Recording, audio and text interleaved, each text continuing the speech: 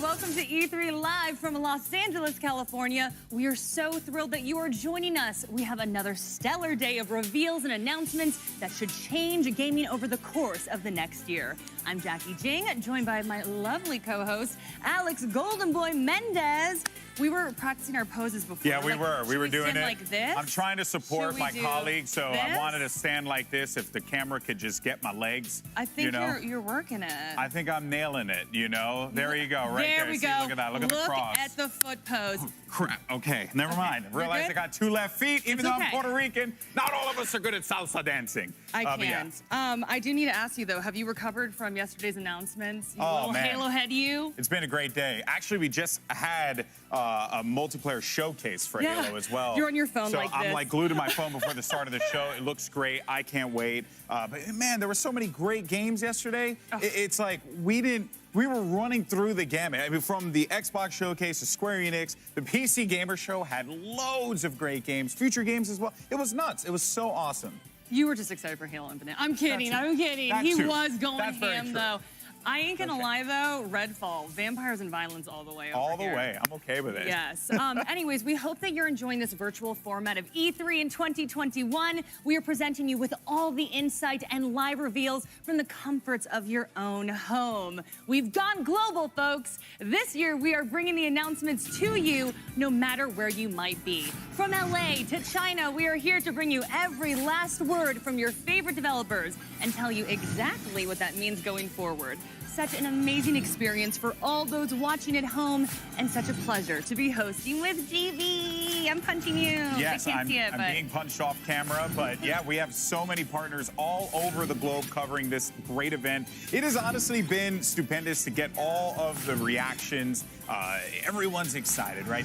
Everyone loves video games. E3, it truly is the best time of the year. It's the Super Bowl of gaming, and you're always going to get some awesome reveals, and I think everyone, there was a little bit of something for everyone, and for an event that is as global as E3, that is exactly what you want. But the fun continues here, because at 9 a.m. we're going to be kicking things off with Verizon. Then at 9:45, a blast from the past, as in television is going to be taken to stage. Then we have an awesome panel with Take-Two Interactive at 10:15. At 11:10, one that I'm specifically excited for is Mythical Games. We'll see what they're bringing to the table. Then at 12, we'll have the Indie Spotlight. Who doesn't like talking about more independent games? Then at 12:30, Freedom Games will go on. We'll see what they're going to be bringing out here. And then at 12:55, we'll have Venn for a special discussion. And then at 2:30, Capcom. Everyone's looking forward to that one. Followed by one that I'm particularly stoked for because I'm a big PC peripheral person. It's Razer.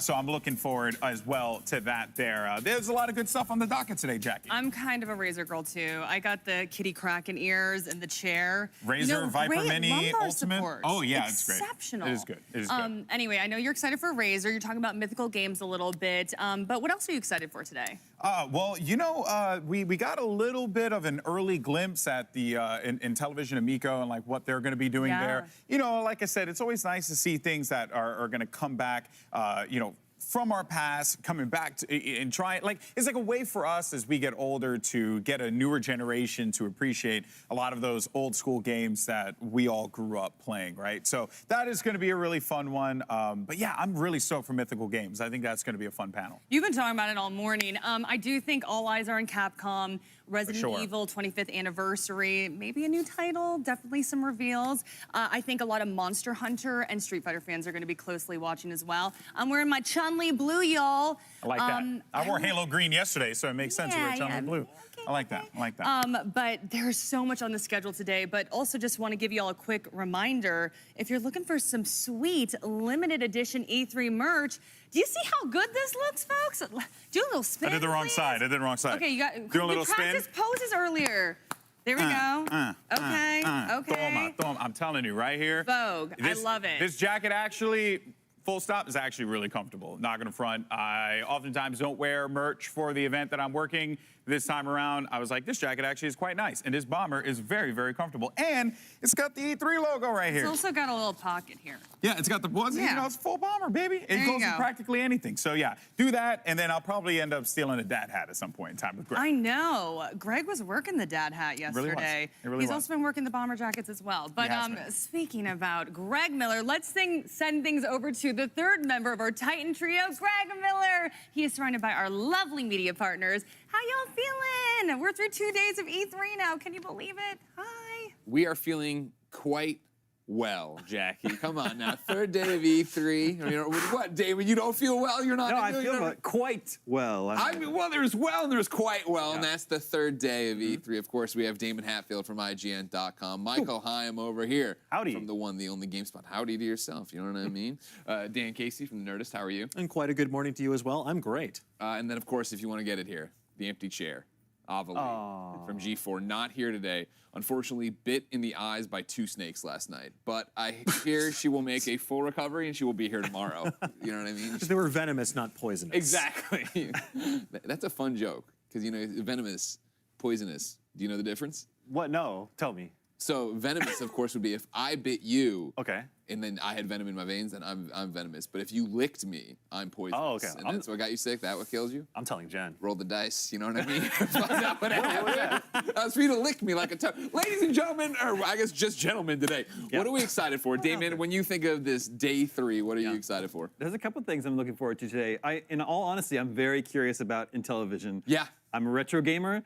Intellivision is a name that I grew up with, although I never owned one myself. So I think it's very cool that there's this very retro gaming brand getting its own showcase within E3. Yeah. They want to be a family-friendly console where all the games are easy to pick up and play. They have their own controller that's very simple to use, apparently. So I'm curious to see if, you know, what they've got and if there's room in the market for yet another successful console. And then, of course, Capcom. Of Coming course. up later today. Come on. NPD just announced this morning that Resident Evil Village, best-selling game of May, second best-selling game of the year so far after Black Ops Cold War, which makes it the best-selling game that was released this year. So Capcom has another hit on its hands, and I'd love to see some more content for that. Of course, ladies and gentlemen, we need to know what you think. As you see, there's a poll going right now. Capcom is running away with what are you most excited for with 60% of the vote, but the Indie Showcase right behind that. Of course, no matter where you are watching, you can spam the chat, find out, vote in those polls, and use the hashtag E3 2021 to be on the little ticker below. But Michael, what are you excited for today? I am with the audience and with Damon and saying Capcom because I love Japanese games. That's kind of what I've gravitated towards throughout my career at GameSpot is covering Japanese games. And Capcom, I think, is going to be surprising. Yeah. Maybe, I know, like Jackie said, Resident Evil 25-year anniversary and Resident Evil Village is poppin'. So, and there's probably going to be some extra content. I would like to see VR support for Resident Evil Village. That would be wild. But I think the thing I'm actually most excited for, and I think Dan is going to feel me on this one, is The Great Ace Attorney. Oh, yeah. Yes. Objection. The Great Ace Attorney has been out in Japan for a long time, and it's Right. coming westward this year for Switch, PS4, and PC. It's a kind of a period piece with a character named... Okay, hold on. We need, Whoa, hey, we need whoa. G4 representation here. I'm tired of this. Objection. God, that's Golden Boys forbid. music. God forbid G4's back. All right, did you not hear, guys? Did you not see it? G4's back, everybody. We ain't going nowhere this time until we run out of money next time. Let's go. Wow. That's it. That's it. Okay. I'm done. I'm done. Okay, yeah. Here's my question about Capcom, actually, though, and this is for the panel, obviously. But Capcom, you know, very upfront, they already announced that they, you know, Seltzer, of course, a friend of ours, Golden Boy, doing the presentation. They came out and listed their games, right? So they're talking about, yeah, the Great Ace Attorney Chronicles, Monster Hunter Stories 2, Monster Hunter Rise, Resident Evil Village. Is this one of the ones where we trust that? Do we think there's one more thing? Like, obviously, there's been other stuff announced, right? Obviously, Resident Evil Reverse, the multiplayer game, is set for the summer. You'd expect to see something, but they didn't list it. RE4 VR, right, got announced, but are we going to see something here? Should they have gone out of their way to say it? Dan, should we dream or do we not dream about Capcom? Every night I dream of them announcing a new rival schools, but it is still yet to happen. So brother. I knew I liked maybe this. someday. I knew I man liked of culture. This is the man of culture right here. Maybe today will be that day, but if it's not, I'm still excited. Some cool stuff on there. I mean, I'm getting a new Ace Attorney game, and the other stuff sounds pretty cool, but I don't know. I'm just, I've been hurt before. Sure. Every time they don't announce rival schools, a little part of me dies like a Horcrux, but in the meantime, I will hold out that hope and just Okay. be excited by everything else coming that way. Okay, fine, I can take that. Yeah. And then Golden Boy G4, what are you excited for? Well, today? you know, And don't they- say Capcom, because you and I are talking about Capcom for 10 minutes. I'm saving it all up. They did talk about the RE4 during the Oculus presentation, so they went through that a fair amount. But yeah, I mean, as far as the day goes, though, I mentioned on stage briefly, I am looking forward to Mythical because they have a very unique style of game that they do. It's focused on blockchain technology, right? Everyone's talking about the blockchain right now. But it is cool. I think like providing actual value to items in game, you know, through the blockchain system is a pretty neat and interesting take. I would like to see it applied to, you know, CCGs, and you know, I'm sure they're going to be talking about Blancos as well, which is like one of their big games there. Yeah, for me, obviously Capcom, that's the brand we know. But You then just said don't take Capcom. I'm getting away from it. Then there are the questions of the other things, right? Where it's like there's an indie games presentation. Yeah. And I don't know what's part of that. And I don't know if obviously, hey, if you don't know, I'm Greg Miller and I love indie games. So now you know it's obvious that I'm excited for this because I want to see what they have up their sleeves. And I'm interested to see, with so much saturation this week, whether it be PC Gamer, whether it be the other one, Future Gamer that we just did yesterday, right? Like how much more space are there for more indies to come out? There are a few more indie games that I've been paying attention to that I didn't see at the other showcases. So I want to shout out two of them. Boyfriend Dungeon from Kit Fox. Of course. Shouts out to y'all. And She Dreams Elsewhere from my boy Davion Gooden. Hey, I knew I was going to give you a shout out during E3, but I haven't seen those at other showcases. Those are games that I'm looking forward to that kind of feel like they're imminent for release, but that's up to them. But it would be dope to see those games on an E3 stage. That's what I want to see, but if I don't. Also, where's Avali to talk about Boyfriend Dungeon? Boyfriend, yo, my God. I can't do the Avali Boyfriend Dungeon thing justice, because I wouldn't even know where to go from there. What is that game even about? You date your weapons. Yes. Yeah. Don't you want to date your sword or your blunderbuss? Come on. Or your pole arm. Yeah, Gentlemen, I'm taken. I've been dating my pole arm for a good 30-some years at this point. You set him up with that one. You set him up with that one. Correct. This is what you ladies and gentlemen. this is what you get when we put 5 men on a panel. You hate to see it. Hate to see it. Ladies and gentlemen, we're going to reset. We're going to take a quick break because we are just getting started. Up next, you're going to get a preview of what to expect when Capcom presents. But first, here are some of the best memories from past E3s as told to you by some of your favorite streamers and content creators.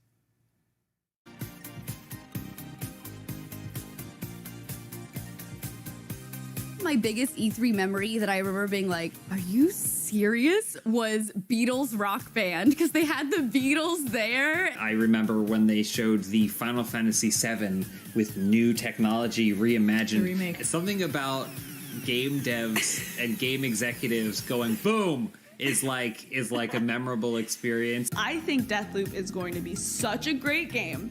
I am so excited about it. Ori and the Will of the Wisps, Little Nightmares 2, anything that is indie and that really catches our attention, absolutely love it. Pokemon Sword and Shield, they showed Nessa, especially like Black Cosplay Twitter and stuff. Everyone was like, yo, oh my God. I kid you not, literally that night, I started putting together a costume. So a moment that really stuck out to me for E3 was in 2016, where I actually got to meet and interview Mr. Miyamoto. It was surreal, and I will never forget that moment. Probably one of my favorite announcements that happened at E3 was for Fallout 4. And it was also one of the first times I actually got to work with Bethesda. Being able to work with my favorite video game series was just a dream come true. So that was a super hype E3 announcement for me. They were talking about Forza Motorsport 6, and they literally lowered a Ford GT from the ceiling, and I lost my mind. Microsoft brought out Usher. That was the time. That was when there were just random celebrities. The E3 announcement that I got the most excited about was winning the freaking Smash Brothers tournament and getting that dang medal. That was the best announcement that ever happened to me when they announced the winner, and it was me.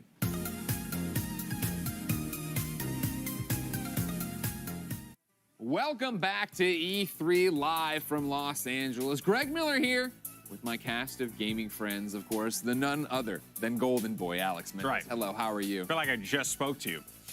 Well, you did because you crashed the other segment, you know what I mean? And then you burned it because we're supposed to have this bomber jacket moment where we're together and like our powers unite, but then you burst through the wall screaming about G4. I'm so sorry about that. I like I'm excited, you know? I'm excited. That's what people are tuning in for. They like the shenanigans. G4 is back for a few months, you know what I mean? Just get used to it, kids. Is this the advertising gimmick they're running with? Of like, hey, how long is it gonna last this time? Yeah, man. Well, until Cops and Cheaters shows up, you know? I'm joking. Joey Greco. Greco. Golden Boy, I want to talk about a developer we are all familiar with. That's Capcom. What do you want to see from them today during their E3 presentation? All right, if we're keeping it $1.50, okay? I don't know what that means. What does that mean? Like we're keeping it real. Oh, okay. Like, there's nothing more real than $1.50. Okay. You know? Sure. I know you know. He knows what I'm. He knows what I'm talking about. Yeah. He knows. I'm right there. It would be so sick if we got a Lost Planet game. Oh my God. Why are you dreaming so big? This is the problem with gamers. They come out and they say, the Great Ace Attorney Chronicles, Monster Hunter Stories 2, Monster Hunter Rise, Resident Evil Village. That's our presentation. He's like, I want Lost Planet. Hear me out, Greg. All right, because if, yesterday Square Enix was like, hey, we're Square Enix and we're gonna do this. We're gonna talk about this. Yeah. Right? And then they dropped Strangers of Paradise. Sure. Which was a special surprise. Sure. So I would like it if Capcom did one more thing. That would be cool. It's not necessary for them to do it, because I think like the slate of games that they're going to talk about, like the Great Ace Attorney Chronicles, I think that's fantastic. Sure. A lot of people are going to get hyped up about that. Two different Ace Attorney games bundled as one, only released in Japan, now coming to America. Exactly. Yeah, so that's going to be a fun release for a lot of people to just enjoy those games, and I think that's going to be pretty awesome. What about you? Oh, for me, like I like that they called out Resident Evil. Hey, we are going to talk about Resident Evil Village. Of course, Damon just went over there, the success Resident Evil Village has had since its launch a month ago. So what does that mean today? Is it DLC? Is it story-based DLC? We haven't actually talked about Resident Evil Village, you and I. Have you beaten Resident Evil Village? I have not played it. All I've done is watch. Streams of it. Oh, okay. Because I've been in California for like a month, so I haven't had time to play any video games at all. Yeah. That said, though, I have liked what I've seen besides the hand stuff. The hand stuff really doesn't do it for me. I understand. They have a thing about hands over there. But the story goes places. It does. And ends in a very interesting place that we won't spoil here if you haven't gotten there. So my question becomes then, if it's DLC, is it continuing that saga? Are we getting a tease of what happens next? Like, where do we want to go with Resident Evil Village and double down on the success they found of it? Do you feel like we have a pathway, though, for Resident Evil Village? There's multiple pathways I think they could go with it, which makes it so exciting and interesting to see what they'd want to do with it and what they want to add to it and what they want to talk about today for it. And then beyond that, I know Monster Hunter Rise, obviously, is a game that has taken over. Fanbytes Imran Khan, obsessed with it, right? He's one of our friends. IG and Zach Ryan, obsessed with it. I want to see what they have up their sleeve. They had done, their own event in May already where they talked about the 3.0 update. Now we're getting about to the 3.1 update. So what else are you going to put in there? What other monsters are we going to do? And again, this is E3. Yeah. This is when you get to tease to the largest audience, hey, here's what's coming in the fall. Here's what's coming down the line. So it doesn't even have to be the more imminent 3.1 update. It could be anything. Yeah, exactly. There's a great opportunity here for Monster Hunter, for Capcom, to just continue to establish the strength of the Monster Hunter brand. Yeah. I went to Japan, and I remember going to a few of the, the toy stores and stuff like that to pick up some figurines. I mean, and just, it was everywhere. It was such a big deal. You could tell that the culture around that, the game, even out here as well, and I'm glad it's really picked up steam out here because it is a fantastic franchise. I think we're going to get some cool little goodies with Monster Hunter for sure. Yeah, I will put a pin in all that because, Monster Hunter, I'm so excited since World to see the success Western. As somebody who used to review the Monster Hunter games on PSP, to see it now be a huge phenomenon out here, it's insane. Maybe one day we will get the Monster Hunter restaurant I went to in Japan here stateside. Oh, that would be cool. It's insane, That'd be cool. Like it's the Gundam Cafe. Exactly. Well, the drinks weren't that great, but... that's when you fall apart. Jackie, what do you want to see in an American Monster Hunter restaurant? What?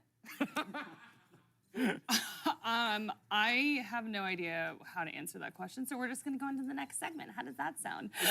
Sounds great. Okay, so we all love ourselves some AAA games, but we're also putting the indie world in the spotlight today with some trailer reveals. What types of indie games do you look forward to? For me, I love when the music just hits and the animation, I just feel it in my core and my heart. It's so hard to pinpoint what it is. I just feel like I watch the trailer and it somehow just hits me right in the feels. But Damon, I know you're particularly excited about seeing all the indie games. Why does it stand out to you so much? There's a lot of creativity in the indie game world. They're able to take sometimes they're able to take bigger risks than a AAA game that's tens of millions of dollars in the making. It's usually a smaller team. Lots of pixel art. There's just so much great pixel art happening in the world of indie games today. I grew up on pixel art, of course. The pixel art that's happening today wouldn't have been possible in the 80s and 90s. It's such a cool look. They're doing fantastic things. It's a visual style that's going to look good 100 years from today. Michael, what about you? Why are you excited about the show? Independent games have the ability to be telling more personal stories, and I think that's what I gravitate towards a lot. So I mentioned She Dreams Elsewhere, which is an upcoming indie game from a good friend, Davion Gooden, but I think that's a microcosm of why I gravitate towards independent games. So you mentioned music, and you can do a lot more. You have the freedom to kind of make what kind of music. You don't have to like check with anyone. You don't have to like check with anyone if this is the type of story you want to tell, whether it's personal, if it deals with mental health, or if it's an expression of something you're just feeling. You are, if you're making an independent game, you are your own storyteller. So you are the last, I imagine that you would be the last, you get the last say in what your game says. So of course, not every indie game is gonna hit every person, but for those games that do hit certain people, I think they can be very impactful. Because I know games such as Undertale, which is probably, I guess, like the most successful indie game out there by Toby Fox, like that is literally one of my favorite games of all time, and many people would probably agree with me. But there's something very, very earnest and very personal about that game, and especially that soundtrack, which Toby Fox also made, as well, is just like a throwback to all the old school RPGs. So that's what I look for in independent games, and I want to see something like that again, and I hope someone out there finds something they're interested in too during the showcase. Michael, that was an exceptional monologue. I just want to give him a round of applause. All of us were in trance. We were just keep going. I want a game to make me cry. I've been on record on this for all of E3. Crying is dope. Crying is great. If there's a game out there that's gonna make me cry, give it to me. We're here for all the feels. Dan, but in your opinion, what makes the indie games hit?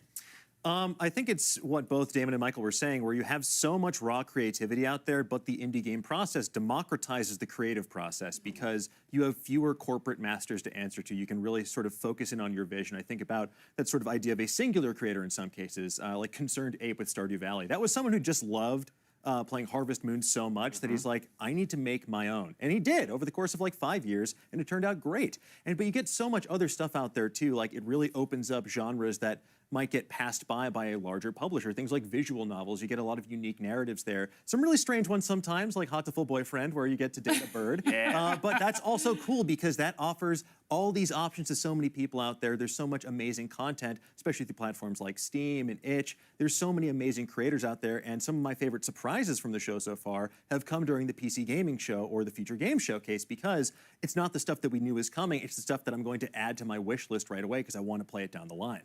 You know what I also find very interesting about indie games is basically what they have to do with PR and marketing. This is so random, but one of my friends just hit me up on LinkedIn and was like, hey, do you remember me from college? I made an indie game. It's called Extra Galactica. It's actually going to be appearing today in the Indie Game Show, and it's adorable. I love it. Great 80s retro music. You're going to absolutely adore it, Damon, and pixel art. So, but he was talking to me about how they're trying to appeal to China and these different regions. So it's like, how do they find their audience? I feel like that's such a challenge.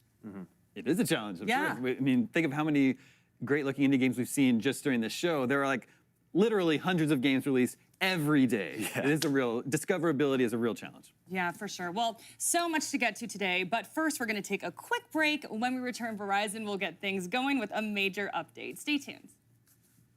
I would say GTA 5, Minecraft, those games, they're still around because it's super open world. I mean, Minecraft, you can build anything, break anything, which is really, really cool. GTA is just it's just like real life, but in a game, which is cool, and you can just go up and punch people, and that's always fun, and you can't do that in real life. Or, I mean, I guess you can, but probably wouldn't be good.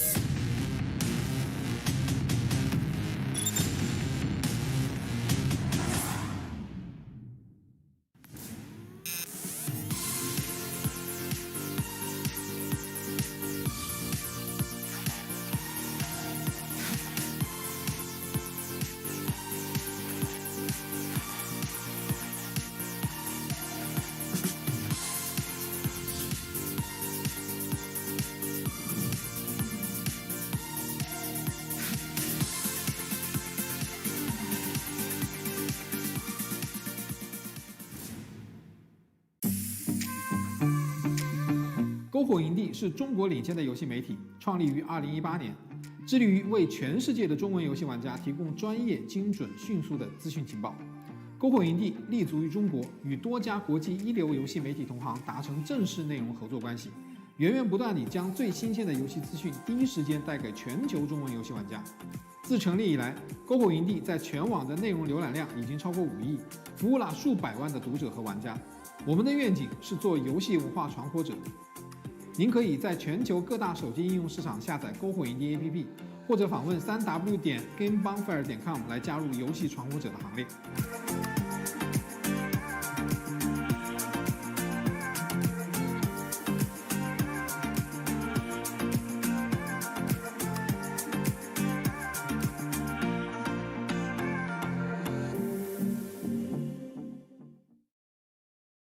As a part of Play For All, GameSpot will be bringing you the latest gaming news and announcements, interviews with developers, the biggest press conferences, and lots more. Play For All is our yearly online event that combines the excitement and announcements of E3 with charity live streams the following week with lots of special guests who are going to help us raise money for able gamers. So join us in June for E3 and Play For All on GameSpot.com, YouTube.com/GameSpot, Twitch.tv/GameSpot, and as a part of the E3's official broadcast. See you then. Welcome back to E3 Live from Los Angeles. And team, we are just moments away from Verizon's presentation. Obviously, you know, with a mobile carrier, you think about mobile games. And, you know, how have you seen the mobile game scene change? Because I'm a big mobile gamer, and it has evolved exponentially over the last few years. Dude. No, you want to say the last few years, I'd go even further than that. You know, Damon and I have been very clear that we're old. And so at IGN in like 2008, I remember Levi Buchanan walking around and be like, no, you guys don't understand. Like, mobile games are about to be massive. They're about to take over. It's so big in Japan right now. It's going to be that way here. And you jump to it now, and it is that, like, as somebody who never played mobile games, I have Apple Arcade. Right, I have the Backbone controller to throw onto my phone, whether it is for a mobile game, whether it is to go play something through remote play. You're seeing games I'm already excited for, stuff like Cozy Grove, go from a mobile platform to PlayStation. And it's that idea of like, you start playing it on a console, you're like, this is a great game. Chicory right now. You start playing it on a console, and you're like, this is great. And then it's like, oh wait, I could have been playing this on my phone a long time ago. I know. It's incredible how much mobile gaming has evolved. Mobile networks are so important as well, folks, and the wait is over. So let's go ahead and kick things over to our friends at Verizon.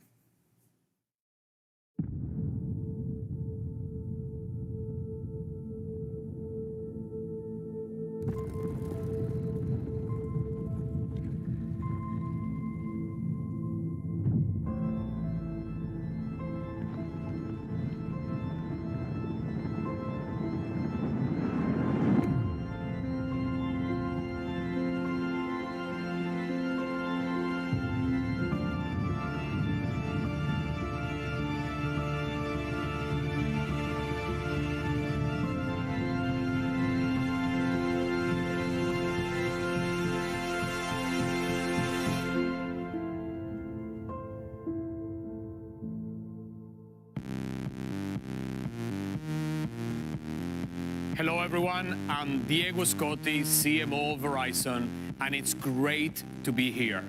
This is my first E3, so you might be wondering why am I here and why Verizon is here at the industry's biggest gaming conference. Well, let me tell you, this past year changed everything, including the world of gaming. The pandemic sparked a massive growth for the industry. New players came in droves, and for many, gaming took on new meaning.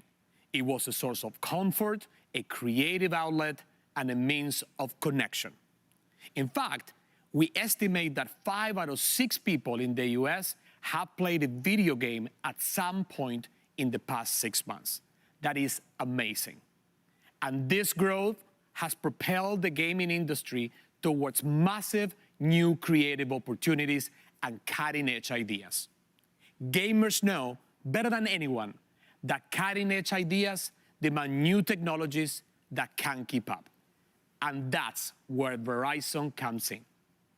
Because here's the thing, in our increasingly fast-paced, interconnected world, we need technology that can transform every aspect of gaming. Technology that is not limited to a single console or platform.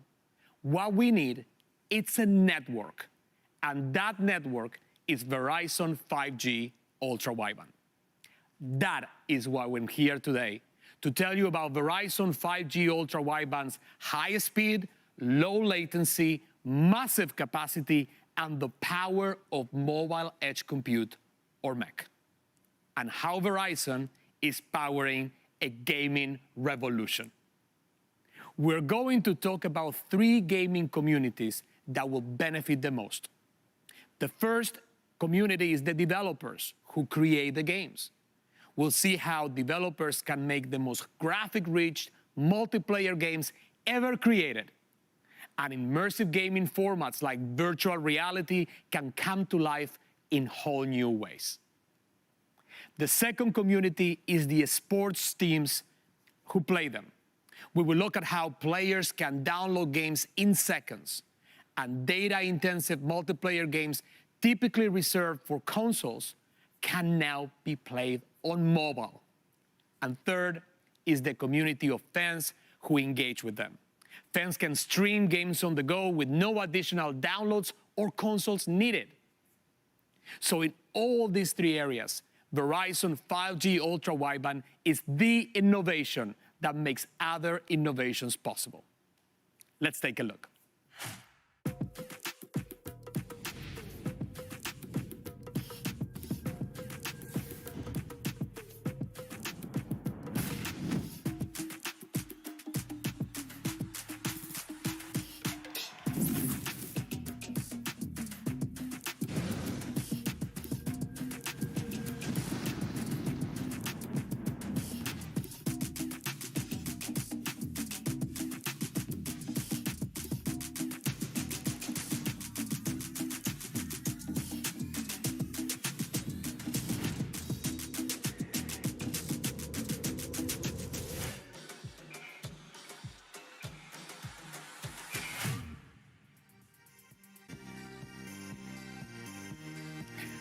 Wow, the 5G gaming revolution is on.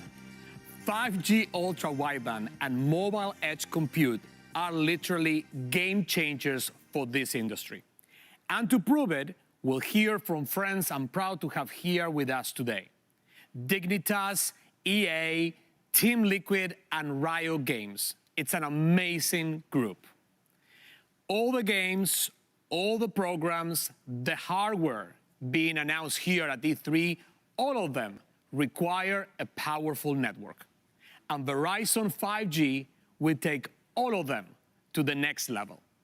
We're talking about capabilities that include speeds that can reach up to 4 gigabits per second, latency measured in milliseconds, the potential to support more connected devices than ever before, and smaller handsets with extended battery life. It's simply incredible. I'm so excited. To bring this to life, let's see how 5G will change everything.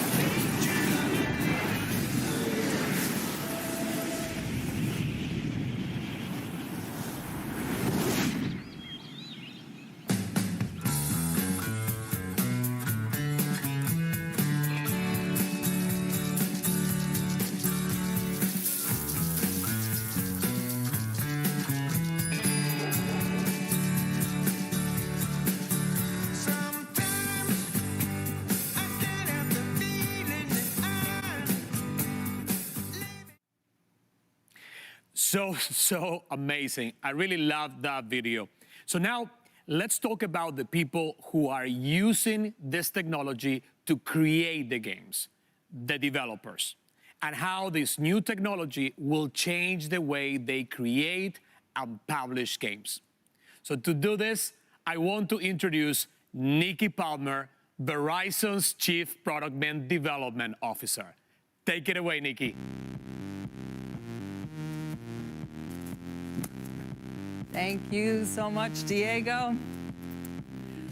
To get an even better understanding of how Verizon 5G is making permanent transformations within gaming, I want to tell you about something called Mobile Edge Compute, or MEC. It's a technology that's having a huge impact on those game developers that Diego mentioned. MEC involves putting compute power that would have otherwise been in the cloud or on the device itself into the edge of the network, where those capabilities are most needed for low latency performance. In 2020, Verizon became the first company in the world to launch MEC. We did that with Amazon Web Services Wavelength. So far, we've deployed MEC in this fashion with AWS in 10 major metropolitan areas across the United States. We've also announced a private MEC solution teaming with Microsoft Azure. In addition, we announced 5G and MEC co-innovation collaborations with IBM, Cisco, SAP, and Deloitte. So in short, Verizon is where the tech superstars go when they want MEC done right. So, what does all this mean for developers? A lot, as it turns out. For starters, with MEC and 5G ultra-wideband, processing can happen closer to the user, reducing the time required to upload or download a massive file or crunch a huge database. So, say goodbye to the days of high-def games bogging down the network. Not only that, truly immersive gaming in formats like virtual reality can be enabled, and that reduces the lag and the jitter in the experience that may have prevented the adoption of VR in the first place. This technology also provides a platform for hardware developers that can change the size and weight of a headset, untethering gamers from the clunky hardware of the past and unlocking the huge gaming potential of virtual reality. With augmented reality games also on the rise, there are even more implications for game developers, especially the ones who are so creative that the current platforms can't keep up.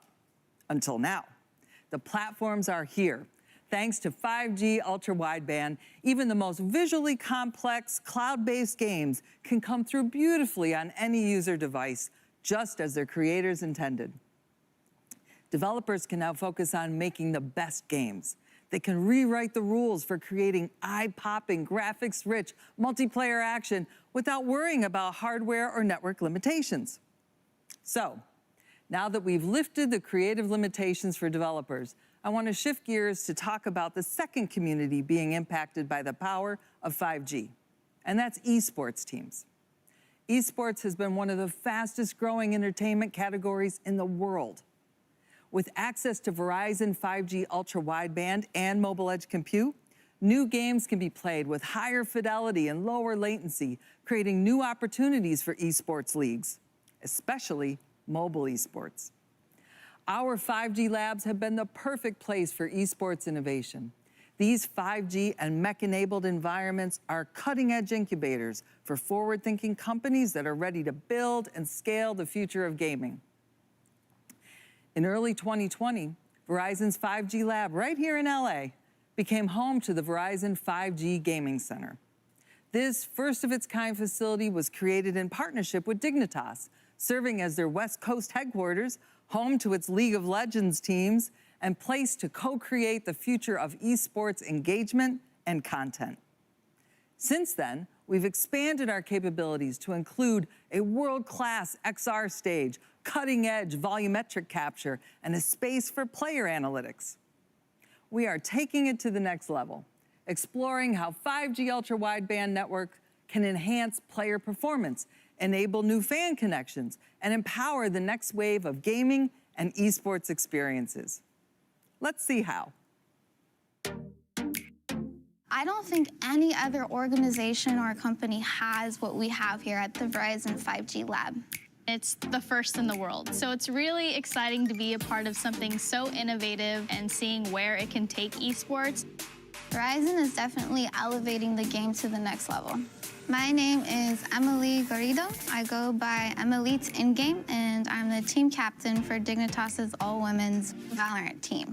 We have everything that we need here. We have streaming pod rooms if we want to connect with our fans on a personal level, boot camp rooms so we can really get down to business and prepare for tournaments.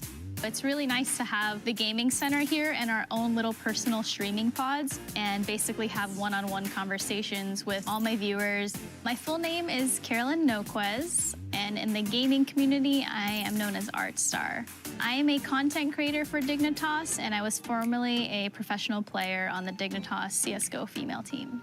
Esports is really just like any other sport. They want to interact with their fans, and there's a very high level of accessibility. We have a ton of different technology. We have a virtual production stage that allows for XR. We have a volumetric capture stage. 5G is going to have a huge impact on gaming, and it will completely revolutionize how games are played today. Right now, mobile games utilize either processing on a phone or processing in the cloud. 5G combined with MEC is going to completely change that paradigm. The lab is a fantastic place for us to partner with game developers to learn how they want to build their games in the future in order to take advantage of our network. So consumers will be able to have multiplayer, augmented reality games and experiences on their mobile devices, so they will eventually be able to do that anywhere. It is incredibly exciting to see Verizon really taking it to the next level. So innovative and always thinking of ways of how they can make it better. How can they make the connection better? How can they make your gaming experience better? To me, what's really exciting is when we bring in creative people to this technology and they come up with an idea that we never would have thought of. And we're just at the beginning of how 5G is going to impact games. Emily, ArtStar, thank you so much for that. I am so excited about the possibilities of the Gaming Center. I'm going to turn it back over to Diego. Wow. Thanks, Nikki. I totally agree. It's fantastic to see that gaming center come to life. Now, let's move on to the third and biggest community that will be impacted by 5G. The fans and their experience. That connection between esports players and their fans is so unique. There's no other sport that has the same real-time personal connection. And just like the players, these fans want innovation too. And to create the deeper engagement and immersive experiences they want, we are going to need to harness the power of 5G. To help me bring this to life, I want to introduce someone who truly knows fan engagement. She has fans both as a dynamic member of the Minnesota Lynx and as a streamer with Team Liquid. Ariel Powers. Thanks, Diego. Hi, everyone. I love competition, whether it's on the court or streaming. And as one of the most successful esports organizations in the world, so does Team Liquid. TL is tech forward and always looking to push the envelope, innovating how we train, compete, and engage with fans. The fans obviously share that love for competition. This synergy between Team Liquid and the community lends to a critical connection, one that shapes who we are. And we've only just begun to scratch the surface of what's possible when it comes to community engagement and sharing moments around competition, both in person, which we're all looking forward to getting back to, and virtually. Verizon 5G Ultra Wideband is the key to unlocking the future of these experiences. With the power to enable teams and players to deliver the most immersive and personalized experiences ever, the technology is transforming the way fans play and consume content. Team Liquid has a 20-year history of changing the game through the power of community and innovation. And we could not be more excited about the next phase of gaming, brought to life with Verizon 5G. Thank you. Thanks so much, Ariel. This is really exciting stuff. Now, there is clearly new territory to tap into with fan engagement. I am convinced it is the future. And to help build that future, Verizon and Team Liquid are joining forces for a groundbreaking 5G innovation partnership. We'll generate fan-facing 5G experiences that will reshape engagement around esports tournaments, whether you're there in person or watching virtually at home in real time. Let's look first at in-person events. This year, as live events return, Verizon and Team Liquid will give fans new experiences at the industry's biggest events. We have over 60 stadiums and arenas around the country with Verizon 5G Ultra Wideband. In here, fans can look forward to 360-degree portal views into the gameplay for a fully immersive experience, and the ability for top streamers to play live from venues during these events. Something that has never been done before. Only with that powerful connection can you unlock second screen experiences that immerse fans in the competition and that allows top content creators to stream live from those venues. And for those watching remotely, VR innovations will allow fans to experience live events together virtually, giving them the best seats in the house. And 360-degree access that puts them in the middle of the action. I can't wait to see what comes from our Team Liquid 5G innovation partnership. Now, Verizon's expansive collection of gaming industry partners is capable of reaching over 120 million of those players, and that's in the US alone. We want to show every one of them how Verizon's networks will benefit both players and developers in totally new ways. A great example of this was our partnership with Epic to create the Super Bowl 5G stadium in Fortnite creative mode. This was the largest branded experience ever built in Fortnite's creative mode. And it gave players the opportunity to interact with their favorite NFL players and pro players in a way that's never been done before. The activation featured 4 football-inspired games and a few hidden surprises for players. It was a great demonstration of the power of 5G for gaming with the low lag and high speeds made only possible by Verizon 5G Ultra Wideband. But 5G doesn't just transform battle royale games like Fortnite. It also changes single-player and strategy games. I am thrilled now to invite a friend of mine to talk about how Verizon 5G is amping up the player experience. He is safety for the LA Chargers and a seriously engaged model NFL player, Derwin James. My man. What's up, my man? So great to have you. Thanks for having me, man. Thanks for coming. You all know this guy. He plays for the LA Chargers. Yes, sir. And your home field is the new SoFi Stadium, which is amazing. Yes, sir. It was created with the most cutting-edge technology in existence. And I tell you, it is home to Verizon's largest 5G stadium built in the country, built with 5G at its core. So ultra-wideband coverage can be found throughout the entire stadium. I can't wait to get the fans back out there into the stadium for many reasons. The venue is incredible. The tech is built around is going to totally reshape how we watch and play with the game. It's very, very, very cool. And listen, we can talk about these tech enhancements for a long, long time, but you're here today because you're not only a competitor on the field, Yes, sir. but you're also a passionate gamer, right? Yes, sir. A huge Madden NFL fan. I am. I started playing football when I was about 4 years old and Madden NFL when I was 7 years old. So you can say I've always been a competitor. I always wanted to be a professional football player. When I played Madden NFL, As a kid, I created my player. I wanted to have super speed, super size, and of course, handsome. So, to be able to be the player I am, it showed a lot of dedication. That's so cool, and you achieved all of that. I don't know about the handsome one, but anyway, it's a great story. And I'm sure you've seen tons of changes in the game since you started playing, both on the field and also on the screen, right? You could say that. The innovations around Madden NFL and the gaming overall are incredible.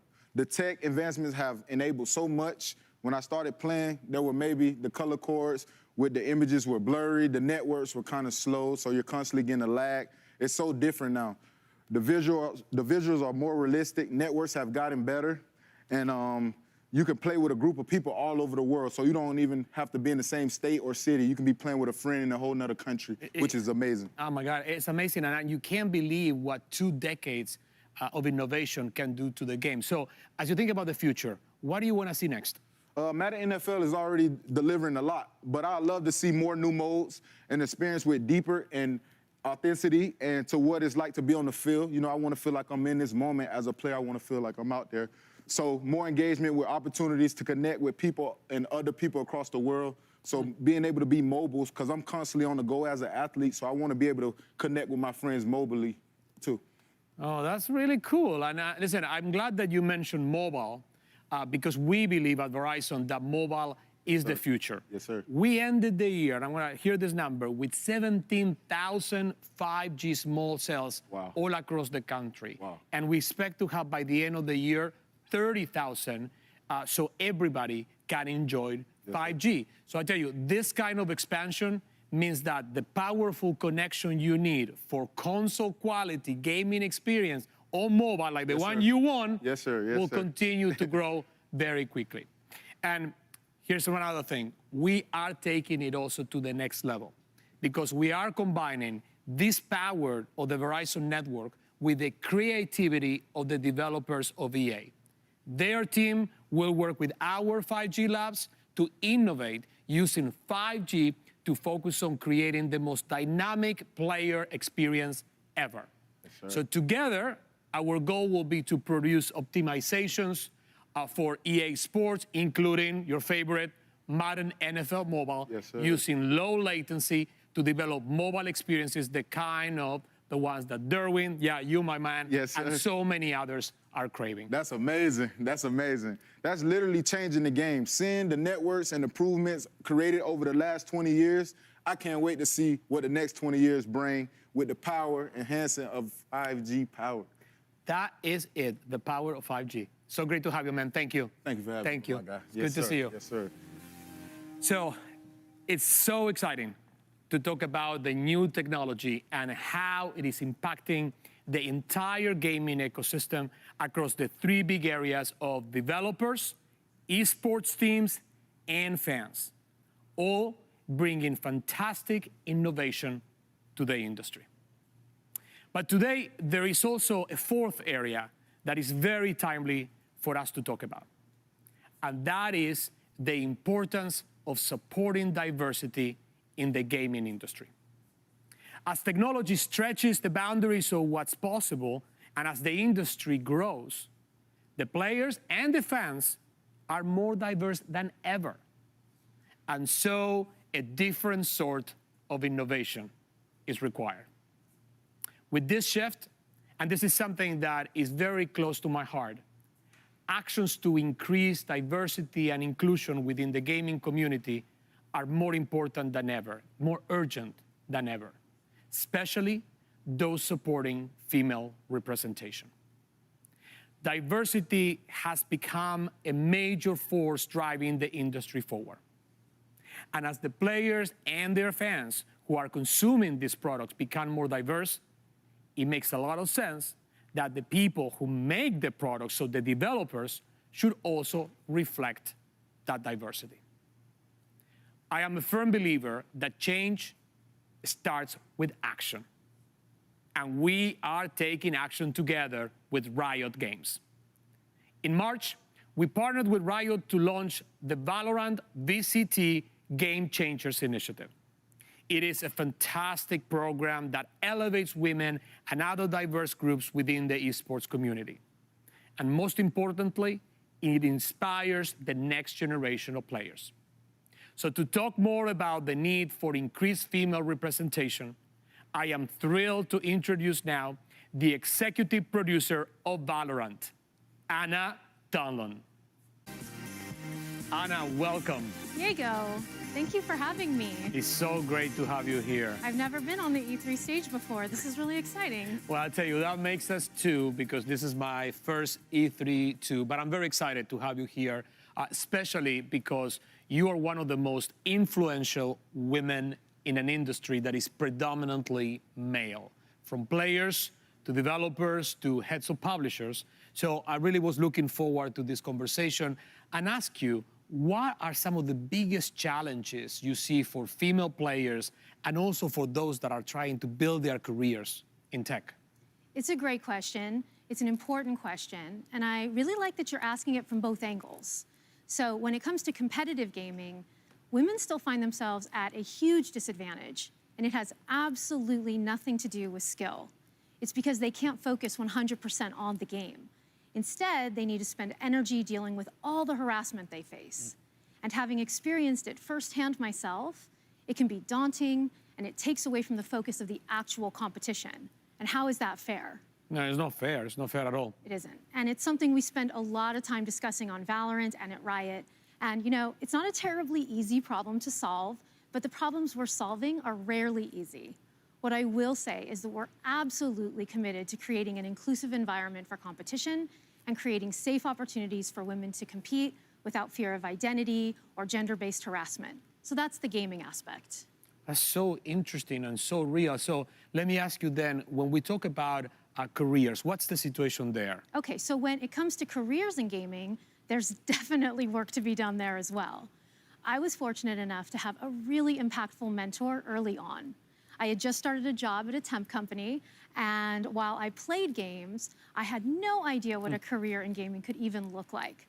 And then at this gaming company, one of the women I was working with told me she thought I had what it took to become a game producer.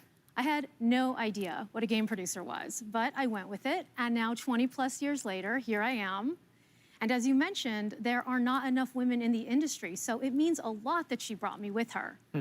I try to pay that forward to all the women who are coming up after me, but we need more. Wow, I tell you, your story is so inspiring, and it's the first time that I actually hear you saying it like that.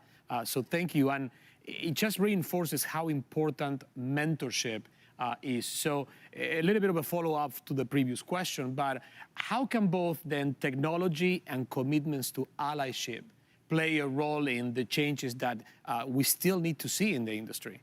So I'll tell you, one of the most exciting parts of being a developer is that I get to be part of creating the future of Valorant. My team and I spend all of our time dreaming and exploring ways to make the player experience even better. And then we get to go and actually build it. It's a really interesting mix of creativity and engineering. All of the technology you've mentioned on stage today is impacting how we work and what we're able to create. So please keep those advancements coming. When it comes to specific changes that need to be made to protect women in competitive gaming, we absolutely need to keep investing and prioritizing innovations that help fight against harassment. And honestly, the gaming community needs to take a more active role in the community that it's creating. If game developers can be allies, and I truly believe we can and should, then so can your teammates in game. And again, we just need more women throughout the whole gaming ecosystem. We need an industry-wide commitment around diversity and inclusion, and we're finally starting to see that. I like the way you say it, and I couldn't agree more. We need more women, we need more diversity in the industry, and that's why today, we're taking it to the next level. Today, we are announcing an expansion of our commitment to the Valorant Game Changers Initiative. We are launching together today a new training program dedicated to mentoring up-and-coming female esports casters. The program that is launching very soon this fall will team up them with professionals in the field to provide them with practical tools and knowledge to help advance their careers. It's pretty cool, huh? Okay, so this is amazing. Game Changers is all about providing experience and exposure to women in gaming We want to inspire the next generation of not only players, but any women who want to build careers in any aspect of the gaming industry. So this program fits so perfectly with our mission. It'll provide a pipeline of female talent that is so sorely lacking. I am so glad that Verizon is not only acknowledging the issue, but taking actions to push for change. Well, I love what you say, but the reality is that no one can make real change alone. So we are equally thankful for your support and for Riot's support as well. Fantastic job. Thank you. And So Anna, thank you for being here with us today. Thank you for the great conversation. thank you so much for having me, Diego. And honestly, thank you so much for caring about it as much as I do. It's great to have you. Thank Thanks. you. So now I have a final big announcement, and I want to ask Nikki to help me with it. So come on out, Nikki. Yes, Diego, this is big, and I am so proud to help announce it. You know, Verizon is deeply committed to building a more inclusive and diverse tech sector. Our work in this space has been going on for decades and frankly speaks for itself. We are so proud of the work we've done, but we also know that more action needs to be taken to address the lack of female representation in gaming and more broadly in STEM. So today, Verizon is making a new $1 million commitment to increase female representation in gaming and STEM. For this, we are creating the Verizon Game Forward Scholarship. The scholarship is an expansion of the Future Fund, our initiative to support emerging female talent across entertainment and technology. That's right. And you know, this fall, Verizon will partner with 5 historically Black colleges and universities to provide scholarships to 5 female students at each school who are active gamers and also pursuing degrees in fields that are tied to gaming development, such as computer science, graphic design, software engineering. And those 5 schools are Dillard, Delaware State, Morgan State, Texas Southern University, and Howard. We'll build tech centers on each of these campuses that will be open to the entire student body. And we'll also provide the scholarship recipients with access to the Verizon 5G Gaming Center for training, as well as mentorship. And I tell you, here's the best part. We are guaranteeing the students internship opportunities at Verizon and with our gaming industry partners. It is these kinds of deep commitments that will help build the diverse talent pipeline the tech industry needs. We are really so proud of this and for the opportunities it will give these women. Absolutely. And you know, I just cannot wait to see what these students do. Nikki, thank you. Thank you. So I hope the last 30 minutes have clarified why Verizon is here for 2 big reasons.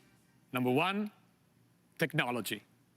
Verizon has a vision for how 5G and related technologies will bring an entirely new level of creation and experience of gaming for the developers, for esports teams, and for the fans.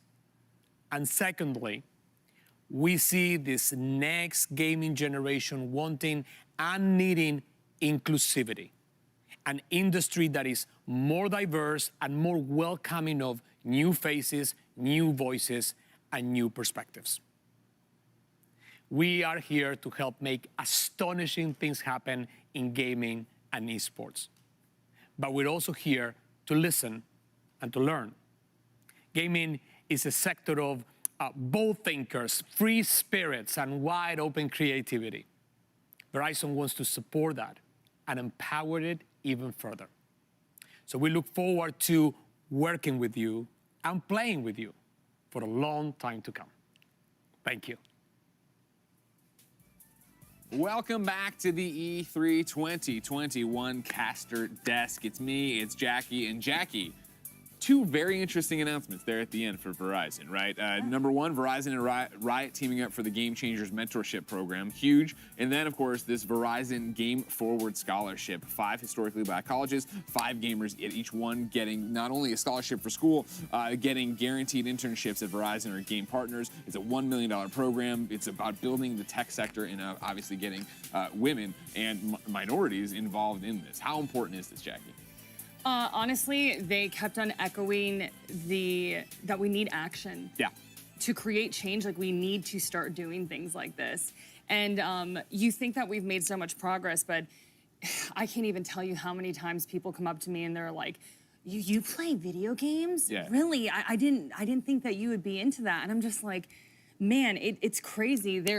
Gamers come from all walks of life. And, you know, we heard Anna Donlan talking about this a little bit, but sometimes when you're a woman, it can be very discouraging. Twitch chat can be extremely harsh. Social media, like it can be extremely painful. But seeing something like this that is uplifting and encouraging, I'm so excited for it. And you know, they kept on talking about the next generation. So many young women out there are watching this, and I'm sure that they're like, wow, like there's scholarship money out there for this. Someone's like, you can do this, and it really warmed my heart. So 100%. happy to see it. Really happy to see it. And yeah, one of the things in there before I toss for you, of course, is that Anna was talking in the Riot segment, right? That the gaming community needs to be better about building the community it's in. Yes. And I can't agree with that enough. If you know anything about Greg Miller and Kinda Funny, being better is a big part of what we always talk about. Is be better to each other and don't be a jerk. And I know right now on our very own Twitch page right here, a bunch of people are being jerks. And everybody who's a good person, which is the majority of gamers, need to step up, ladies and gentlemen, and of course show that the positive outshines the negative. That's my rant. Goodbye on that Thank one. you so much for that. Verizon and Riot, what a team up for the future.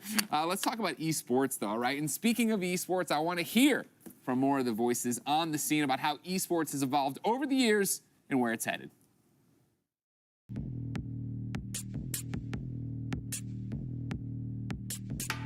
For the longest time, I didn't even tell my friends and classmates in school that I was a professional gamer. Back when Blockbuster was still open and we had MLG events. People that organize tournaments, and people used to drive around vans with computers and off their own money just to set up these LANs so people could play, so there could be an experience of, you know, people gaming against each other. And I would go to my local Blockbuster and compete in getting the high score in different Nintendo games. And I would always win. I always compare it to like a fight club, you know, underground, like super secret.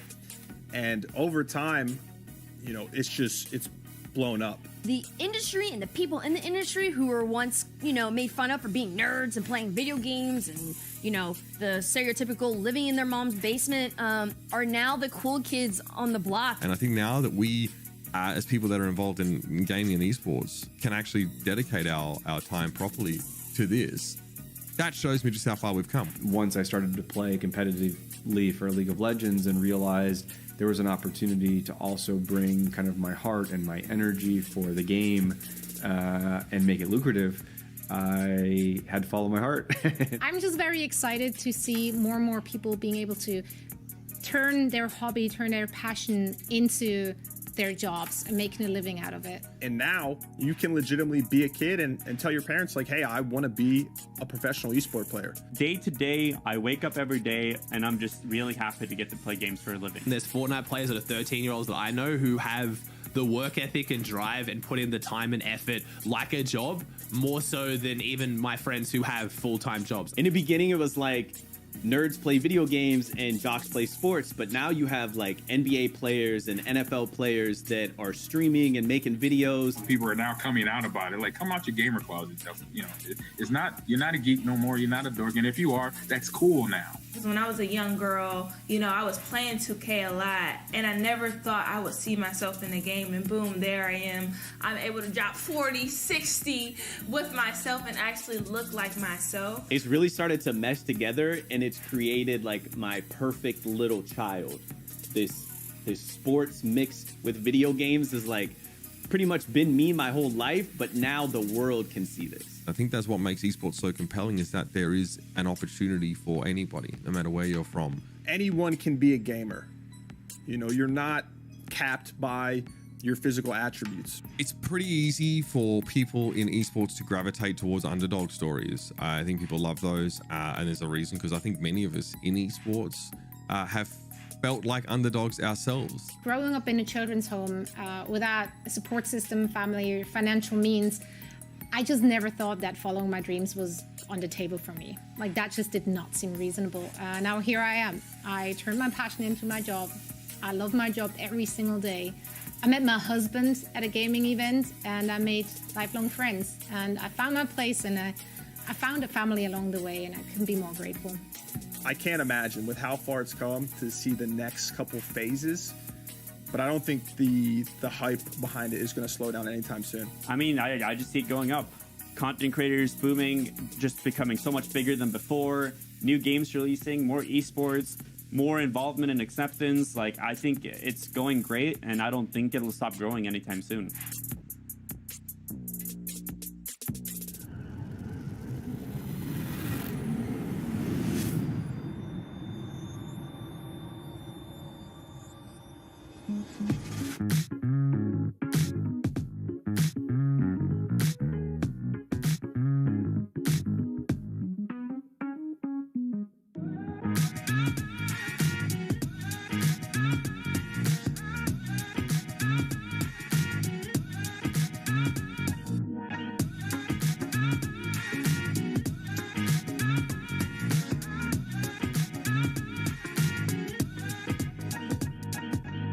As a part of Play For All, GameSpot will be bringing you the latest gaming news and announcements, interviews with developers, the biggest press conferences, and lots more. Play For All is our yearly online event that combines the excitement and announcements of E3 with charity live streams the following week, with lots of special guests who are going to help us raise money for able gamers. So join us in June for E3 and Play For All on GameSpot.com, YouTube.com/GameSpot, Twitch.tv/GameSpot, and as a part of the E3's official broadcast.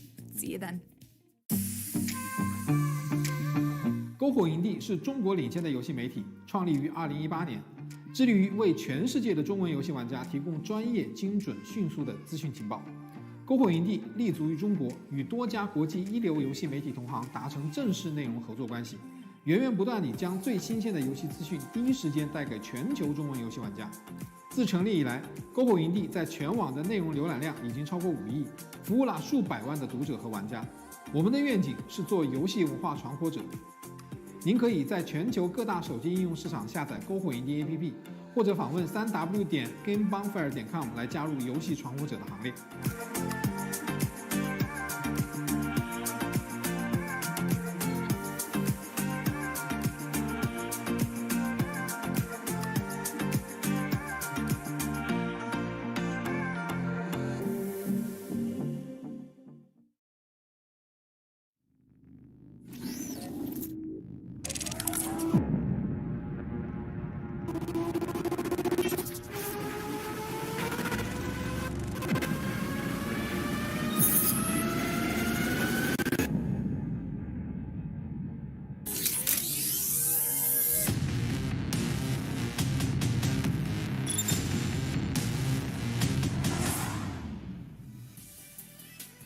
As the console wars continue to rage and next-gen consoles remain scarce to find, a blast from the past has come along with a new focus to bring gaming to your sofa. Ladies and gentlemen, here is Intellivision.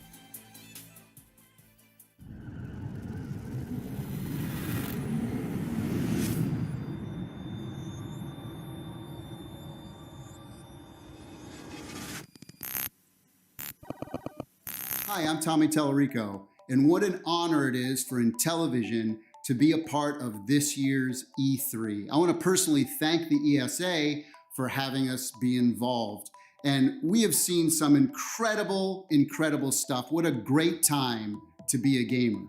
I've been in the video game industry for over 32 years and have been a part of the creative teams that have made some of the greatest video games of all time, including things like Disney's Aladdin, Earthworm Jim, Tony Hawk Pro Skater, Metroid Prime, Guitar Hero.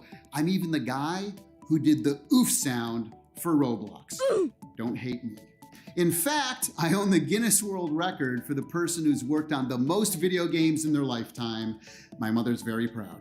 But I'm here today to talk about Intellivision and our brand new video game console, Amico.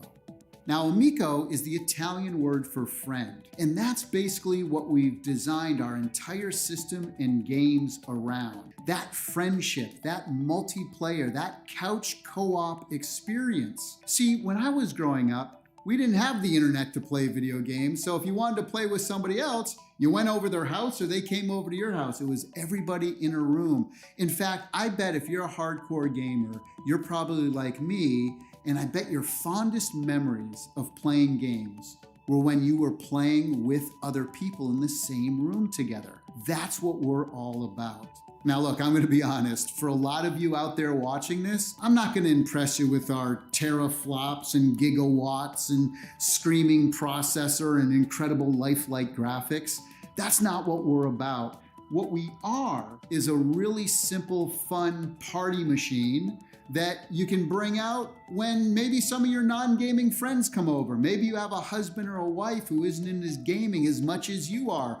Maybe grandma comes over and you want to play a simple motion control game or a card game or a board game, dice, whatever it is. See, all of our games are built around fun and simplicity. That's the most important thing for us, and gathering people in a room together to do it. Here at Intellivision, we've assembled an incredible, passionate team of game makers who have over 600 years experience making some of your favorite games. Everything we do, we focus on bringing people together and having simple fun. In fact, we've designed our hardware entirely around those two things. So for example, our controller is really unique. It has a color capacitive touchscreen on it. It really comes in handy when you're playing others that might not be as good as you in gaming. So it's a great way to give them little hints. For example, here in Shark Shark, whoever's in last place, it will vibrate because we have haptic as well. And then it shows the color of the clam that's going to release the next big bonus pearl. So only that player will get that information. And also, having a screen on every single controller gives you a lot of really cool and unique abilities to do game and game designs. For example, everybody has their cards and they can hide it in a game like Spades. And here you'll see it on Farkle, another one of our 6-pack-in games that you get free on every console. You can shake it and you'll feel the vibration. We have haptic feedback. And watch, you pour it out, boom, and the dice pour right out onto the screen.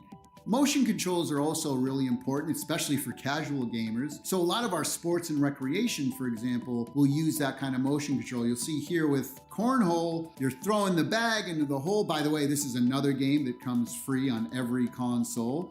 Now our main disc is really unique as well. Most directional pads have 8 positions, up, down, left, rights, and the diagonals. It has 64 directions and touch sensitivity as well, so the harder I press down, it'll affect gameplay. Here's a feature I think a lot of gamers are gonna love. I can take my controller, I can go over your house, dock it in your system, and because it recognizes that it's my controller, we can now play all of my games that I own on your system at your house. As long as my controller is there, my games are there as well. Another cool feature that we incorporated is wireless contact charging. So once you're done with your controller and your game's over, you just dock it right back into the base and it charges for you. Another unique feature of Amico is that we have interactive LED lighting all throughout the console itself, the base, and all of the controllers. We also have RFID built throughout the entire console, which means you can get a gift card, for example, tap it on the system, and it shows up immediately. You know what's really cool about having the focus be people playing together?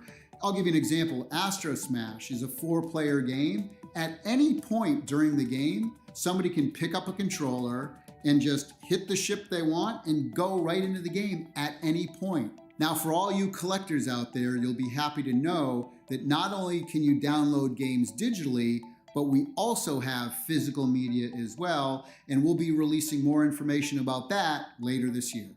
Now, here's something I think a lot of gamers are going to appreciate. We don't allow any loot boxes, in-game purchases, in-app advertising, or paid downloadable content, but what we do have is an online leaderboard system for most of our games where you can go in there and check your scores against your state, your country, the world, or the month, the year, and of all time. And those scores tie into our achievements as well. So if you have the high score at the end of the month of your country, we're gonna email you a certificate that you can go print out and hang on your wall. Now, as we all know, the most important part of any video game system are the games themselves. They all have to be super fun to play. And that's where we really shine. In fact, all of our games on our system are highly curated. All of them contain a single and multiplayer or couch co-op mode. And all the games on our system are exclusive or contain exclusive content. Like Retro Reimagine, where we take some of the greatest classic video games of all time, give them new graphics, new audio, add multiplayer and couch co-op. Some of the things we have, for example, 12 of the best games from Atari like Breakout, Asteroids, Tempest, Missile Command. We have games like Burger Time and Bump and Jump, and even some of the best Intellivision games from the past like Cloudy Mountain and Night Stalker. We have edutainment titles for kids 7 and under, things like Sesame Street and Care Bears. Now, our original IP category contains brand new games that we've created, a lot of times around our unique controller. Some of those games are platformers like Finnegan Fox, Bomb Squad, Space Strikers, Flying Tigers, and we even got the original Echo the Dolphin team to create our new title called Dolphin Quest. We even take more modern games and add exclusive co-op modes, games like Rigid Force Redux Enhanced and Dino Blaster. Now, our sports and recreational category not only has big sports like Major League Baseball and soccer, but also recreational sports like cornhole, skiing, pool, and many more. Now, our casual category contains many party games, dice games, board games, card games, things like spades, emoji charades, and even award-winning board games like Blank Slate, Telestrations, and Ink and Gold. Now, I've already mentioned some really big partnerships and licenses like Major League Baseball and Sesame Street, but we have even more, including things like Mattel Hot Wheels, Harlem Globetrotters, and so much more.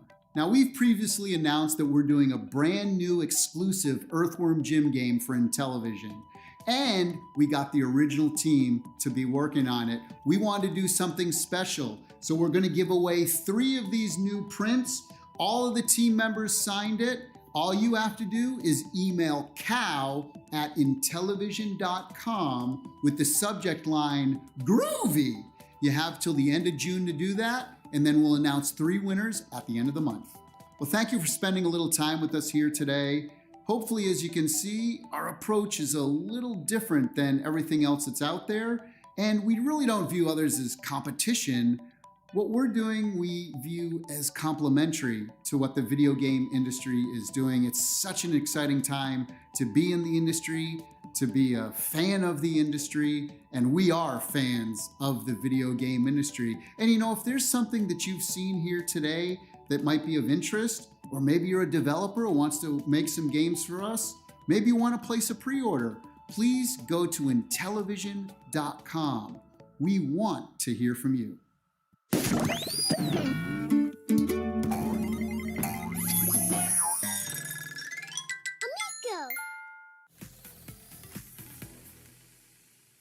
Thank you, Tommy, for that look at Intellivision. Guys, what I appreciate the most is that he started the presentation with, this isn't like what you've seen before at E3, right? We're doing something different. We're going in a different direction. What did you think of that? Yeah, so, you know, I've been saying this a lot. I've always been a fan of the offbeat, the different. I always seek that experience out no matter what game I play. And I would say that this definitely, like, checked those boxes for me.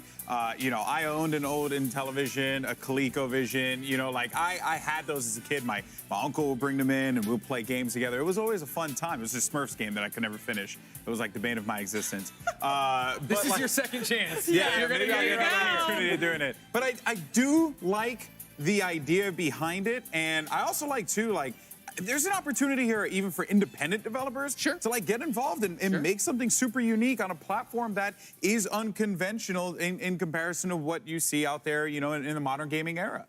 Yeah, Jackie, how's it resonate with you? So all I heard was Earthworm Jim, and I was just You're I was like, like, "All right, let's go." Earthworm Jim? I haven't heard that in forever. Oh my gosh, my brother and I used to mess with that all the time on Super Nintendo. Yeah. Absolutely adored it. So I personally think that it's opening up a lot of accessibility. Like if you purchase this is something that if your friends don't game, you could be like, hey, this is really simple. Very true. Yeah. I was gonna say it looks like a phone, but it's kind of like a 2001 iPod. But you know what I mean? Yeah, like, yeah, with the pretty dial. simple, Yeah, with the dial. right? Yeah, And I just think it'd be very easy for someone to pick up, and the games are also very accessible as well. So I think that this is something I could play with my parents. All I can think of is Mario Kart. My dad tried to play Wario, and you know that was a slower character, and he was just, it was a struggle. Yeah. It was a struggle. Yeah, I understand. Maybe I know. he could do better with the Amico. So for me, what stood out was definitely Earthworm Jim, and then definitely accessibility. Yeah, that's the whole thing with it, right? And again, I like the idea that they're presenting something different at the end there. Tommy talking about the fact that we don't look at other people as competition because they're clearly in a different market, right? It reminds me how I talk about Nintendo all the time marching to their own beat, right? When everything started going to Very HD, true. really, you know, a multiplayer focus, Nintendo didn't do that. There's a lot of interesting ideas with it, right? I think obviously talking about it being the party machine is an excellent idea, but then also the fact that, yeah, I really, it resonated with me, the controller, that it's connected to your game, so that if you do have a friend who had this, that if you walked over and put your controller into their That was dock, really cool. all the games you own, you'd be able to play on their The system. dice was really neat when he was like, Sure. Yeah, we got half. Well, I mean, they were definitely on purpose giving us very many callbacks to the Wii. Yeah. When I saw, That the was little girl vibe. bowling, I was like, all right, I know what I'm getting. I also like the price points they set for a lot of their games, very cheap. I think it was like $10 for downloadable. I think it was like $15 for physical or $20 for physical, which, you know that they're going to be coming in pretty cheap. But a lot of these things always boil down to that input, right? Like, and in this case, the controller is the appeal for this. I quite like it. We live in an age now, especially, with the year that we had, where, let's be real, like having couch co-op, that's unrivaled. Like, we need more couch co-op games. Look, I love singing online. your praises right I love now, for online, but real. more couch co-op. I'm all about it in television. Thank you so much for bringing that to light, and I hope it becomes more of a staple with a lot of the big name game companies moving forward as well. Yeah. I love the idea too of that if you are the top in your country or whatever, at the end of the month they send you a certificate to print. That's you can cool. Put up. That's pretty You're like, cool. look, Yeah, it's like very Twin Galaxies type vibe. I like that a lot. Yeah. But yeah, cornhole. They make a cornhole game, so that's all we. Really That's all you need. right? Cornhole, baby. Ladies and gentlemen, the year was 1995, and the Electronic Entertainment Expo debuted for the first time in front and center in the world of gaming. Lots of things have changed since then. 16-bit graphics have given way to HD renders in virtual reality headsets, but we wouldn't be where we are today without the developments and announcements of those early years. Here's a look back at the first adventure.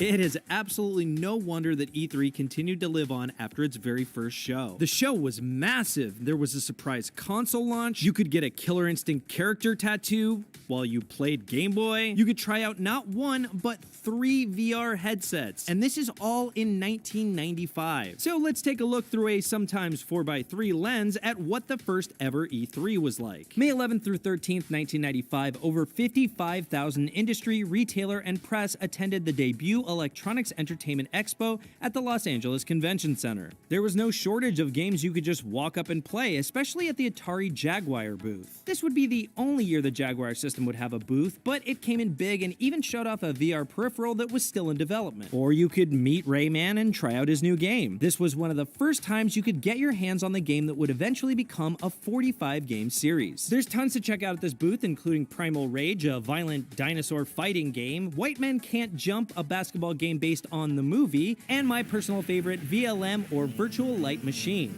Just walking around the floors, you'll come across Mortal Kombat 3 characters putting on a stage fight that spills into the audience. You could grab a photo with Beavis and Butthead or a Klingon, ride Judge Dredd's motorcycle, or even check out the Batmobile from Batman Forever. And of course, there was no shortage of games that you would stumble upon that are worth playing, like the legendary RPG Chrono Trigger, Earthworm Jim 2, Resident Evil, Ridge Racer, and unique games like Street Fighter the movie The Game, and a port of the Aerosmith game, Revolution X. There were also plenty of sports games, an industry that would explode explode in popularity. Games like NBA Jam Tournament Edition, NFL Quarterback Club 96, and FIFA Soccer 96, which is only the third FIFA game in the now famous series. The press conferences lived up to their name, with studio execs in suits at podiums presenting slideshows. The slides consisted mostly of goals, stats, and advertising strategies, but there were hints of the future in their presentations. Side-scrolling games, for all the fun and success they brought us, will ultimately give way to newer, more complex genres. And looks at the industry, then a $5 billion industry that is now an over $150 billion industry. One thing that hasn't changed is that classic E3 excitement when a game is shown. Sega's press conference was all about their new system, the Sega Saturn, and they even showed off a host of new games launching with the console, like Panzer Dragoon, a game that would launch a series and would even get a remake 25 years later in 2020. Sega showed off one of their commercials, one of the kinds that you would expect to only see in the 90s. It's the sphincter.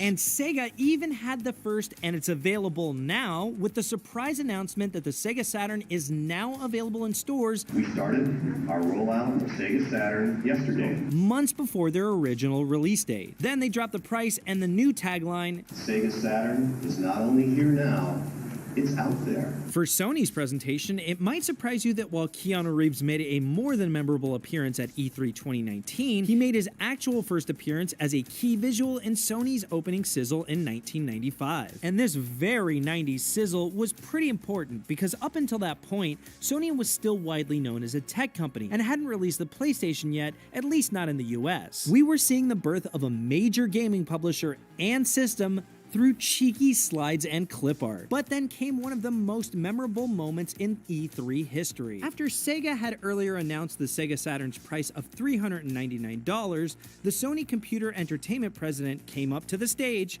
and simply said, $299.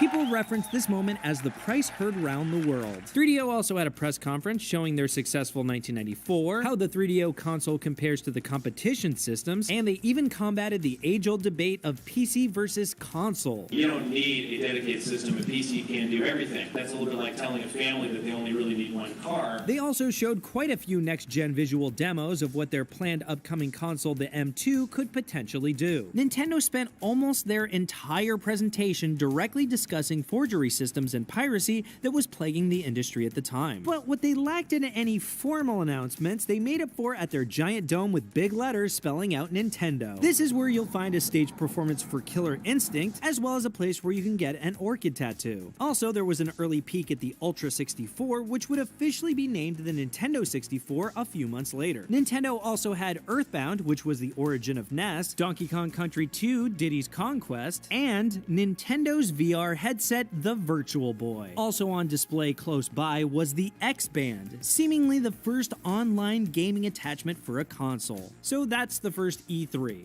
A look at what was, what could have been, and what came to be. Game over. At the first E3 in 1995, we wound up showing off an early version of the very first Unreal game. A lot of people who know and use the Unreal Engine don't necessarily know that there's a game that actually launched everything behind all of it.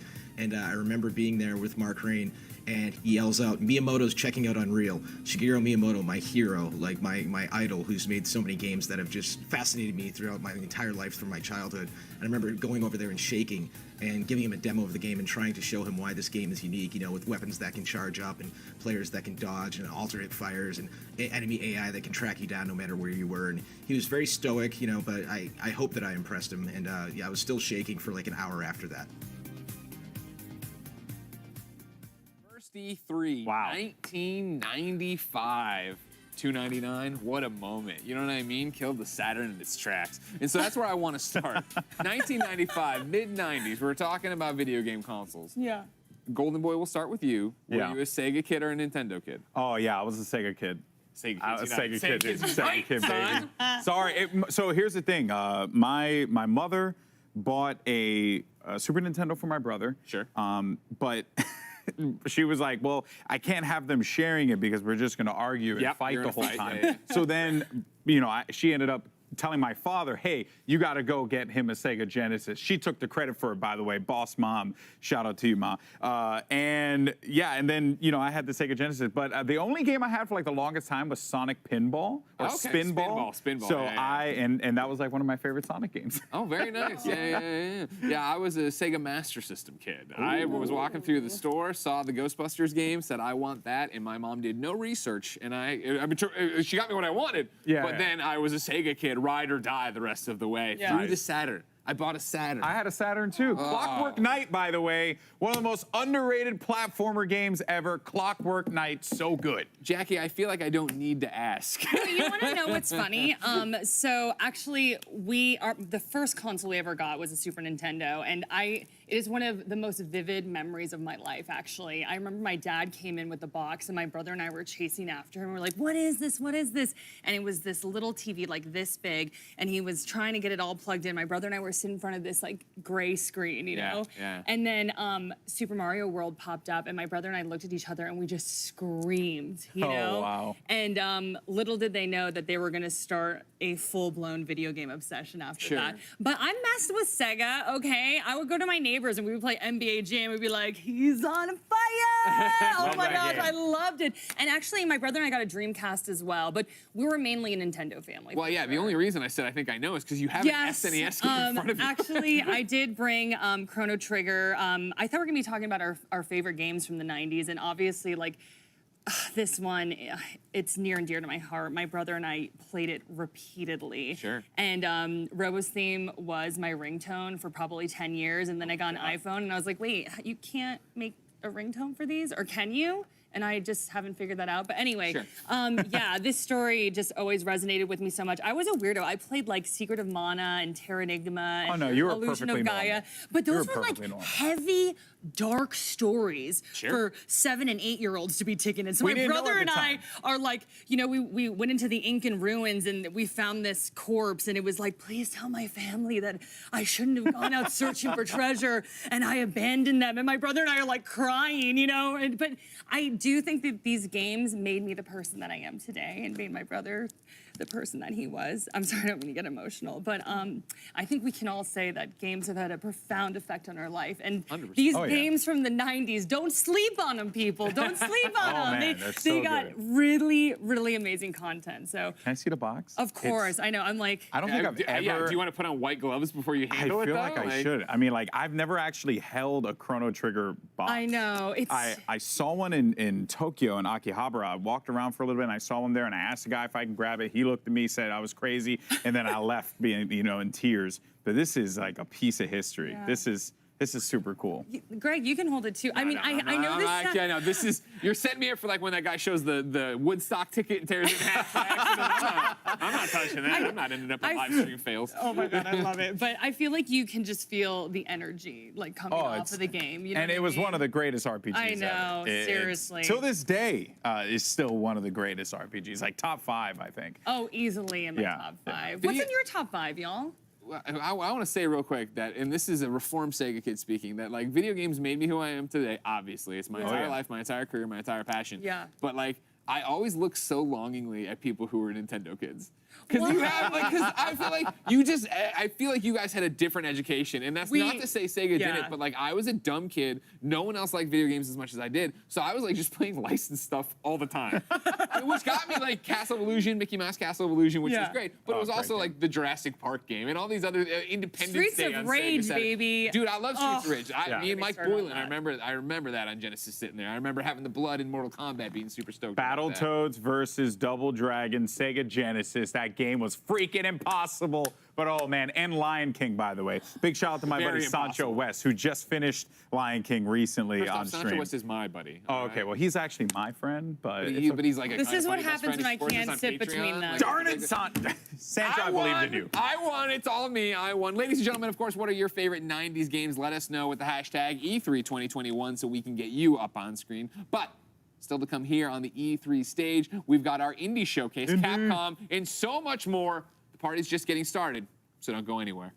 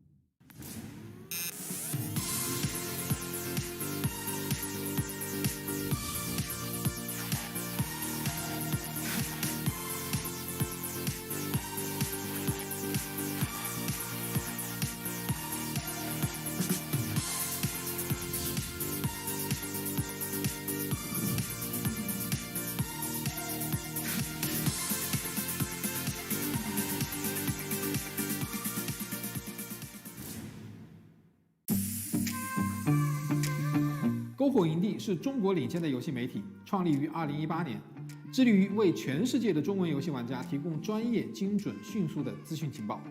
篝火营地立足于中国，与多家国际一流游戏媒体同行达成正式内容合作关系，源源不断地将最新鲜的游戏资讯第一时间带给全球中文游戏玩家。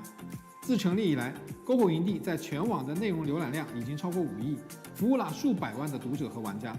我们的愿景是做游戏文化传播者。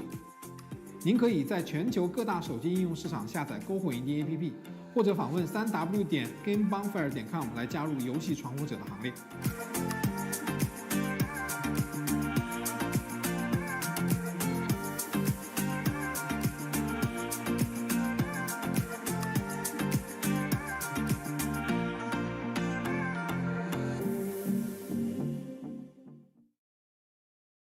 As a part of Play for All, GameSpot will be bringing you the latest gaming news and announcements, interviews with developers, the biggest press conferences, and lots more. Play for All is our yearly online event that combines the excitement and announcements of E3 with charity live streams the following week with lots of special guests who are going to help us raise money for able gamers. So join us in June for E3 and Play for All on GameSpot.com, YouTube.com/GameSpot, Twitch.tv/GameSpot, and as a part of the E3's official broadcast.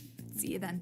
I remember this one time I was at E3 on sitting there for lunch, and we were just sitting there eating, and then we got talking. We talked business, then we started talking games. I remember talking about Assassin's Creed, and I was saying how I snuck in the room, I climbed on the wall, then I jumped down, I took the knife, and I stabbed the person in the back. I looked over to my left, and I saw these people talk. They were talking, then they stopped listening, like, oh my God, what is he talking about? He just talking about killing somebody? I said, it's a video game. They're like, oh, okay. I'm like, man, these people thought I killed somebody. They thought I was a hitman. I was like, oh, this is too funny. Thanks to our sponsors at DoorDash. Get more from your neighborhood, from restaurants and convenience to grocery and corner stores. All right, folks. Well, we are back here at E3 2021. And, here's the truth, guys. Sometimes the most difficult discussions, are the ones that you need to have the most. And with the gaming community already being such a diverse place, it's time for the creative space to reflect that. So here's Take Two with an important discussion on the necessity of diversity, equity, and inclusion, and the corporate responsibility to honor those things.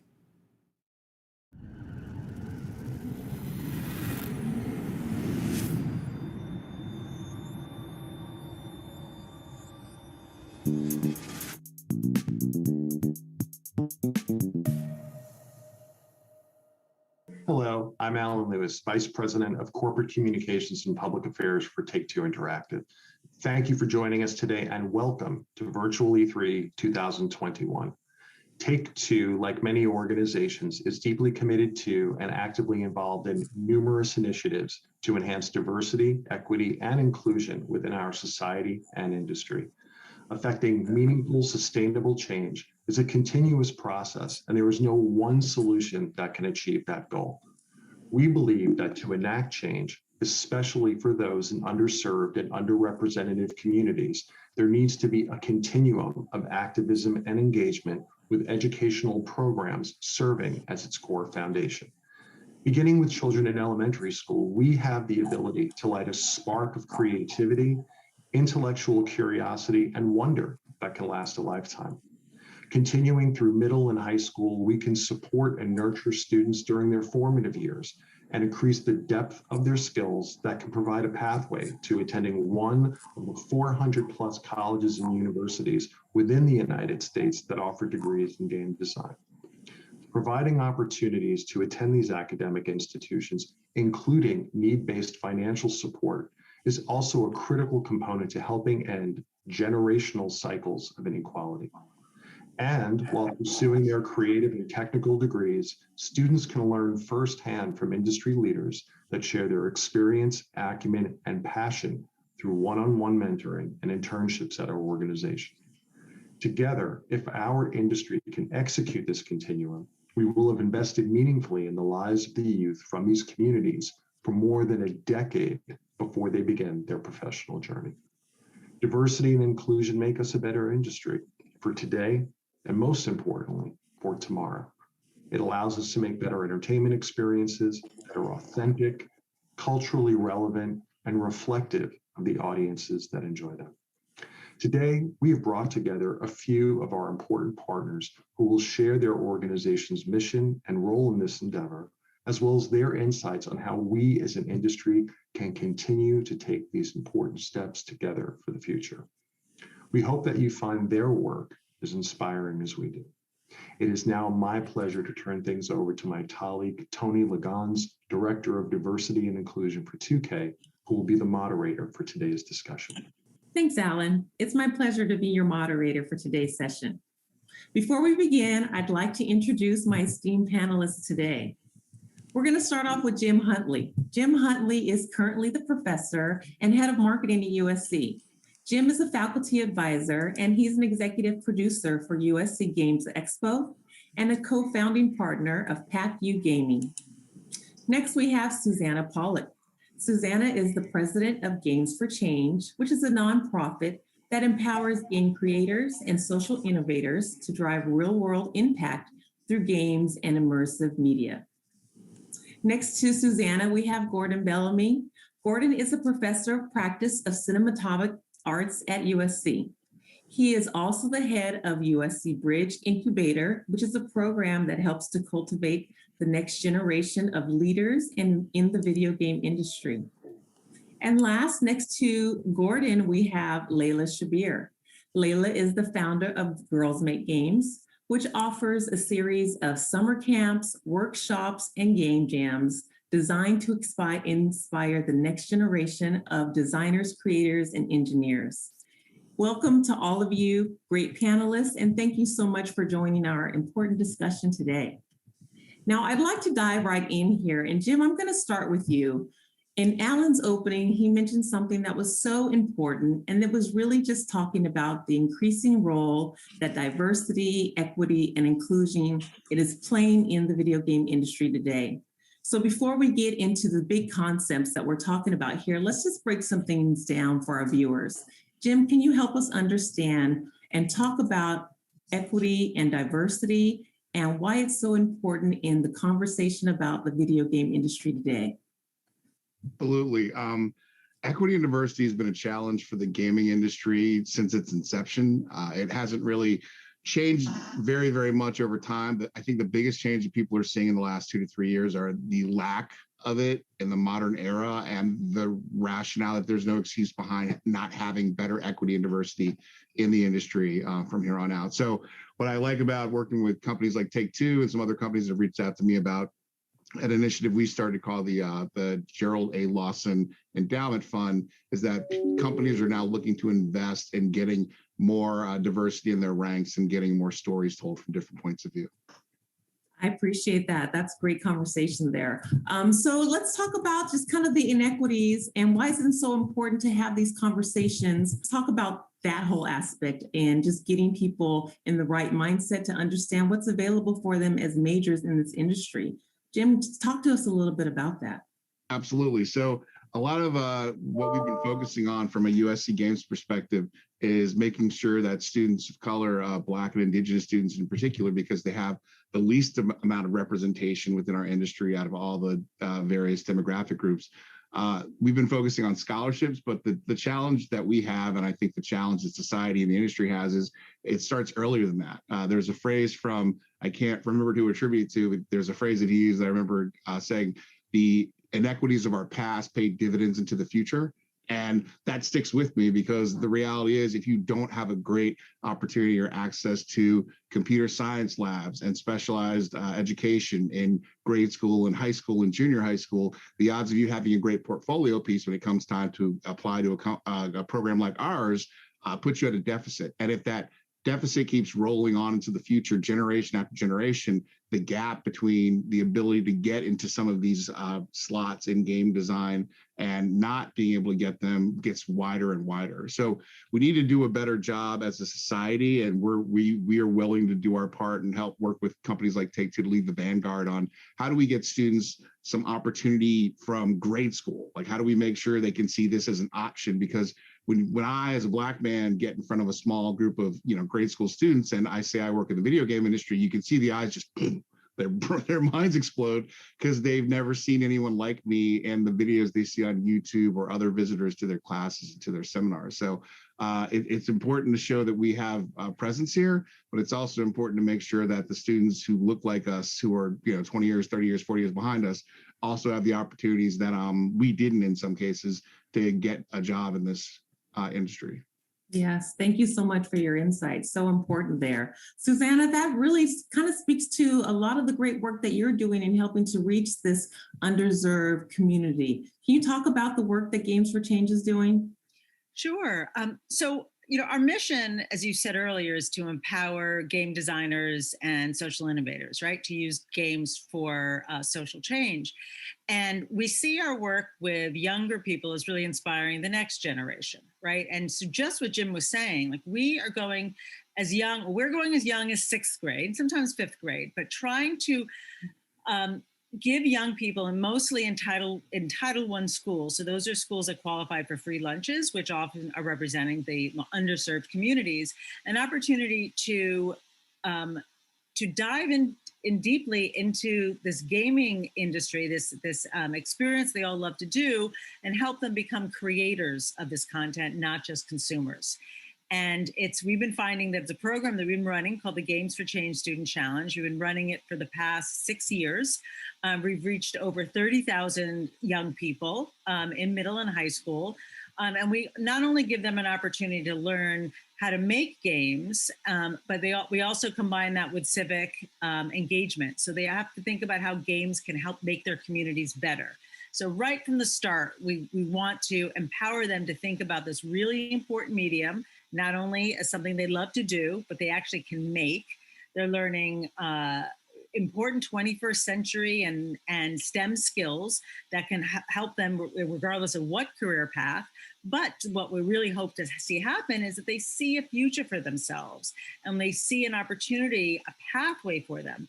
And part of our program, an important part of it, is this idea of mentoring, and mentoring from near peers and also from people from the community. So as Jim says, it's so important they see themselves in the people that are coming to speak to them. So when we're in Los Angeles, for example, we can reach out to USC Games for game design students to come and speak to the kids, that we can bring people in from Riot or Activision or from Take-Two to come in and say, yes, this is what I do, and this is something for you. And we do the same thing in New York and working in Atlanta and Detroit. And I can tell you that students are coming back year on year, and we're seeing them use this program as like their college essay, or they're building their portfolio. And I love the idea that, if we can get to them at a young age, they spend their summers with Layla at Girls Make Games, and then they can go on and apply to college, and we're talking about this pipeline or this pathway for them. And so that's that role and what we hope to inspire. I love what you said there, Suzanne. There's so many little nuggets that you just pulled out there. The different avenues you can have and career pathways there are in the gaming industry. Just the activity that you can have in terms of having mentorship and role models and representation, and just, having good gamers out there. So there's so many things that you talked about that I want to hit on. Let's just pull Layla into this conversation and just talk about the idea of mentorship and representation. Layla, talk about the workshops and the summer programs that you offer to girls. How does that help to increase the representation and the mentorship aspects that we've talked about? Thanks so much for having me. I was on mute. This is 2021, still going on mute. But like Susanna said, I think it's really important to kind of pass that baton on. And I think we see this summer after summer, having created a place that's, for girls. We get this question a lot. Why do you need a space that's just for girls? There's so many programs out there that are open to everyone. But I think it's just so important to create that space because, like Jim talked about, it's so important to see people who are like yourselves. For many of the girls that come to camp, this is their first time walking into a room full of girls who love video games. You know, they've been so accustomed to kind of being the only girl on their robotics team, or the only girl that went to a coding camp with their brother, and the girl who's fighting her brothers for you know the Xbox controller. So those are very common themes and stories, and I think it's important to kind of tie in not just the mentorship but also the community. It's very important to walk into a room and feel like you're not an outsider, and the best way to do that is to show many more faces that look just like you.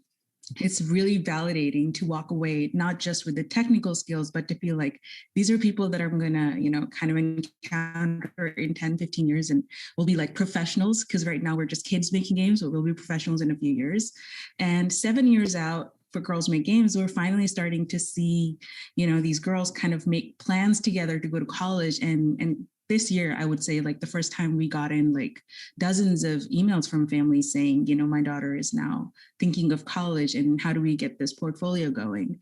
How do we set that up? So I think, touching on Jim's point too, there's so many challenges that, you know, people have to go through just to get everything right. You shouldn't have to rely on luck so much. So if you look at the women who are now excelling and thriving in the industry, and you ask them their stories, so many things had to go right in their lives to finally end up in the industry. Many of whom ended up there accidentally, like me and even Tony. I think Tony and I touched on that earlier. But it shouldn't have to be luck or accident. We can actually intentionally create these pipelines. And I think it requires all of us working together, like everyone in this room, talking about what we're doing and how do we pass our students on from, you know, we start as young as 8, getting them onto the programs and then passing them on to the student challenge and then on to USC and then finally on to the industry. I think that's basically the magic formula to solving the problem that we're talking about today. Yes, thank you for hitting on that pipeline challenge and actually solution. You really clearly laid it out there for us. I really, really enjoy that. And something else you mentioned is just like really opening this world of gaming to new, diverse, a pool and a spectrum of gamers. And how do we create those real pathways back into the gaming industry?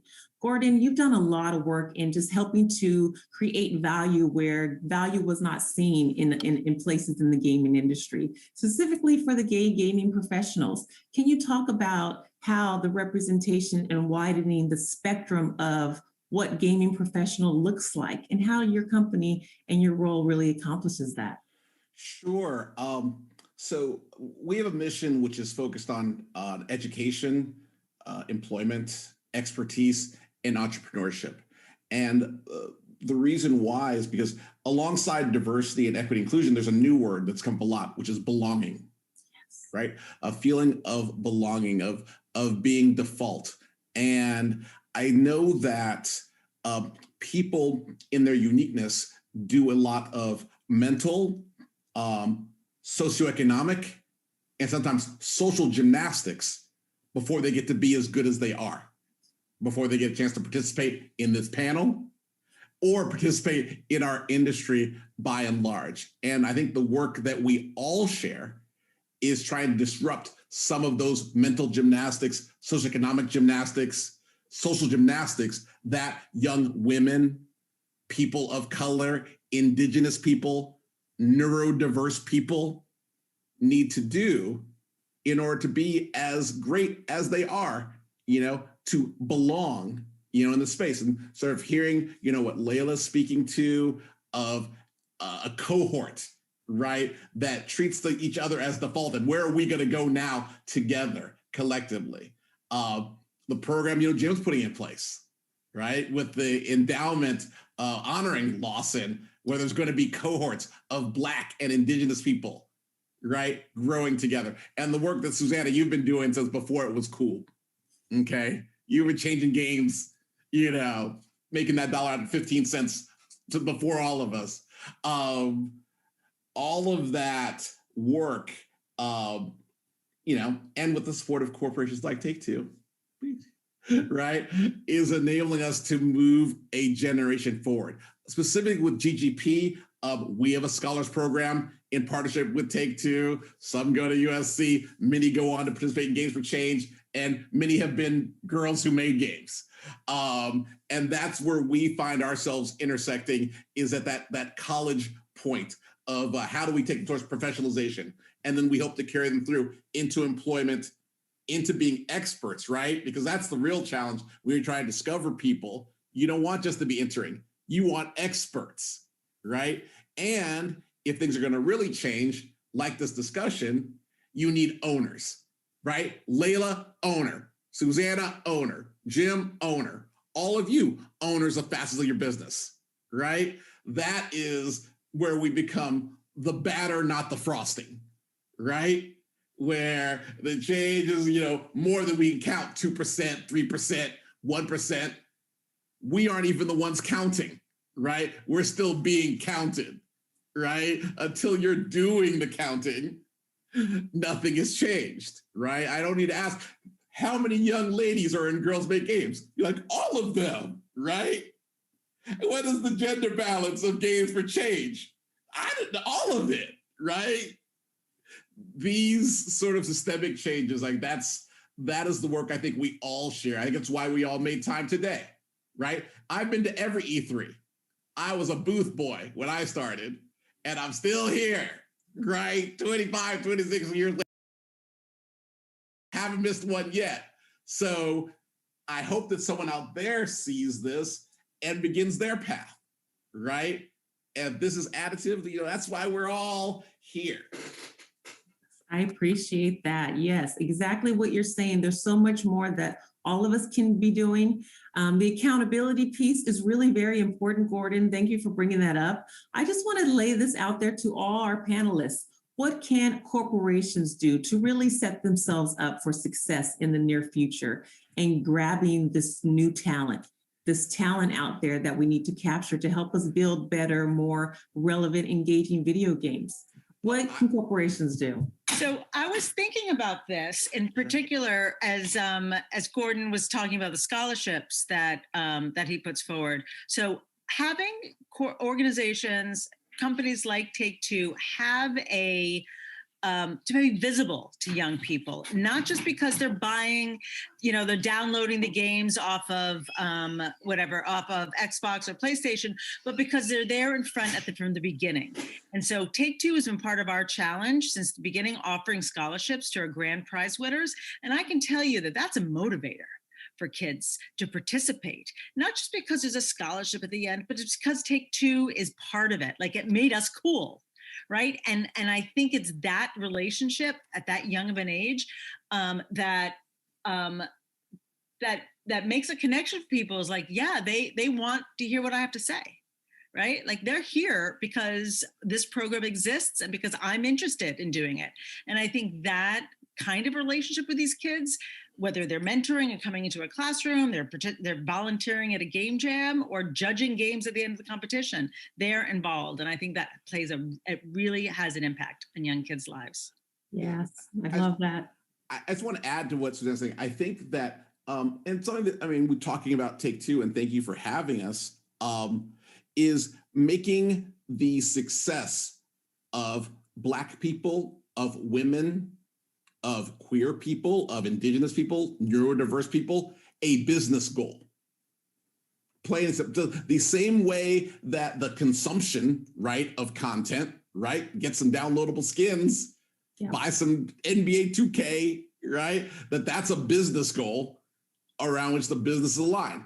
And I feel as though if the expertise of women, Black people, neurodiverse, other populations was a business goal, then that would be the change. It'd be that simple. Like, our business is more successful if there is more of this, right?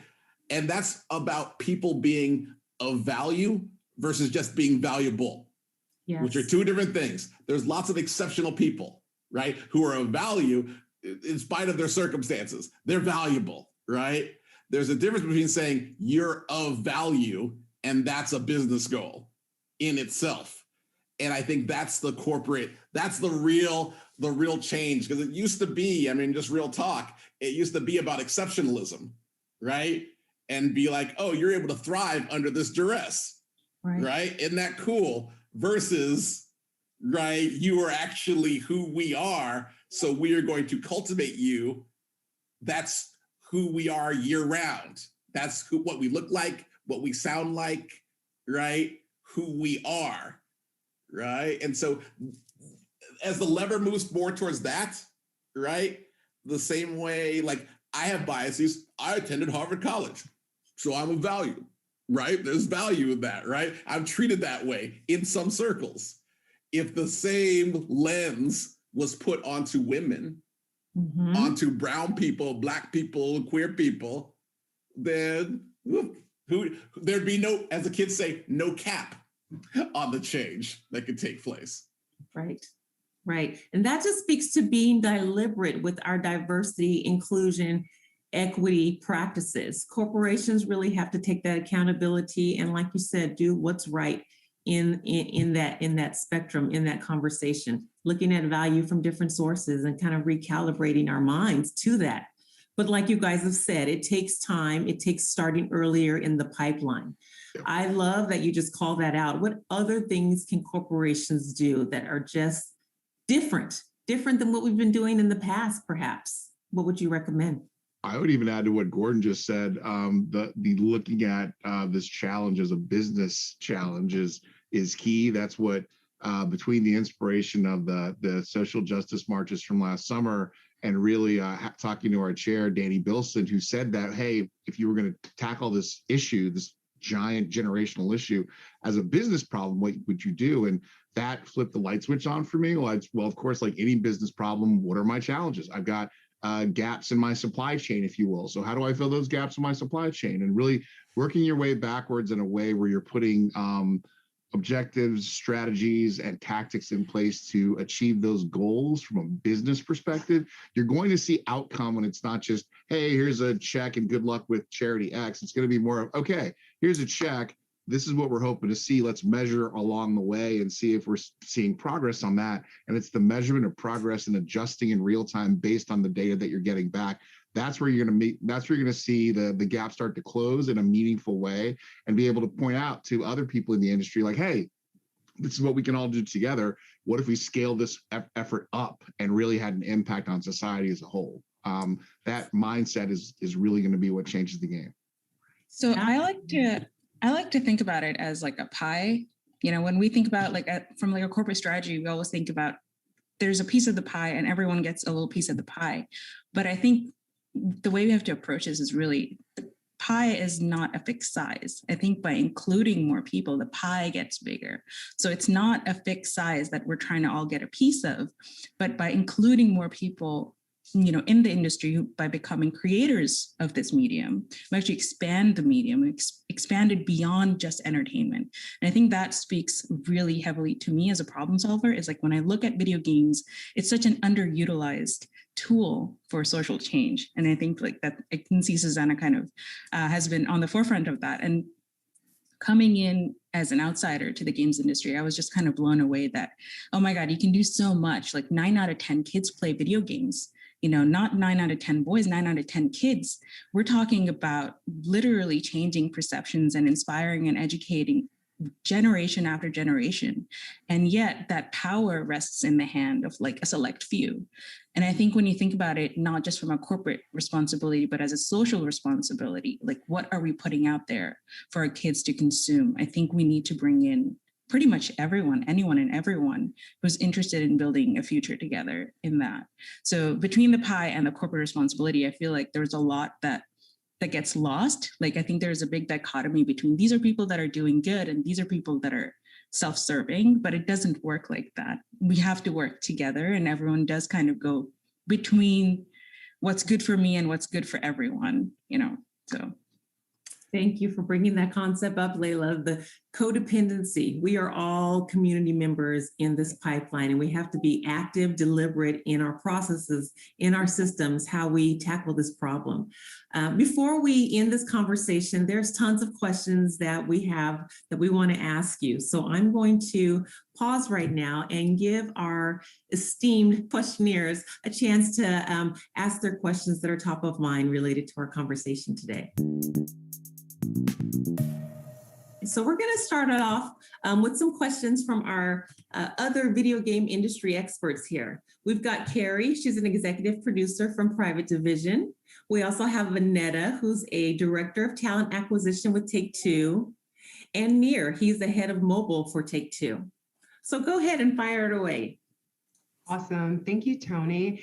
The first question is for Layla, but certainly open to having the rest of our panelists answer the question. But at the beginning of your career, did you ever imagine being a leader within an industry that is predominantly male-dominated? And what is your advice for other young women that are interested in taking a similar path to where you are today? Thank you, Juanita. I don't think I really envisioned being in a male-dominated industry, although I did envision being in a male-dominated world, because I grew up in the Middle East and I was painfully aware of being a girl and how my life was going to turn out to be different from my male peers or my brothers or my cousins or any of that. I was fortunate that my parents were very supportive and they wanted me to pursue whatever dream I wanted. But I think having that mindset and coming from a world that was very much male dominated already prepared me for, hey, whatever I end up doing, there's going to be more boys or men than me. I think the piece of advice that I would really give girls is to honestly not think about your gender when you think about what you want to pursue, because it's all about you specifically. You might end up liking things that people, even your age, your geographic location, your, educational background, or your family might not have heard of or even thought of. And that is all the things that I ended up doing were things that didn't match anything that I had seen in my own environment, but I just kind of pursued what I wanted to. And then 2 is to kind of use a very selective hearing.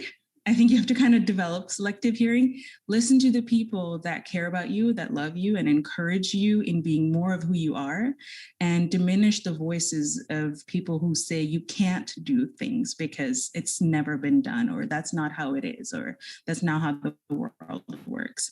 The way the world works is based on the world that we build, and we're continually building a new world. So it doesn't matter how things are done now, they're going to be done a different way as you grow up, and you can be part of building that world. So those would be like my 2 pieces of advice for girls, is to just pursue what you want and, develop selective hearing. All right. My question is for Susanna, but also open to anyone else who would like to answer. And I think Gordon kind of hit it earlier when he said that, most of us didn't have a lot of examples or opportunities. I'm in that boat. I didn't have any programs and anyone telling me that I could do this, and definitely had to, not necessarily an accident, but really had to work in a different way, harder than most. So my question, Susanna, for you is, could you share an example of how your program has impacted someone that has participated, or, a few people? Sure. So as I said, our program is 6 years old in New York City. We're a bit younger in the other cities that we're operating in, and there are opportunities now that kids all over the country can participate.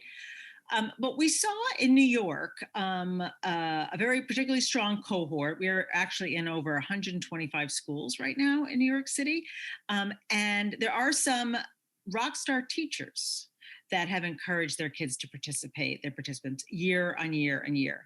And that, to me, is certainly the beginning of getting this kind of program off the ground, and particularly in schools where students usually aren't offered this kind of experience. So one, having the teachers find value and really and work to and making it a part of an annual program within their school system has also allowed students to continue with the program year on year. There's one young woman in particular who won, I think she won the our theme category the first time round. When she participated as a sophomore. The junior year, she won again. And by the senior year, she was a grand prize winner in New York City. And I hear that she then followed on with a full scholarship to NYU Game Center. Right. And it was just amazing. And I just remember she was invited to speak at the Games for Change Festival after she won. It must have been the second year. I don't think it was the third year. And she came and we were having a panel, a conversation about, you know, the program, and she was invited to speak on it. And her father came with her and followed her around the entire, like 2 days she was there with a camera recording her experience in this, you know, professional environment, not only when she was speaking, but when she was sitting and watching the other people on stage. And it was so awesome to see that kind of support within her family. And I'm like, all right, you've got educators supporting this young woman, this pathway. You've got her family. And actually, since she graduated, I've seen other kids in her family come through the program. But it takes that kind of multiple supports from different directions to really support this young woman who is a woman of color from Brooklyn, who found her path, right? And she got the right supports, and she got there. And now I also understand that she's launched her own studio and is raising money, you know, on Kickstarter. She's remarkable. That's awesome. Thanks for sharing that story. That's so cool. Nir, do you have a question for our panelists? Yeah, hi, I do. So my question is to Gordon. I'm looking at LGBTQ representation in gaming. I've been in gaming for more than 12 years, and it feels to me that representation is a bit low than what you would expect, what I see in tech in other sectors. Do you have some data or some thoughts about that? Is that the fair estimation? And if so, why is that? And what are the main challenges that LGBTQ individuals face in this industry? Sure. Well, I'll tell you a little history here. So when we started GGP about 15 years ago, which is not that long ago in corporate times, queer people only existed on an anonymous mailing list, anonymous to each other. Okay, because employment safety, which is still a concern globally, not to mention just safety, was a number one concern which all of us lived with. So, you know, even back then, you know, weird flex, but I had designed Madden Football, had already sold a company to Activision, employment safety. So that is the number one reason why. And just in this new recent history, have we begun to build the trust and value in each other so as to aggregate and to even acknowledge each other, okay? And to build systemic ties to companies like Take-Two and others to move from hiding from the industry, right? Escaping from the industry, to affinity, right?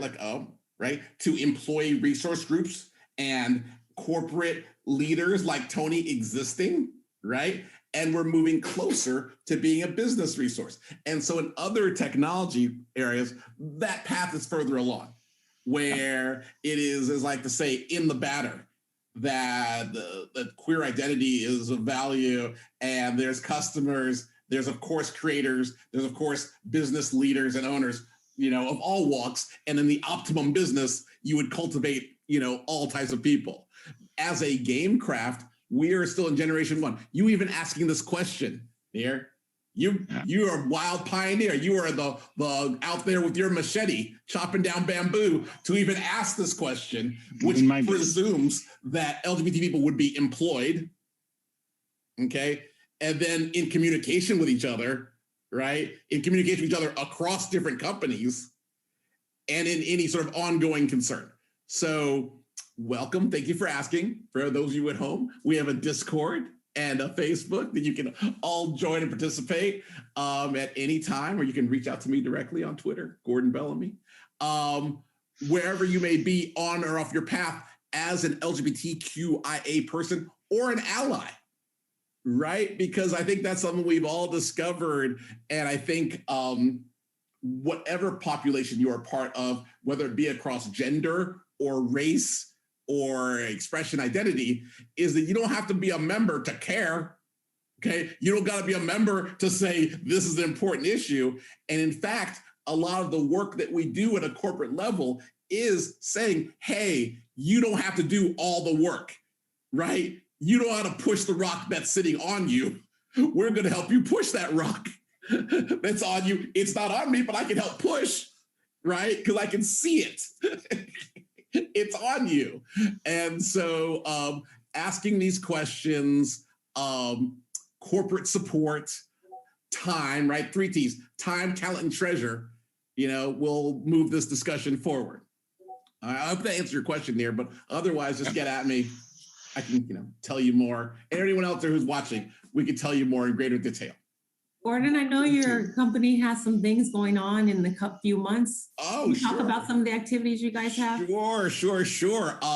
So we have most of our content now, in addition to our Scholars Program and our community service that we do with Take-Two, is streaming. So we stream front page of Twitch and we bring it to YouTube, content around equity, inclusion, belonging. And not just LGBT, we just had our second Indigenous Game Creators panel yesterday. Big hit, because you know what? Indigenous creation has always been here. In August, we're going to be doing our first GGP Honors, which is going to be honoring the best in diversity, equity, inclusion, and belonging in our craft. So we're going to be lifting up the people who do the work, right? Every day in our ERGs, in our executive suites, like Dr. Liggins, right? These people need to be cultivated as well, right? The same way that we cultivate engineers, artists, and other things that we value, right? Things that we value need to be cultivated. So we're going to begin to do that work August. Tune in, front page of Twitch. It's going to be a mood. Hope you're all there. Awesome. Thank you. We probably have time for one more question, so let's go for it. Who's got their last burning question for our panelists? Oh, I have several questions. Burn. It's one, we'll just speak. I have to come from the affinity group, ERG, BRG perspective. So Gordon, thank you for touching on that. So this question is for both Jim and Gordon, as someone that represents a member of an ERG as well as a leader of an ERG. What advice would you give ERGs, affinity groups, BRGs that are either just starting out or those that are established in organizations that are looking for ways to further embed themselves into the business, so that batter versus the icing that you're talking about? Also, to add to that, I think something that a few of us have touched on earlier is an old adage from the business world: you can't manage what you can't measure. If you don't have a way to see how your progress is evolving over a continuum, you're kind of just going, well, I think something's working. Let's just keep doing that. And business people, myself being one of them, don't respond well to that. It's just okay, let's just keep investing in a thing that I don't know the results of. You need to be able to go back and say, hey, this year we were here, this following year we were here. Here's the, not only have we seen a positive impact on the investment or good ROI, but we also recognize the fact that the partner and partners that we're working with are making moves and making investments into the future that they're saying that they want to see. The positive feedback loop of being able to say, here's data that shows that what we're doing is having an impact on our objectives, and rewarding that partner or those partners for that investment and for that support. That's really key to building a positive feedback loop around investing in diversity, equity, and inclusion. Yeah, what Jim said, but I'd still say make it mobile. God, if you could move that needle like 0.2%, anything, you can't get cut. You can't get cut then, right? There's no way, no one can say budget's tight when you're moving that needle 0.2%, right? No, the scale at which we all operate, it's pretty staggering when you think about it. When you aggregate how much revenue and profit goes and gross profit goes in the games business, for a meaningful moving of the needle of DEI, comparatively speaking, it's not a huge amount of money. It's, to have a really big demonstrable impact, measurable impact. If we aggregate our dollars and really focus on some key objectives, we can really move the needle in a way that's going to, frankly, when you start seeing things work, people get excited. It worked. Let's keep doing it. Let's keep doing it. And it gets bigger and bigger and bigger. And that's why the Lawson Fund is what it is. It's an endowment because we want to see it have an impact in the aggregate over time, over generations, and support students for decades to come. Not just have it be this fiscal year, what can we do? Awesome. Thank you. One more thing, just to let it go, is just keep saying Black out loud, right? Let's get back to Black is beautiful. We've been residing in Black Lives Matter for a long time, and we need to be back to like Black and proud and Black and beautiful. And so your existence, right? And saying it and saying positive outcomes after the word Black is meaningful each and every day that you can do it in your ERG. Mm-hmm. I love that. Thank you. Good question. We've got time for more. What else do we have? All right, I'll go if we have time for more.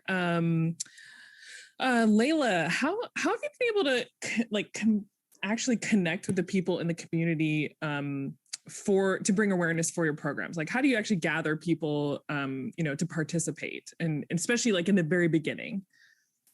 Oh my gosh. So the first camp in 2014, we literally like barged into a maker fair with flyers, and we were just going around and being like, you look like you would love video games because you're playing with robots right now. So come to our camp.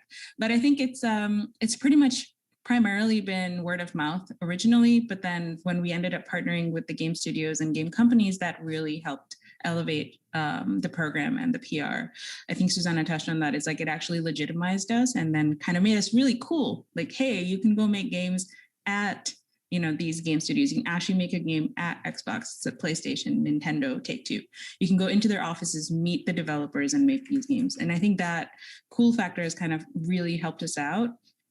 When it comes to speakers and people who want to mentor and be involved, that's been a lot easier because, a lot of our teachers end up being college students themselves, and they come back and they'll say things like, I wish this program existed when I was younger. It sucks I couldn't go to it, but at least I get to be a part of it and give back to the kids. And then same thing for mentors and speakers. There's so much interest in wanting to give back and wanting to welcome new voices into the industry. We haven't really had to do a lot of pushing. In fact, we get pulled in a lot of directions. I was talking to my team the other day. I was like, this is a very fortunate problem to have where we're getting pulled in 100 directions because we're needed in 100 directions, as opposed to us telling people that, hey, this is important, pay attention, and, look at what we're doing. So I would say it's been very organic, and really the tide is turning. We're building a new industry. We're building on the industry that we have, but we're also building a new part of the industry together. So it's really exciting. Thank you. Thanks, Layla. And thank you to our panelists. You guys have been very inspirational, very thought-provoking, and have left us with a lot of great tidbits to take away, to take back to our corporations and our respective organizations to really make a deliberate impact in our community that we're building and this whole world of diversity and equity and inclusion in the video game industry. So thank you all. Thank you, the viewers, for joining, and have fun at the virtual E3 conference.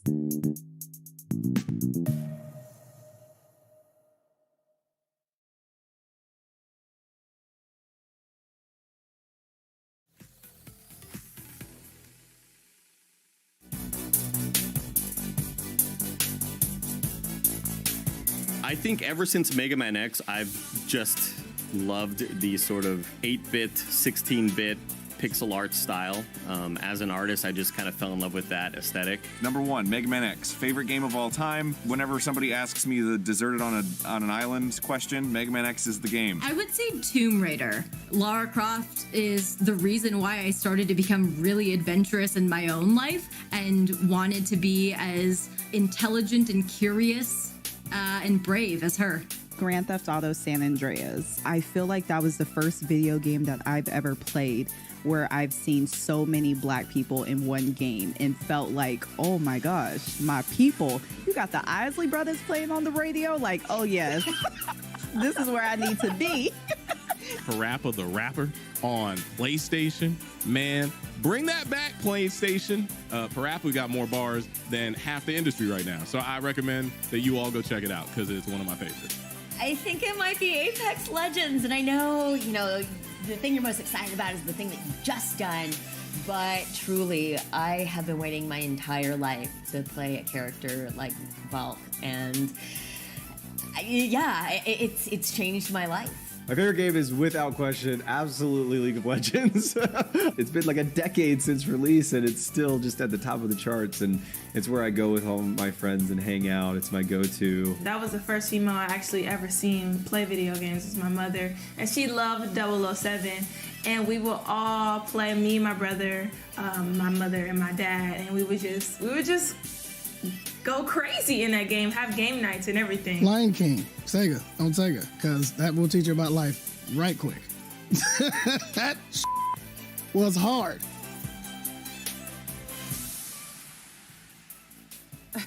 I've said it many times.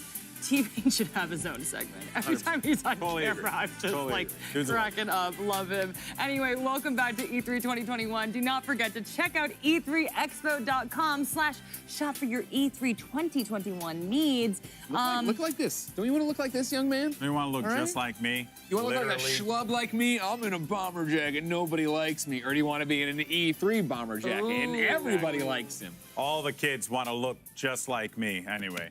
Okay, anyway, we do need to give a big thank you to Razer. Do you see our lovely little Razer Blade laptops here? And then we're in the Razer Isker chair. Oh, sorry, you didn't get one. I got the chair, though. You did, Talk and about they're the lumbar. amazing. The Lumbar lumbar support's support fantastic. is on point, y'all. Greg, you and I, we're tall Never gonna do that on folks, so it's camera. like you need that lumbar support. It makes it stand and up that's the straight. thing is, if you're not a tall person, you don't understand how hard it is to be tall, and that's always embarrassing, right? Go, oh, right. Sorry about that. Okay, be nice, gentlemen. The pain I'm feeling right now. I don't have a laptop. Greg make fun of me. You know what? I quit. No, I'm kidding. No, you know what was low-key the best thing? Yesterday, they were like, Golden Boy, can you put your chair up higher? Can you put your chair up higher? And Greg and I were being so nice. We were not saying anything. We were just like, okay.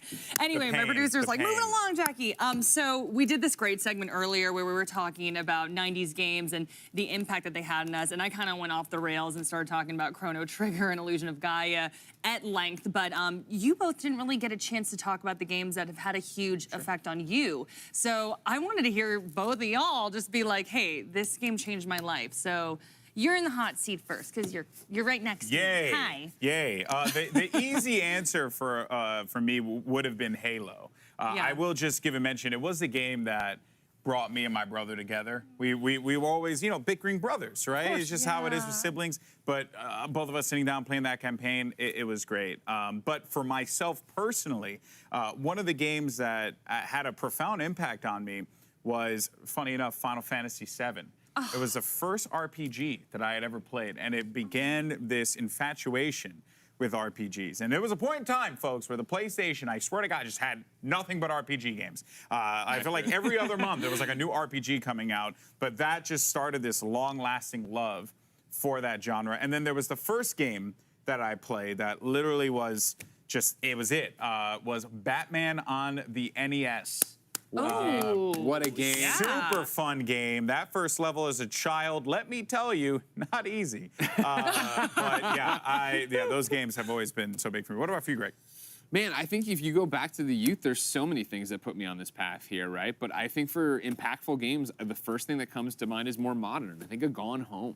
Ooh, if you haven't played Gone Home, of course, right? It's a walking simulator, and when Gone Home hit, I was told by everyone on the internet to go play it and read nothing about it, which means I will now spoil Gone Home for you. But I played that game like so many people did, thinking it was a horror game. And then slowly there's this side story building about, your sister and she's missing and what's going on with it, and you're reading the notes she's left. And slowly over time, it's like, oh my God, like she's falling in love. Oh my God, she's discovering she's gay. Oh my, and then it was like, wait a second. Is this game a horror game at all, or is it all about that relationship? And it was all about that relationship. And, no video game, no work of fiction, of course, can tell you exactly what it's like to be LGBTQ. But for me, as a hetero white male, where everything's great all the time, right? This was a window, at least, into it of what that discovery is like, and the pressure of it, and what you're going through. And it opened up a window of empathy that I've heard stories before, but to kind of experience it, in a video game way, of being in there and reading these intimate thoughts on a level that I don't get in a passing conversation with somebody, it was so powerful that when that game ended, I felt like I had a brand new empathy for what, LGBTQ people have to go through, of course. Yeah, wow. Definitely got to check that game out now. Yeah, no, for real. I'm like, I'm completely sold. I've heard great things about it as well, but I'm like, okay, everybody, Greg Miller says to play it, I'm playing it. Okay, so Golden Boy and I were up in the break room, and I was like, okay, I need you to break down for me, like NFT, Bitcoin, the works. And he popped out this little diagram. He wouldn't allow me to bring it down here, folks. He's like, Wasn't very well He's done. like, people are gonna make fun of my stick figures. Is it like a 7th grade diorama where like you But what was so sweet about it was Golden Boy's like, you can keep it for you, Jackie. This will just be for you. And I was like, oh, he drew a stick figure of me and it was like tall and lanky. And then he's like, this is me. And he's like, see, it's got a little belly. And he's like, and it's missing hair. And I was like, stop it, Golden Boy. But actually, this kind of brings us to our discussion about mythical games. That's why we even started talking about it. Yeah, first, I do want to give a huge shout out to my boy Justin Kruger. I've known him for years, and he's over at Mythical, so I'm very much looking forward to seeing what they're going to bring to the table. But yeah, Mythical Games is a very interesting company because what they're doing is they're making games on the blockchain. And I know everyone's like, well, you know, sure, NFTs, blockchain, crypto, there's always these conversations around it. But what's really interesting about games is like, what if you were able to play something like, you know, a Hearthstone, and you had a particular card in Hearthstone. I think Dan used Ragnaros as an example, and you owned a version of that card. Like, you own that card. It was like 1 of 100 or 1 of 200, whatever, right? It'd be like Magic, right? It would be like what you're already doing. What you're already doing right now. Cards. Exactly. And imagine you were able to do that. Now, this is obviously a fun game. You play with your friends, and it takes that same kind of concept of like ownership over what you have in your game, and then it just paints it with this fun-loving, you know, colorful flair. Yeah. So I'm really looking forward to it. Huge shout out to Mythical Games. I think they're pushing the boundaries a little bit here, and really it's only the beginning because you're going to see more and more of this as the blockchain continues to improve. Right, it's tip of the sword, right? I think Indeed, that's the thing. indeed. Yeah. Well, fans of Blanco's Block Party are going to be happy to know that they can now own and sell their own characters. So for more on Blanco and an inside look at how the developers plan to change the way we look at video game characters, here is Mythical Games. Let's go. Yay.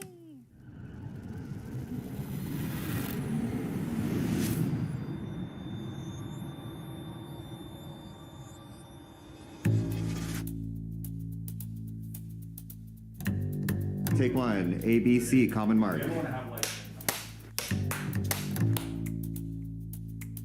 In your own words, what is Blanco's Block Party? Oh, man. Blanco's Block Party is a lot of things. The game or just the Blanco? I'm looking at you. Perfect. Awesome. So Blancos was originally what we thought a player-owned economy in a video game could be. So it's a cool mixture of art, design, you know, music, entertainment. This is like the evolution of modern art. Seeing how those artists use different mediums again, you know, it's not just about canvases. 50% of my work is digital, and there's been rarely an outlet for that digital aspect of things.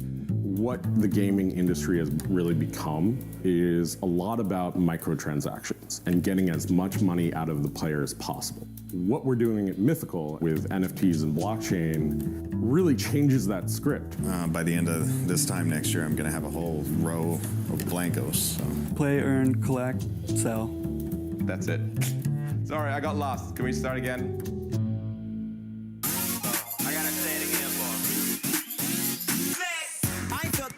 In a minute, only I ain't tryna rent it.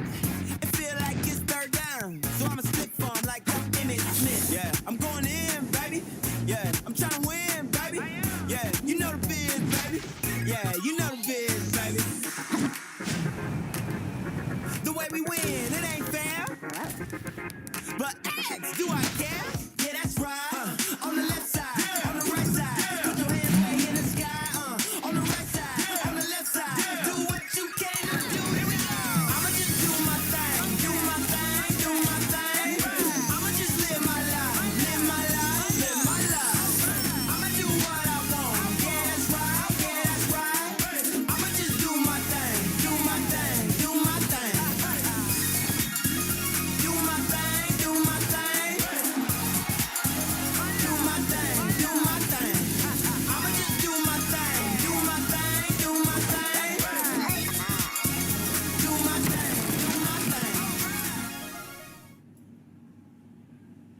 I just had a quadruple espresso. Is that a problem? Hi, my name is John Linden. I'm the CEO of Mythical. So working with Rudy and Jamie have really been a lot of fun because we really have kind of merged 3 different industries into one. So we have kind of obviously deep experience in gaming, but we also have teams from blockchain and we have teams in marketplace technology. And bringing these 3 worlds together, it's been a challenge at times, but also it's really helped us explore how to make this work. And I think that's been the intersection of those 3 industries together has really made Mythical special. I hope that players within Blankos can really kind of be what they want to be. You know, it's kind of a safe place that people can come. It's a great, strong community. And meanwhile, they have this economy behind the scenes that they can earn. They can really transact and be part of the world themselves. And that's really what they need to know. It really has become a great community, and we really encourage people to be part of that community. When you're building a game at the moment, if you want to move from 10,000 users to 10 million users, what you really need to do is have really, really epic gameplay. Blankos is a game that's all about what we imagine vinyl toys do when we're not watching. What happens when we go to sleep and these toys are left to their own devices, and an exploration of that whole fun world of creativity that these toys escape to. Every single Blanko has a story and have their own inspiration and their own flavor and their own style. And I think that players are going to find that they'll go, oh, I like this toy because it speaks to me. You are playing, building, and collecting. But then outside of that, you are also upgrading and selling. You don't need to understand NFTs or blockchain at all to play Blankos Block Party. All you need to know is how to play a game, and we teach you that. The Junction is an amazing place where the Blankos go to express their creativity. Players are going to have a role in helping to bring that world online. It's just this city full of tons of different designs and colors and patterns. But the point is that you are meeting up with your friends, you're practicing your new skills out together, and then you're jumping into mini parties. Yeah, okay. Players can build their levels using our Blanko build tool. They can make whatever level they want. They could set the terrain, and then they could set the win conditions, and they could set the game type. So you can make this level into a shooter, or you can make this level into a race. There are things that we didn't even think was possible with our level editor that they have been able to do.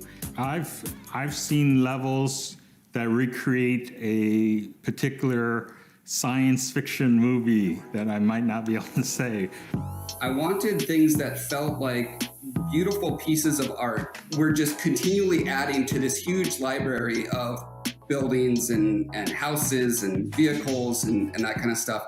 Things that you can throw together into to make your own block party.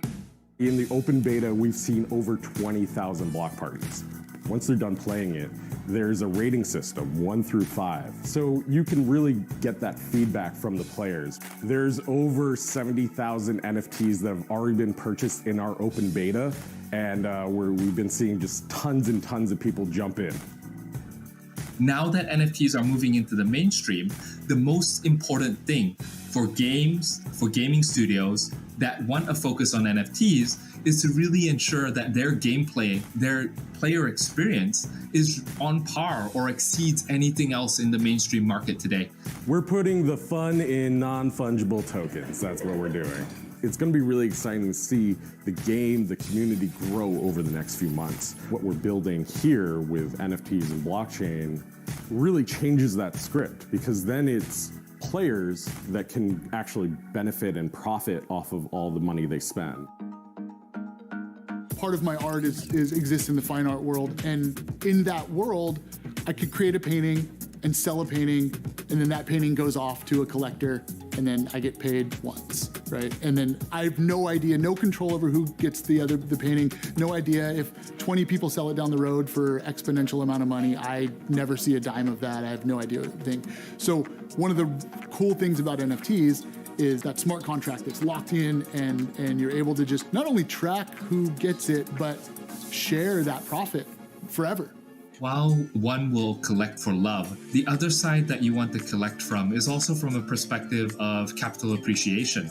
You know, when we look at the collector world today, vinyl toys are on a tear, right? Just the very fact that Blanco's Block Party created a platform where you could not only collect digital vinyl toys created by epic vinyl toy artists, but at the same time use those vinyl toys to battle other people in games. I truly believe that it's a magic formula for, you know, not only epic capital appreciation on the assets themselves, but also, you know, immense amount of enjoyment in playing the game.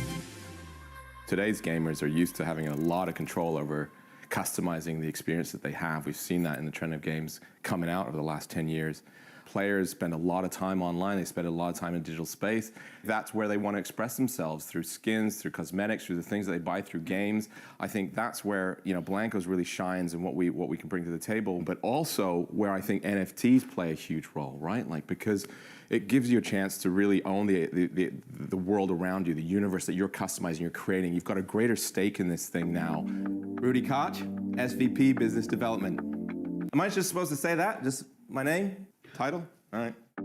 I'm a big-time collector. I collect vinyl toys. I have a whole wall of them at home. I'm a nerd. We're all nerds. We all collect. I love collecting.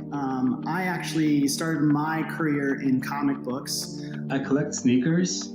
I loved Magic the Gathering. I had hundreds. These concepts as collectors ourselves, like the box opening, you know, opening a box for your Blanco, or the serial numbers on each of the NFTs that you buy. These are concepts that live in the physical collector's world that we love so much, and we wanted to bring that and translate that into the digital world. And what's amazing is that with the players that we've seen so far and the people engaging with the economy, they are getting these concepts, and it's been a lot of fun to see that all unfold. With real toys in real life, right? When the way to keep their value is you put them in the box, you put them on the shelf, you leave them there.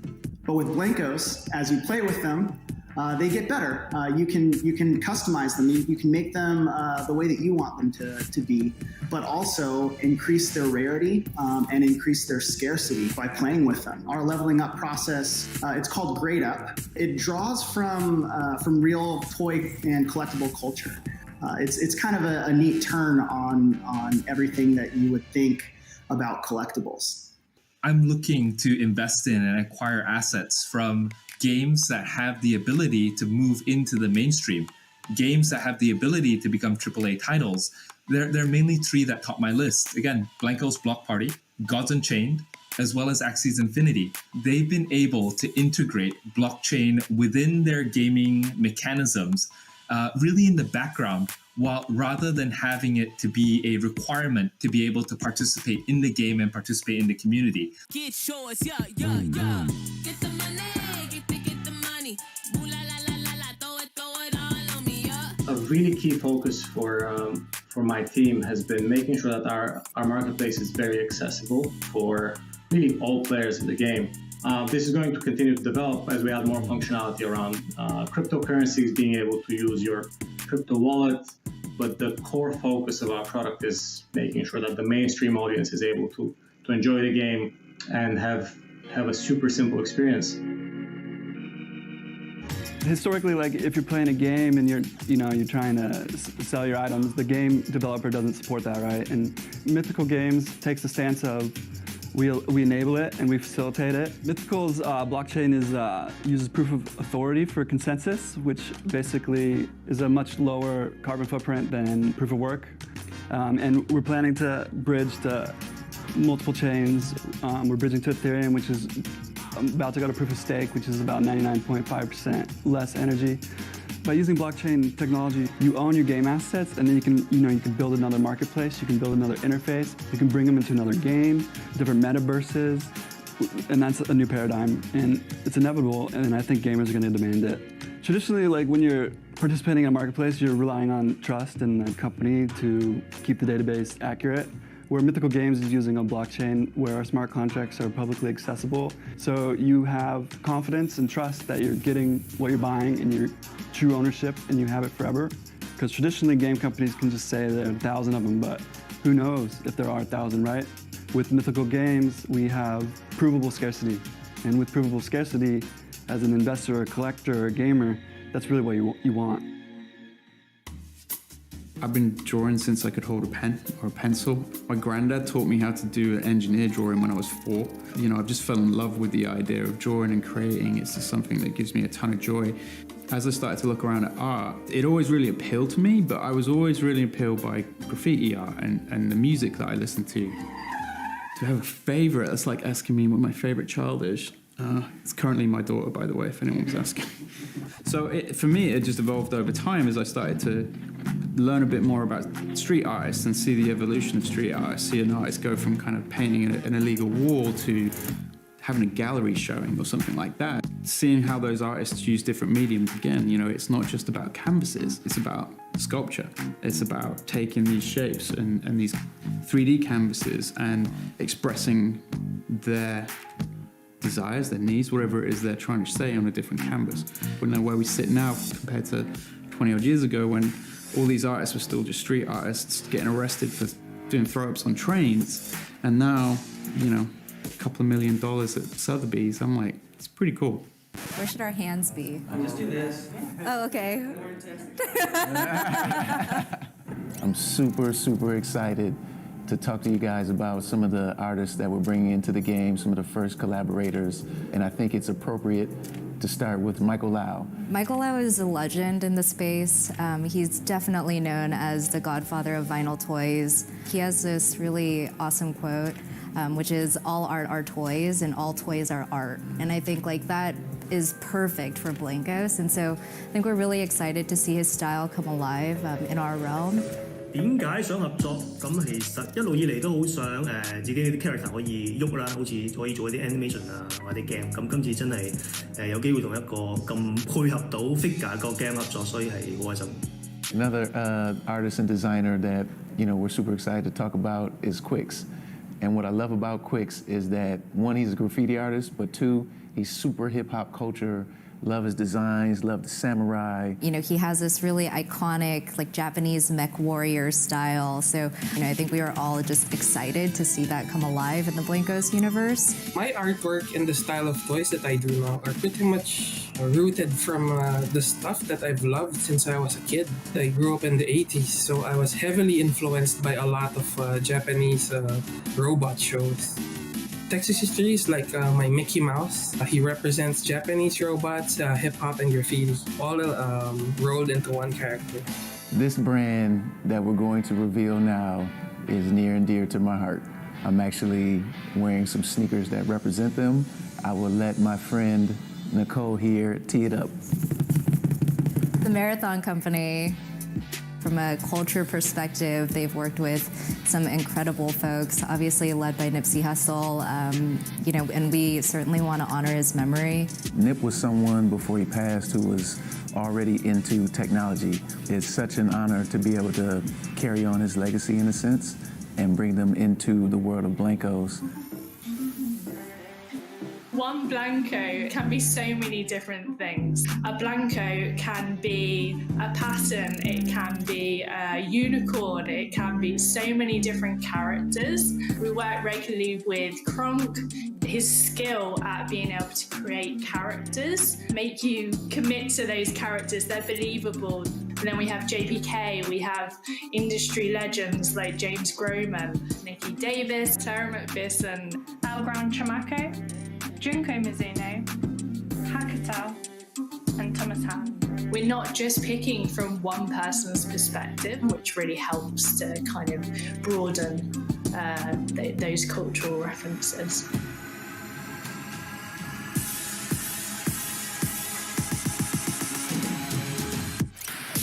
I am an avid vinyl toy collector. I have just a house, floor to ceiling, vinyl toys. To find a game that did such a really great crossover between that kind of tangible good and have that element in the game, no doubt by the end of this time next year, I'm going to have a whole row of Blankos. So.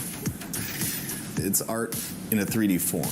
I think it's a really great online safe haven for, you know, street art, where it keeps its integrity and it isn't bastardized. Whether it's on geometry or it's sculpted or it's just, you know, tags on walls and stuff like that. I like that. I just like exploring the space. And then you still see this coalescence of cohesion as opposed to a random vomit. art exhibit games like Blankos, I think is a really great like bridge between the traditional mediums of creating art, digital art, or street art or stuff like that, and then into the game engine. And that's cool because I mean all the elements that are familiar to the Deadmau5 fan were really well executed in these skins.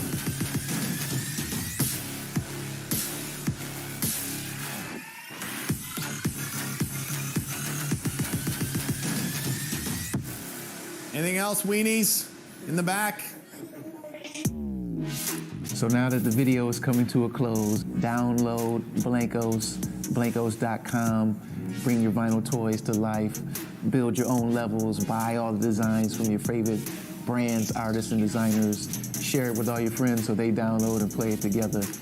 And we look forward to seeing you within the world of Blankos. But wait, we're partnering with the fashion industry's most coveted brands to bring you their style, Blankos style. And our first collab is a name you'll recognize. They're known worldwide for their signature plaids and heritage prints. I'm incredibly excited to announce that Burberry will be partnering with Mythical Games to launch a limited edition Blanko in their game Blankos Block Party. Pushing boundaries and discovering new ways to innovate with our communities have always been at the heart of what we do as a brand. Being a part of this creative and pioneering community with Mythical Games is an incredible synergy for us and a perfect evolution of our existing engagement with the gaming communities. This partnership presents Burberry's first exploration into the world of NFTs. This opens up a whole new platform of possibilities, and it empowers digital natives and gamers to own a piece of our brand and actively engage and participate with our house codes. We can't wait to embark on this pioneering journey with Mythical Games as we explore the future of digital ownership in gaming, whilst discovering new environments and a myriad of possibilities within this community. All right, you got the last word. Make it count. That's a good question. Here, let me give me 5 seconds here to think about it. All right, guys, let's cut on the cameras. Thank God. If you're ready to start building, playing, and earning, you can download and join Blankos Block Party now in early access on PC. Like, share, and subscribe. Also, watch your favorite content creators on Twitch this week for a chance to get an exclusive new Blanko, only available through Twitch. Thank you. Appreciate it. On behalf of all of us at Mythical, thanks for joining. I feel like you nailed it.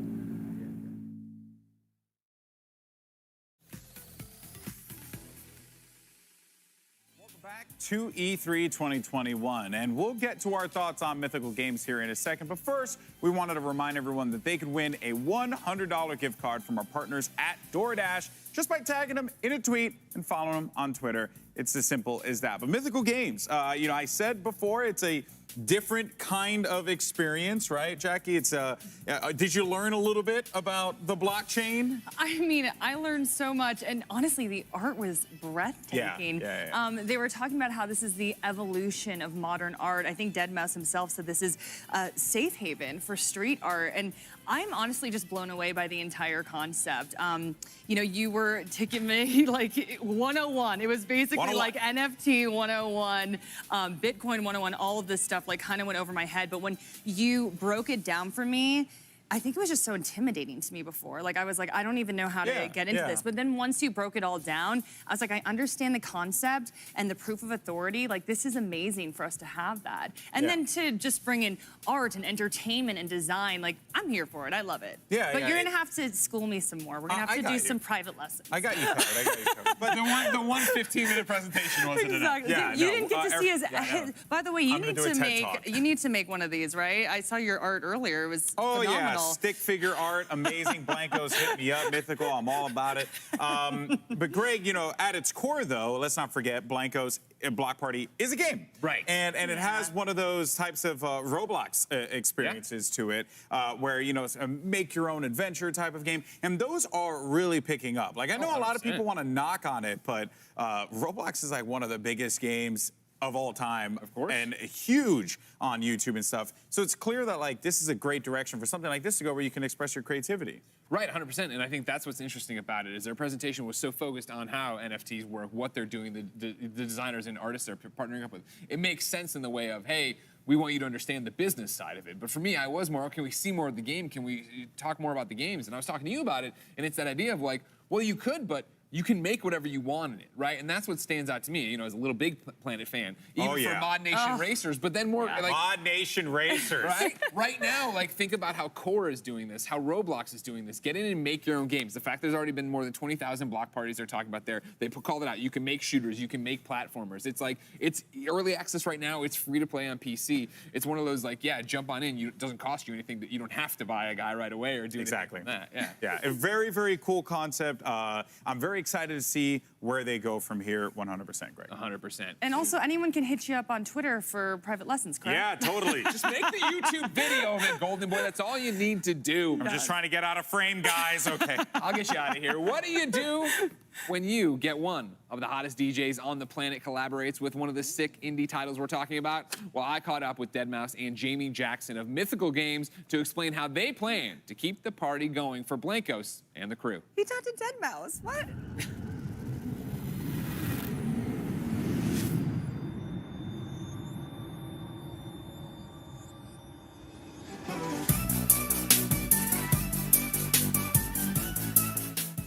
So how did this collaboration come about? I think Ender forced it on us. Yeah, Rudy forced it on me.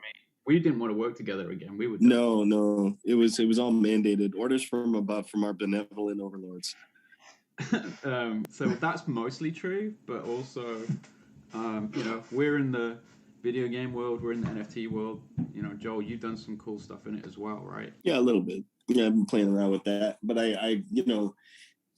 Outside of like, you know, the woo and wah of selling JPEGs for tens of thousands of dollars, I really liked what you guys were doing with like kind of the integrating the tangible good with that same kind of video gamey thing. That was what really got me excited. First time with Blankos anyway, where we kind of put somebody in the game and tried to create what their character was like. You know, it was pretty cool. It was cool to like figure out how we represented him as well.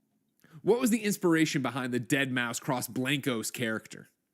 I mean, from my point of view, I knew like how Joel's cat Meowingtons is a big part of his life, and it felt like, you know, we wanted to represent the head, the mouse head, because it's such an iconic part of who he is and what he does. But we kind of didn't want to just do a modification to the Blanko. We wanted to make it a bit bigger than that. So it's actually the first time we've got a full head attachment in the game. And then we were like, well, you know, it'd be cool if when that head comes off, it's not Joel underneath and it's Meowingtons, and we kind of took a play on that. And I thought it was really cool. Yeah, I mean, I think it was really cool that they didn't just schlep a mouse head on it and call it a day. I mean, they also integrated the cat, my cat, Meowingtons, who I'm a big fan of, and just the fact that, you know, it's like the mouse head, but when they take the mouse head off, it's actually Meowingtons, which is pretty cool because he's kind of all part of the deadmau5 Joel ethos. Yeah, I like that we repped through one of your early suits in it as well. I was a long-term fan. Yeah, I stopped doing that. It was just too much effort. I like the first 2 or 3 shows, I did the suit thing, and I'm like, you know what? It's too much. It's too much. We're going to strip it down a bit. It's a cool throwback, though. How do NFTs expand the reach of your brand? It's a new technology and all that stuff, too. So we're just going through the trials and tribulations of what is it? Because I think the general consensus right now, if you were to ask a man on the street, oh, what's an NFT? Oh, isn't that like a $10,000 JPEG?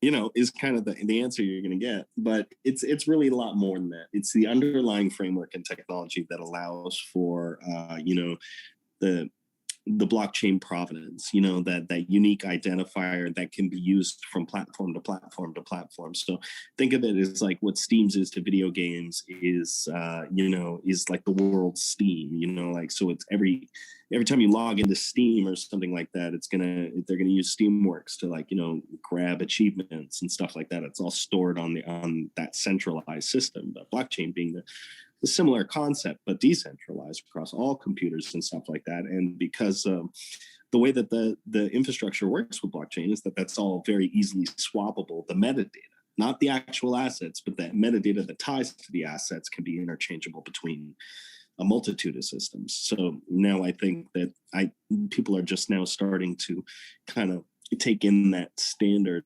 protocol of fetching and receiving wallet data and stuff like that, and tying assets to individuals through game platforms is a big win.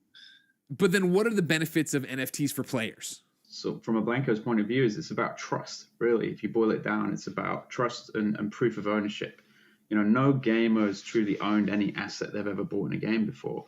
It's all just a license, right? And you kind of just trusting them. There's no way to prove it. Whereas with NFTs, you can it's proof. You can see it. It's open. If we say there's this many, there's this many. If you own it, you own it. And with Blancos in our marketplace, that means you can also go and sell it as well. So really, it's just about trust and truly owning the assets that you pay money for. When's the first Deadmau5 Blanco drop? This summer. This summer? Like this summer or next summer? This summer. Oh, nice. Thanks for joining us, guys. Now, let's get back to the show.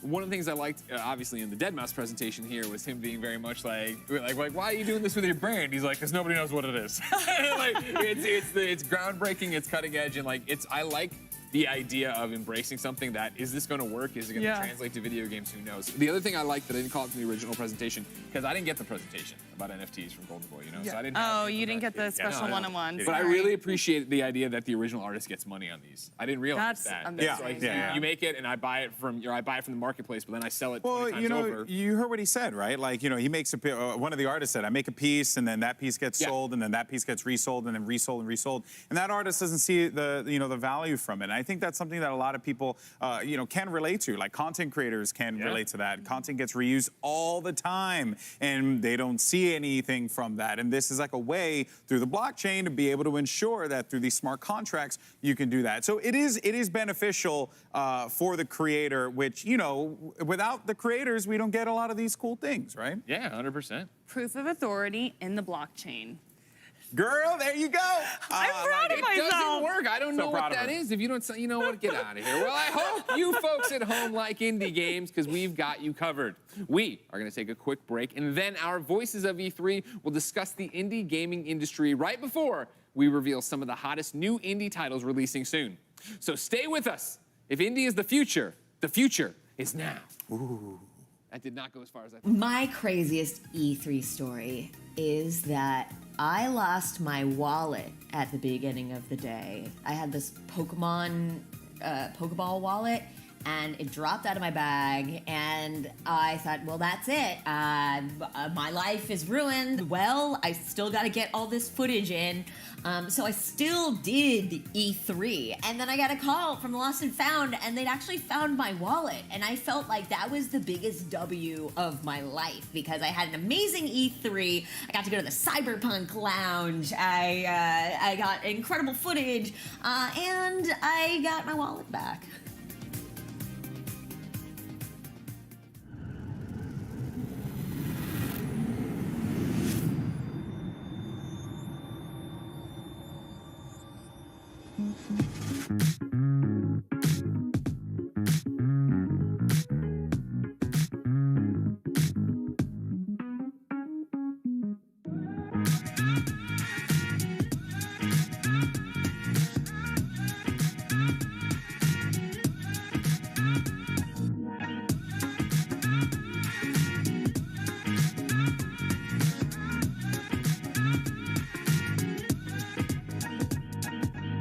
As a part of Play For All, GameSpot will be bringing you the latest gaming news and announcements, interviews with developers, the biggest press conferences, and lots more. Play For All is our yearly online event that combines the excitement and announcements of E3 with charity live streams the following week, with lots of special guests who are going to help us raise money for able gamers. So join us in June for E3 and Play For All on GameSpot.com, YouTube.com/GameSpot, Twitch.tv/GameSpot, and as a part of the E3's official broadcast. See you then.篝火营地是中国领先的游戏媒体，创立于2018年，致力于为全世界的中文游戏玩家提供专业、精准、迅速的资讯情报。篝火营地立足于中国，与多家国际一流游戏媒体同行达成正式内容合作关系，源源不断地将最新鲜的游戏资讯第一时间带给全球中文游戏玩家。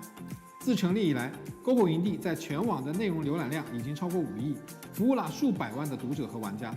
我们的愿景是做游戏文化传播者。您可以在全球各大手机应用市场下载篝火营地 APP， 或者访问3w.gamebonfire.com 来加入游戏传播者的行列。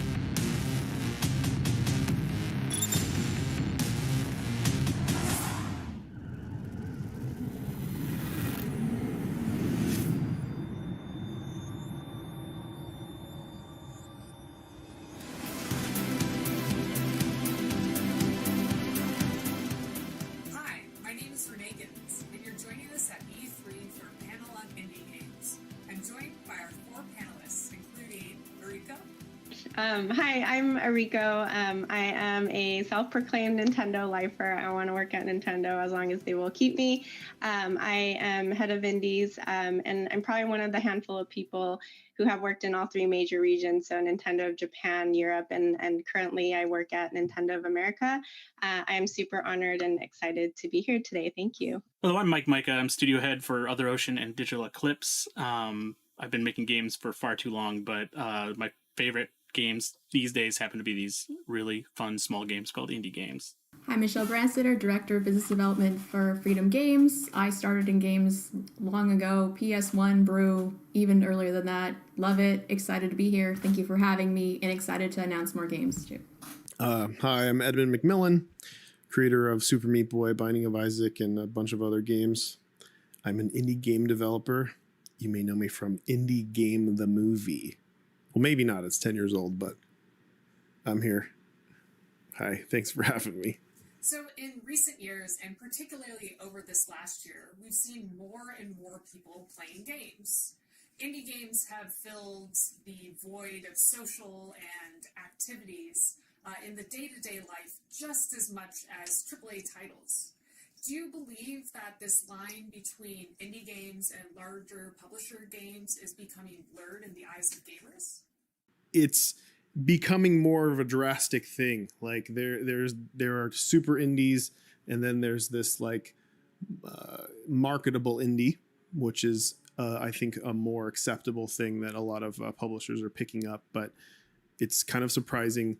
The real breakout hits tend to be the ones that aren't even being looked at by a publisher, that are just being picked up by, going viral, essentially. It's right to say that like indie seems to be the in thing right now. A lot of people are like, indie games, go here. It's like a category. Go to the indie games category. But I do like the idea of blurring the lines, because when I was a kid buying software or downloading software, whatever you were doing back then, I would not disassociate what Jeff Minter was doing from, say, an Activision game at the time. And right now, when I'm sitting there like going through a storefront, I'm not looking for like specific things. Things catch my eye, and I see all these smaller games. There's so many of them now.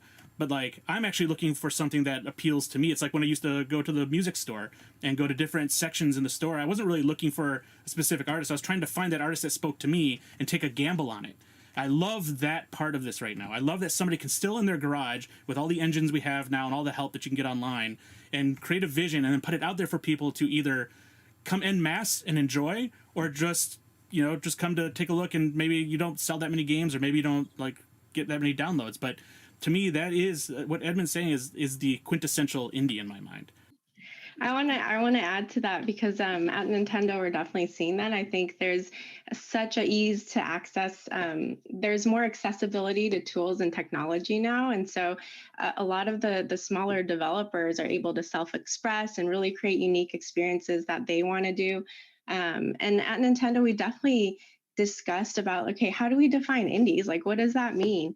And ultimately, we decided, let the indies, like, let our partners decide if they identify as indies and how do they want to represent indies. And we're just here to really support and amplify their message. And if you look at our Indie World showcases, it's really intentional where we let the developers talk. They're like the superstars of our showcases. And they're the ones who are on camera and they're the stars of the show, and they get to tell their stories with their own voices. Do you feel that having the Nintendo Switch and the graphics style that's popular in the games and just the wealth of indie titles that are available on the platform is due to the platform itself or to the audience that you have or your connection with those developers? Yeah, I think we want our content to reflect our audience, and our audience is all genders, all ages.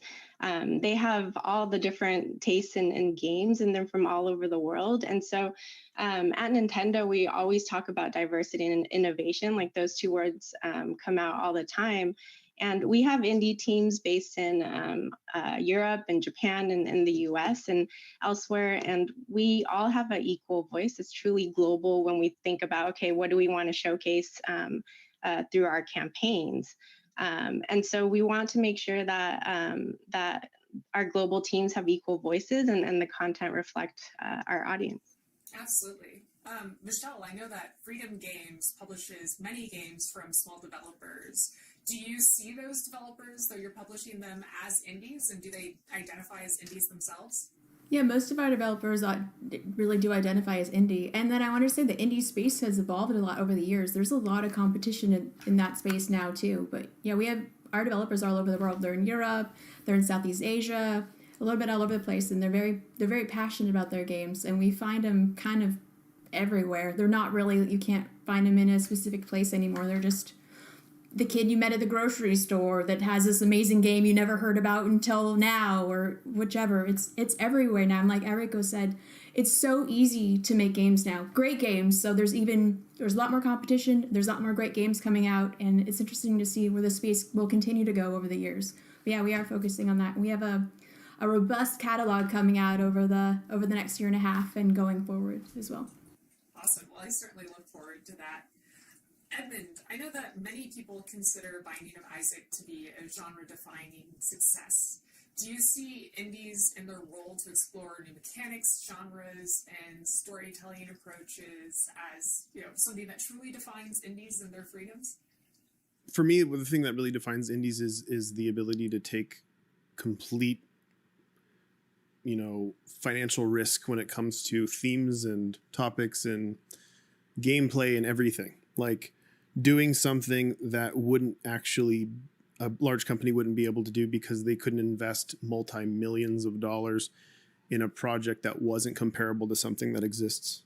And that's the way all big business works. It's stupid to take a risk with that much money. So it makes perfect sense. It's like, no, it's just the way it works. But if you're a small team of a handful of people and your budget's basically your rent, you can do whatever you'd like to do.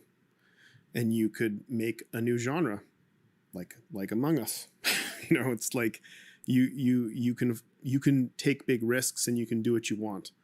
And that's the beauty of complete independence. You can try to avoid the urge to appeal to a majority. Ed Catmull speaks of the concept of the ugly baby and the hungry beast, and the hungry beast being a large company that needs to keep churning and making money in order to employ all of the people that it has working at it. Whereas the ugly baby is a brand new idea that's strange and unpolished, and it needs to be protected to see if it can grow into a beautiful swan or a beautiful indie game. Do you feel like indie studios are particularly good at taking care of ugly babies? And do you have any advice for someone who might have this idea of their own and how to initially vet that idea to see if it's worth bringing into production? I think one thing that indie games do really well, again, we let our partners identify, but they put their heart and soul into it, right? They have a vision, they have a story they want to tell. They don't really care. It's about what they want to create. They have a vision, and that's what creates a magic. And for Nintendo, as long as that puts a smile on someone's face, for us, we're really excited about that. For me, recently it was a short hike. I am a mom of 2, and I'm super busy all the time and exhausted at the end of the day. And so when I get to put that on and relax and fly around the island, it's cute, adorable characters. And I even shed a tear. I won't spoil it for people, but that's a great indie game for me. And so I think that's the magic of indie games. Michelle, how does Freedom Games evaluate these initially unproven mechanics and ideas? The developers are extremely passionate about the game. That kind of weighs a lot into it as well. I came from an indie background too. If you didn't live, eat, and sleep what you were selling, it wasn't going to work. So a lot of our indies are kind of the same, but more in a more healthy scenario now. That's something that we consider too. But basically, Triple I is all about passion. It really is, and that's what kind of differentiates it from some other titles or genres is passion, I would say. Right now, what I love about a lot of really good, talented game developers that I meet is that their motivation isn't driven by money. It's driven by a singular vision that they really have had for a long time, usually. They just want to make it happen. And it gets so infectious when you hear it that you suddenly get caught up in it and you want to make it happen. And the reality is, if people could really hear it all the time, if people could really predict what a hit's going to be, we'd have a lot more hits. We don't. That's just stupid. There's always people in the room that you're not in. You're never at the table. They're saying, well, this isn't going to do X because they're doing some math on it. They're over, under, or whatever they call it, and all these different methods they use. But they're rarely ever right. But the person who has that singular vision for so long, who's thought about it forever, how can you pit those people against somebody who's been thinking about this their whole life and just wanting to do it? You really can't. Absolutely. I think storytelling itself is something that indie games can do very well, and particularly when it comes to telling unique stories. Are there any indie game titles that you have all played that you've found to be particularly inspiring or emotion invoking in general? I'm a huge fan of games that present their themes through gameplay. Yeah. Whatever the story, I want to be part of it. I don't want to feel like I'm watching a movie that I'm hitting pause and then I'm doing something else and then coming back and hitting play. I want to feel like it's a dynamic, living world that someone has presented to me, and what I do has some say in what this story is. Or it's a visceral experience. They're painting a world with bits and pieces, and you get to fill in the blanks. I think that's more complementary to video games because you're already in that puzzle-solving, creative mindset. So it lets people be more immersed in than simply just telling somebody a story. Eriko, do you think that there are more social games that are being developed in the indie space with the lack of social activity in person for the last year, and also the success of games like Among Us? There's just so many people who love different games. So Among Us has been explosively successful on our platform, and Nintendo was super excited to have it on our platform. Our audience loved it. But look at Hades, for example, which is also on Nintendo Switch. It won Game of the Year recently at DICE. And so I think there's just all sorts of games. A funny story is Human Fall Flat. That's another puzzle game published by Curve Digital, and that's been massively popular in Japan. And elementary school kids who probably don't have the concept of indies, they just loved it. They thought it was super fun, and it's been really popular in Japan. So I think there's just all sorts of games that are fun and out there. Do any of you have other thoughts about the future of indie games, or what we can expect from the genre or art form moving forward? The thing I love most about I guess how we're referring to indie games here is like I love the not knowing what's coming because ultimately it's anticipating that I'm not capable of anticipating what's going to be the next thing coming out. Like I love finding something I never thought I would like or I've never thought would be a game or even fun. Like when Job Simulator, for instance, came out, I'm like, who wants to, like, it goes against Ron Gilbert's thing about like getting off a job and then going home and relaxing. I loved it. Or, you know, like all these sorts of things, or like even some weird things that would come out of mobile and all this stuff. Like I would just never anticipate that stuff and things like that. And it's I guess what I look forward to is the things I cannot anticipate. Well, this has been a wonderful conversation. It's so great to hear the different perspectives about indie games and indie studios, as well as hear your thoughts on what's coming up next and what to look out for. It's been a true pleasure. Thank you very much.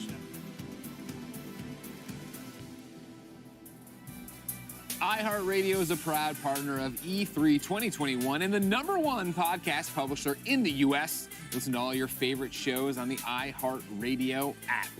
And, of course, Golden Boy, just like us. Use the razor stuff. Use the razor blade. Use the razor stuff. Use the razor chair. Have a good time. You know what I mean? I have actually been wanting a razor blade for a very long time. When I used to work at Twitch. Put it in your bag. Yes, I should. When I used to work at Twitch, you had an option. You can either get a razor for like Windows users or a Mac. Yeah. And I don't mess with Macs at all because I'm terrible. Like, you know, my brain just doesn't work that way for some reason. So I went with the original razor blade. Yeah. That was so fun to carry around the office. Just a sleek black thing. Sure, play games whenever you want, too. Yeah, right? it was amazing.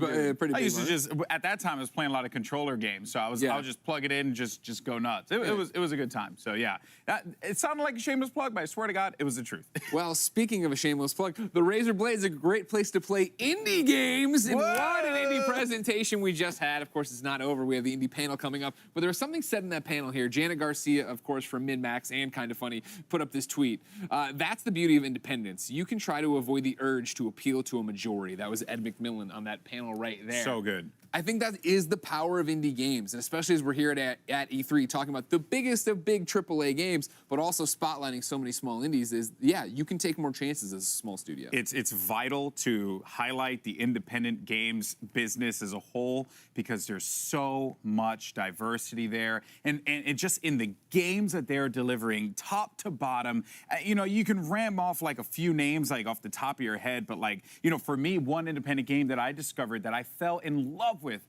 was Moonlighter. Oh my God, yes. Love that game so much. And I found it out on a whim because I was playing another independent game. I think it's Momodora, I believe was on the Switch. Great game. And I was like, man, I'm looking for something else. And, you know, I finished that one and I found Moonlighter. And oh my goodness, it just stole me. It captured my heart. Love that game. And I wouldn't have found that, you know, if someone just, you know, take that to a AAA studio or something like that. Totally, and that's the thing right now is there are so many indies, it's impossible to keep up with all of them, right? And that's, Moonlighter was the exact same thing. My job, of course, every day is to talk about video games, review video games, preview video games, and I didn't know about Moonlighter until somebody on our subreddit was like, this is a great game, you need to play it. 100%. And that's why I think it's so powerful that E3 keeps doing indie showcases, ladies and gentlemen. So let's get back to game reveals. Yeah. We know why we're here, we know why you're there, so without further delay, here are some of the hottest indie titles set to come your way soon.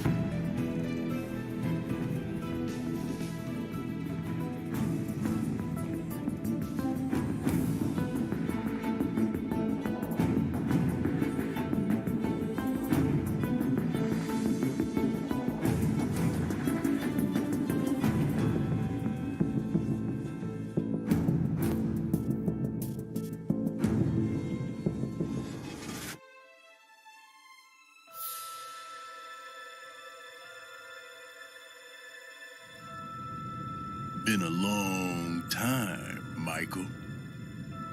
I heard you were back in town, but I don't remember sending you an invitation. I'd kill you myself, but where's the fun in that? No, Michael, I'm gonna roll out the red carpet for you.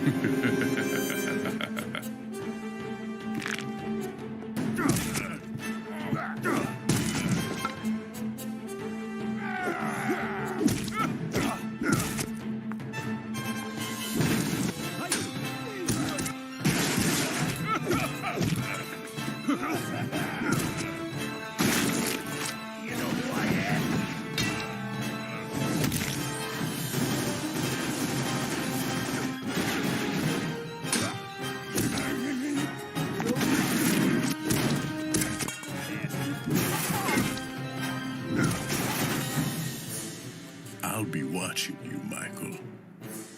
Good luck, old friend.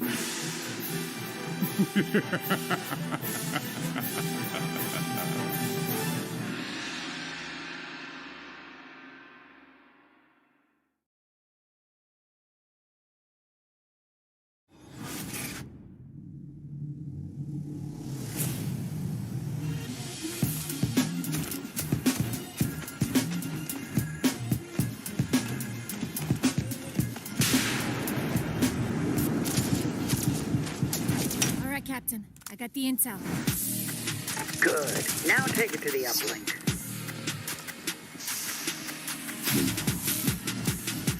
Ahí está vaina. The base roadblock. Target is marked. Oh, thanks. Ciao. So, remind me, what's the deal with this intel? I guess I'll kill you now. The drone is down. The drone is mine.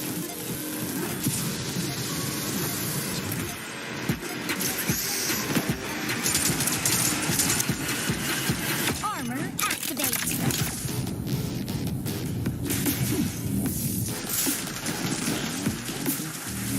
You are safe with me. Connection established. Execute protection mode. All right, I'll download the data. Now, you know what to do. Toretta. Soldiers, we need you here. Keep your wig on, pet. I'm all over it.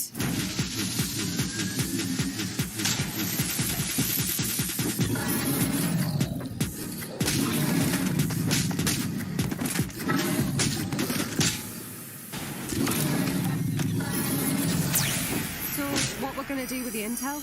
We need it for the job. You know, the heist, larceny. Larceny? More like...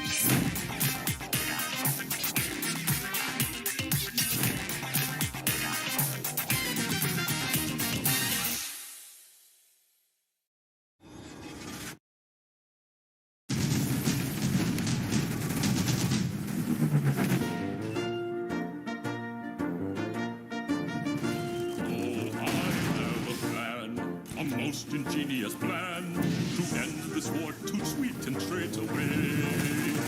So I asked to see the general, but the sergeant told me no. He said, in the trenches where you're meant to stay. I said, dear sergeant, pardon me. I see that I've made you upset, but let me tell you my plan to save the day. Oh, let's try being a little nicer. Let us all agree to disagree. Why don't we send some flowers to the Kaiser, and then we'll all be home in time for tea. Oh, let's try being a little sweeter. You catch more flies with honey, don't you see? If the brass would change their tone, then we could all go home. But the generals never listened. The generals never listened. The generals never listened to me.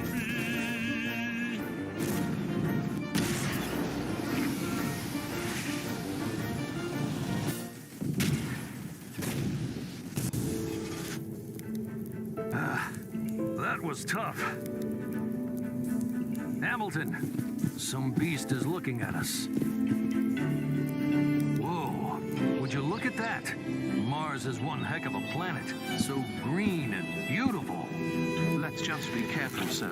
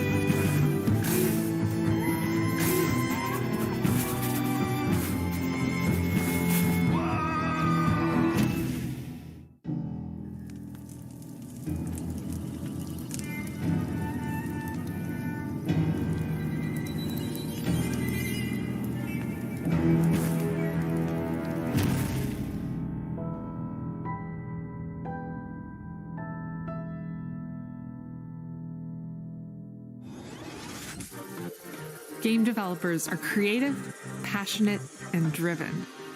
We tackle new technologies and overcome many challenges in the pursuit of our creative vision. At the IGDA, it is our mission to support and empower all game developers around the world. We provide community, mentorship, research, knowledge, and best practices. We're here for you when you need it, so you can advance your career while keeping your health. Join us and help make our industry a better place for all of us, now and in the future. Help make a difference and join the IGDA.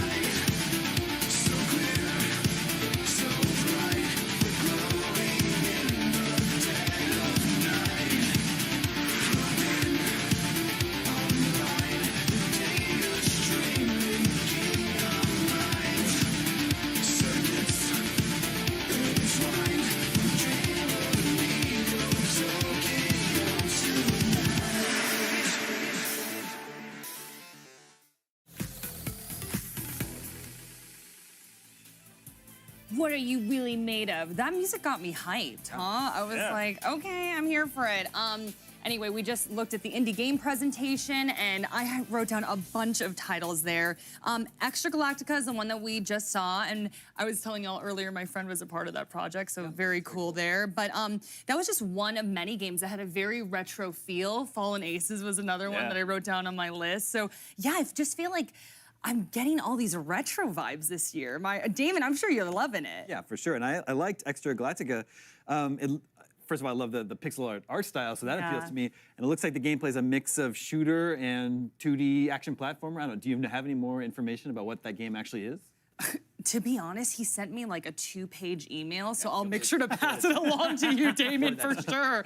But honestly, he sent it to me this morning. He's like, dude, this is gonna be in the show. And I was like, what? Like, that was one that I wrote down earlier that I liked, because I got to get a sneak peek at the presentation, don't tell anybody. But yeah, and I was like, oh my gosh, I love that game. And yeah, that totally vibed, it was amazing. But Fallen Ace is another one that I put down there, very Doom inspired. And we saw something from the same studio or creator yesterday, am I wrong? We saw Dave Oshry from New Blood during the PC Gaming Show before he was unceremoniously cut off by Gabe Newell talking about Steam Next Fest. But they have a bunch of cool stuff coming out. I also love all the URLs they have for each of their games, very tongue-in-cheek. This one was literally Doom Noir. It does feel like a throwback to the FPS of yesteryear, but with that stylized sort of 1920s gangster flair. It looks like a lot of fun. Oh my goodness, I love the narration, right? I was just like, that villain, that voice is just haunting me. I'm sure it really spoke to you, Michael. Yeah. The whole trailer was like, yo, Michael, I know you.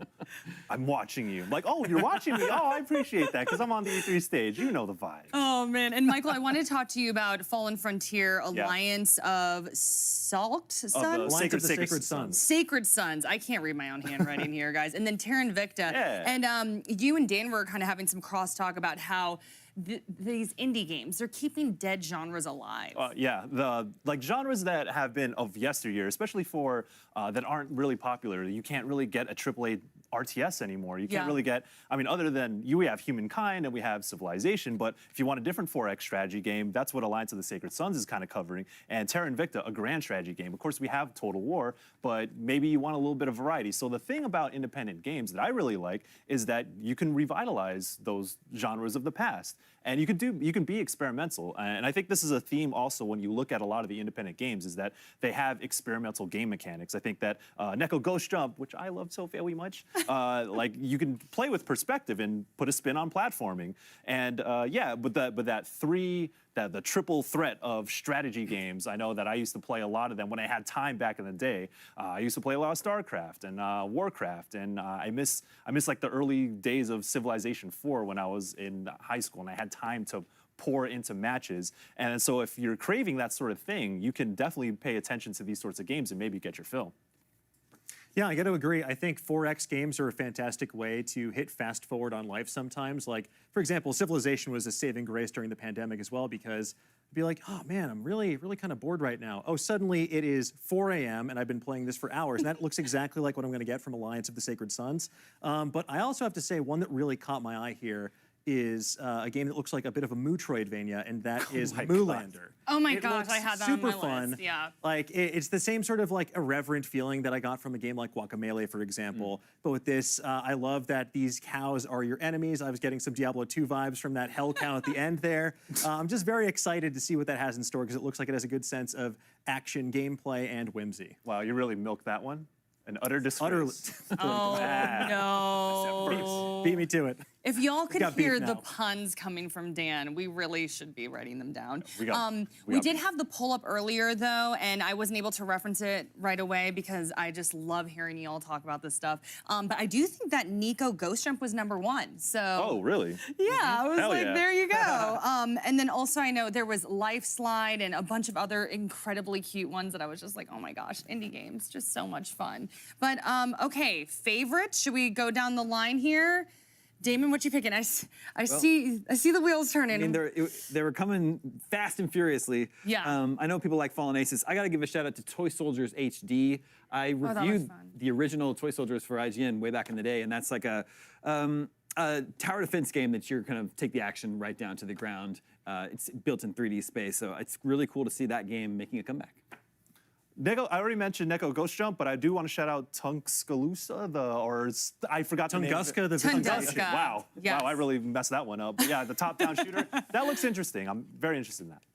Larcenauts, let's go. Let's compete in VR. I'm down Oh for it. my gosh, I love it. I think I'd pick Tunguska as well, but Nico is very close behind, runner-up. Well, so many great indie titles. Let's see what GB and Greg thought of the indie games that we saw today. Hi, guys. I know y'all love the Nico game. I don't even need to ask, right? Of course we did, Jackie, but it didn't make my top 3.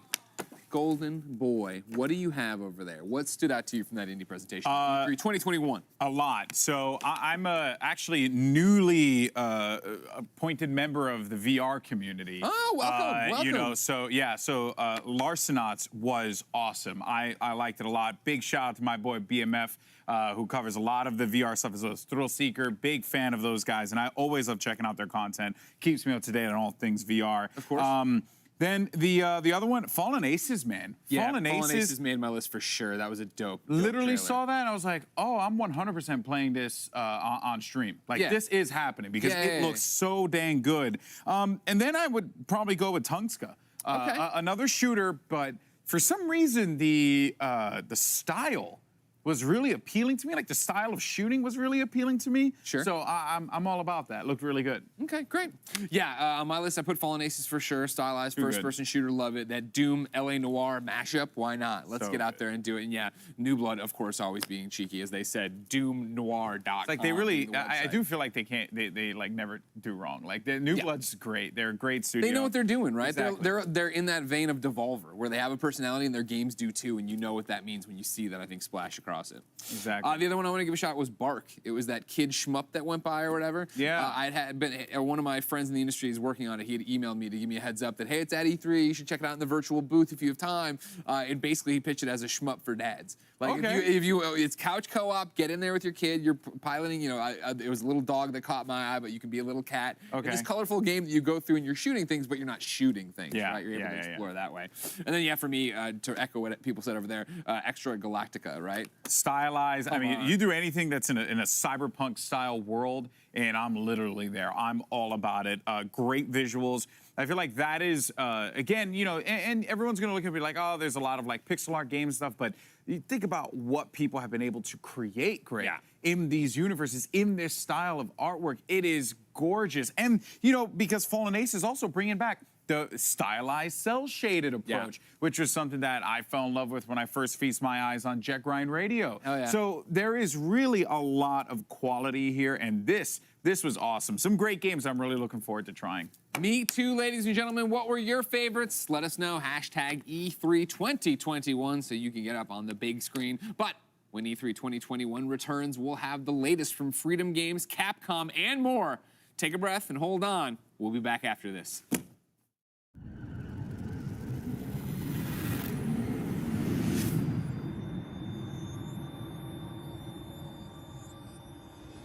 IGN Summer of Gaming has officially partnered with the ESA for E3 2021.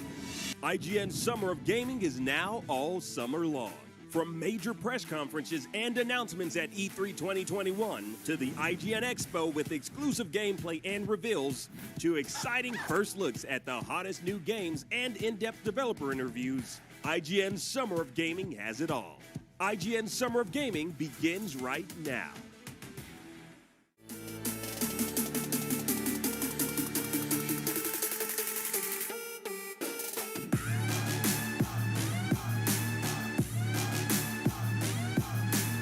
More power.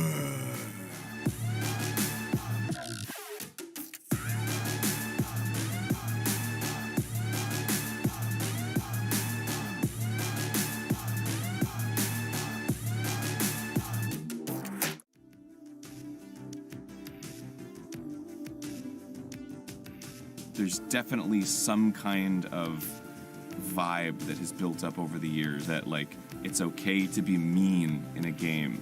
And I think that's got to change. We've all had bad days. We all get rolled because it's the same like 12-year-old cranking 90s on us in the Fortnite lobby, and we can't build as quick, and he just builds a Taj Mahal and then just drops down on you, and you're angry. I get it, but I don't think we should all be okay with just accepting like, oh, this is how people talk on this video game. Like, that is not okay. There's a difference between conflict and dialogue. When you're having a conversation, you don't have to agree. When it's becoming something that's toxic, right, there's no respect. It's a social contract you enter into as a human when you walk out your front door. That is that you will act with decency.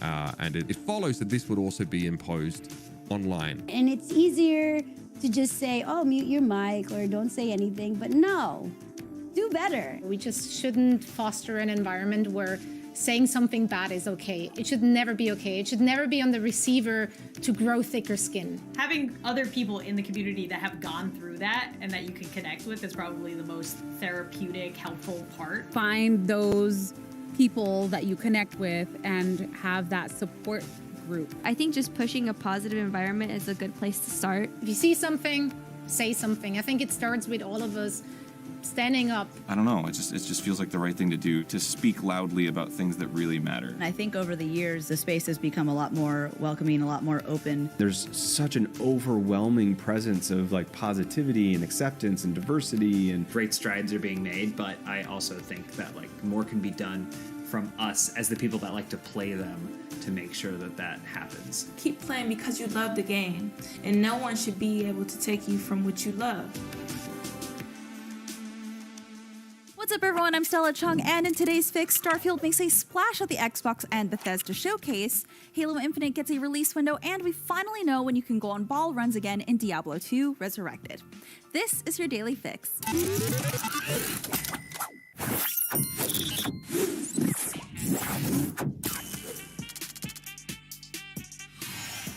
Microsoft came out swinging with a look at Bethesda's first new property in over 20 years, Starfield. The in-engine trailer begins on an alien planet aboard a vessel called the Constellation. The narrator talks about venturing into a field of stars, and we get a look inside the interior of the Constellation, which looks reminiscent of the space-age ships from the 60s. Beyond the cinematic trailer, we still don't know much about the gameplay itself.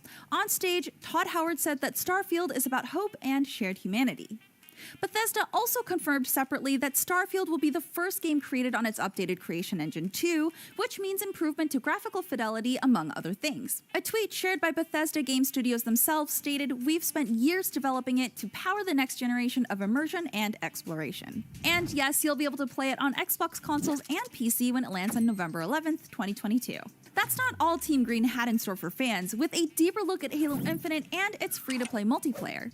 Our first taste of Infinite's multiplayer came in the form of a fast-paced montage of match moments across a variety of maps. Cosmetic upgrades from Halo games past are making a return, as well as our favorite narrator. The free-to-play multiplayer suite will be crossplay and cross-progression. The experience will reportedly be optimized for every device: PC, Xbox One, Xbox Series X, and S. We also got a glimpse at the campaign with Master Chief using his grappling hook to pull himself through some zero-gravity wreckage. There seems to be a new AI construct working with the Master Chief, but judging by its dialogue, Cortana may still play a pivotal role in the story. Halo Infinite will be launching on Game Pass at release, but we just don't know when that release date is specifically, although they did say it was due this holiday after having been originally delayed out of fall 2020. With the remaster of Diablo 2 announced at BlizzConline earlier this year, fans have been wondering just when they can take on the forces of hell again, and we finally have an answer. Diablo 2 Resurrected is hitting consoles and PC on September 23rd. This HD remaster of the classic ARPG will be available on PC via Blizzard's Battle.net and Xbox Series X and S, Xbox One, PS4, PS5, and Nintendo Switch. It will include both the Diablo 2 base game and Lord of Destruction expansion. This follows a playable alpha in April, which looked pretty impressive. Despite a few changes, Blizzard is trying to stay true to Diablo 2's roots. If that isn't enough fire and brimstone for you, the remaster will be available standalone or as a part of a bundle, the Diablo Primeval Collection. This comprehensive collection contains the Diablo 3 Eternal Collection, which includes Diablo 3, the Reaper of Souls expansion, the Rise of the Necromancer content pack, and a few cosmetic goodies. Pre-orders are available now, and don't forget to pick up Wyrt's leg so you can open that portal to the Chaos secret level. With E3 now in full swing, are there some games you're still looking for? Did Microsoft blow your mind? Let us know. I'm Stella Chung, and that was your Daily Fix. Now that you're all caught up on the news, be sure to check out the rest of our E3 coverage on YouTube, across social media, and even on your smart TV. Download the IGN app on all of your mobile devices, subscribe to the Daily Fix on Snapchat, and for all things, everything else, IGN.com.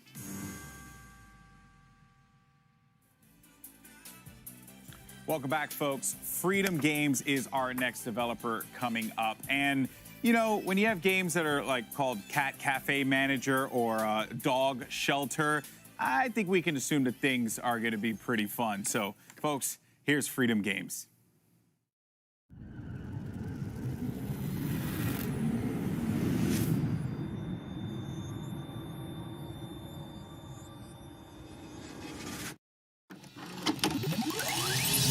I decided, you know what, I've dabbled in indie games. I'm going to give this one last shot. Let's just make a game.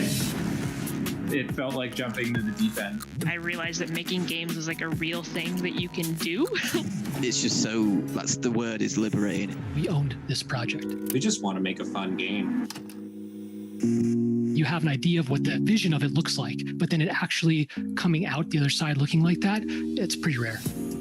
I co-founded the studio with two of my friends. We had all worked at a company that did not end up turning out like, you know, any of us had hoped. So coming out of that experience, the three of us, we wanted to do something that felt a little bit more authentic to who we were and what we liked. Going into it, we knew that we had complementary skill sets. Having the kind of the core pillars of game design already there and having experience, we were able to cover a lot of bases. This is really the first time we've been able to pour so much of ourselves into the development of a game. I think I'm most proud of us being able to look at this game and know that we're hitting our own quality bar, especially for our first game.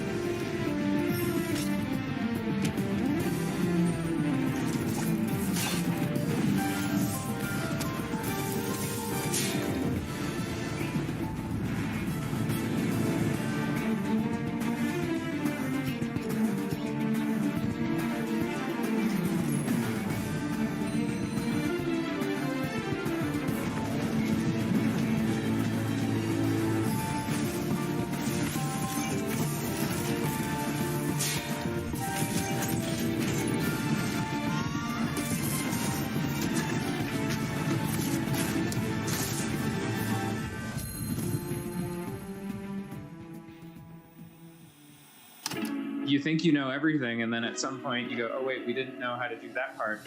Well, I guess we got to figure it out. The four of us who started the studio worked in AAA. I left to go start making indie games. So we took that opportunity to kind of use our old friend group and our old expertise to start up the Wandering Band. And it was the first time that all of us felt complete creative control. That was fun. It was a challenge. It was also scary at the beginning. On a AAA team, you have technical artists and a dozen animators. I think the biggest challenge for us was trying to learn new skills and new parts of the game development process without ever doing it before. But I wouldn't trade it away. I think it's the creativity and the creative freedom is totally worth it.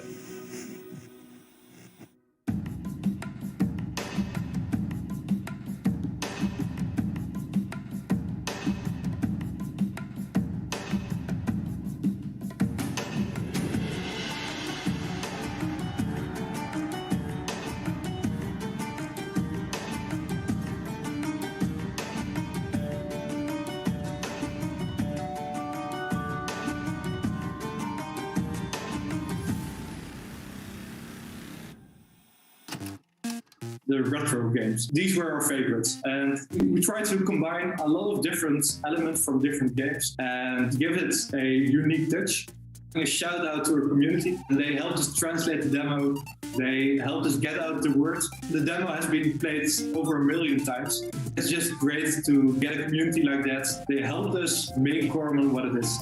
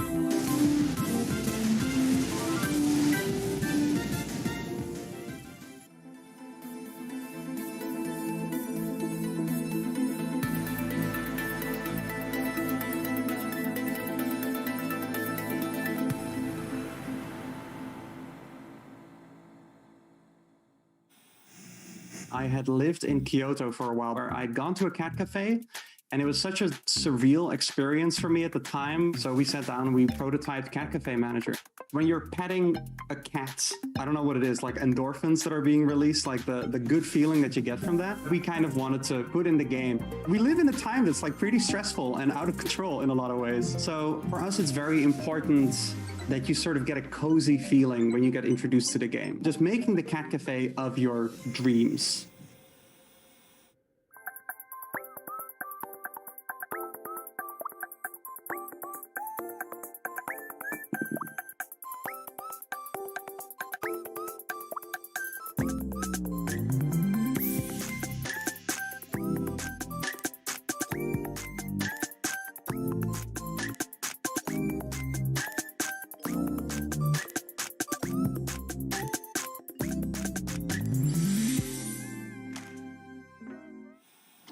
I'm from a really rural town. So is Tanner, the other lead developer on the game. We've been together since middle school, I guess.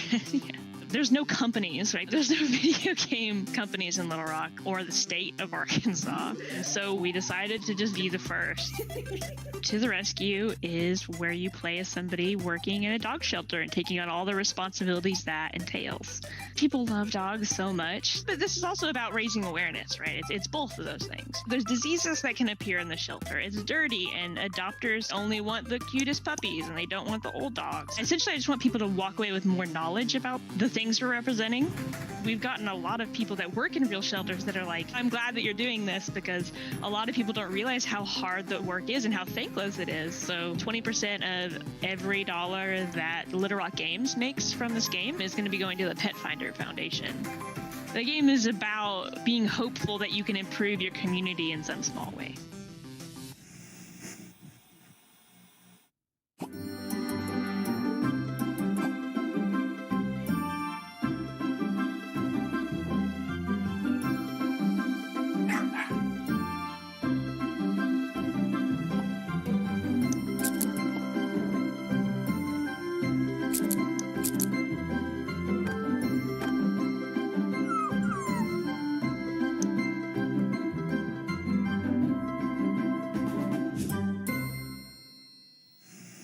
I first started getting into games probably about 7 or 8 years old, tinkering around with game engines. I started putting games on the web, Flash games and things like that. I always liked the idea of really silly deaths, characters getting blown to bits in like a cartoony way. It's usually an area of frustration, but when you can see your character's head just flying off and blood's going everywhere, it's like, you just got nothing but humour there. Sure gonna feel bad in the morning. I come up with the idea of having like a Ninja Warrior / Total Wipeout death competition. I was actually working 2 jobs at the same time as developing the game. I'd have all these fantastic ideas while I was there. You know, I'd be on the checkout just thinking about Slaughter League, and then by the time I get home, I'd just like, we ended up deciding that it would be best if I worked full-time on the game. This game, it sounds corny, but it's changed my life in that way, whereas no other game had before. It's just flipped my life to where I want it to be. So to finally be able to do this as a job is just insane. I love it.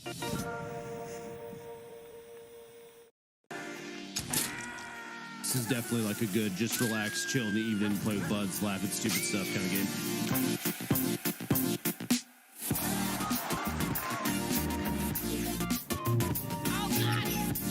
Oh, this is sick. Yeah! What is that? Oh, Jesus! It's gonna be an absolute show. I was pretty laid back in college. I did just fine, but I worked on Dark Deity. I didn't work on my own work. None of us have ever worked on games at all. So for the majority of development, I worked on it in a dorm, yeah. And we would sort of just sit in the dorm room, just like, you know, typing, working away. I learned how to code for like a whole week. I just didn't leave my room, didn't eat, didn't do anything. You know, where we're at, we're all 23. 2 of us haven't even graduated college yet. To be at E3 is pretty exciting.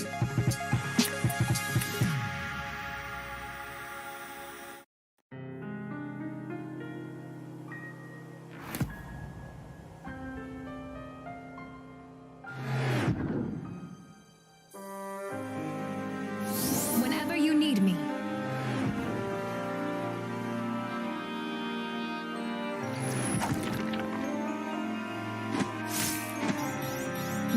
should raise my rates.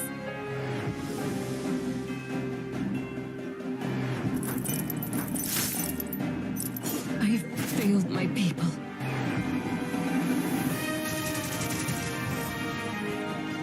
Weakness has consequences. This would make for a fine tale.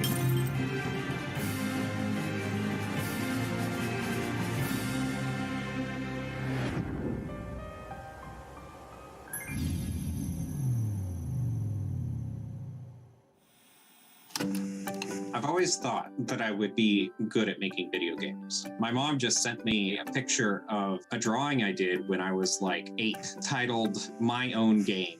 I was diagnosed with Asperger's autism as a child, and I basically kind of just told myself, nah, there's no way I could be in management. But through therapy as a child and then continuing my own efforts, I overcame it. Now I'm doing my dream, doing something I thought I couldn't do.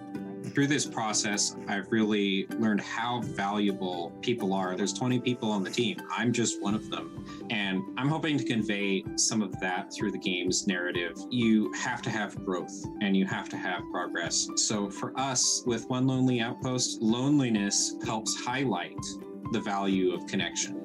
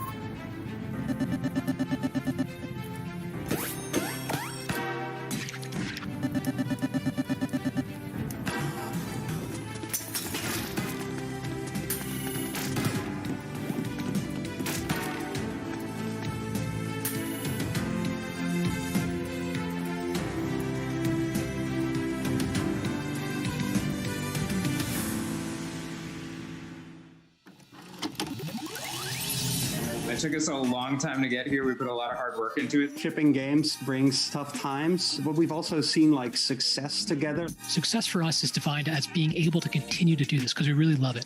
We want to be what we know and be the best at that. Making something that people enjoy.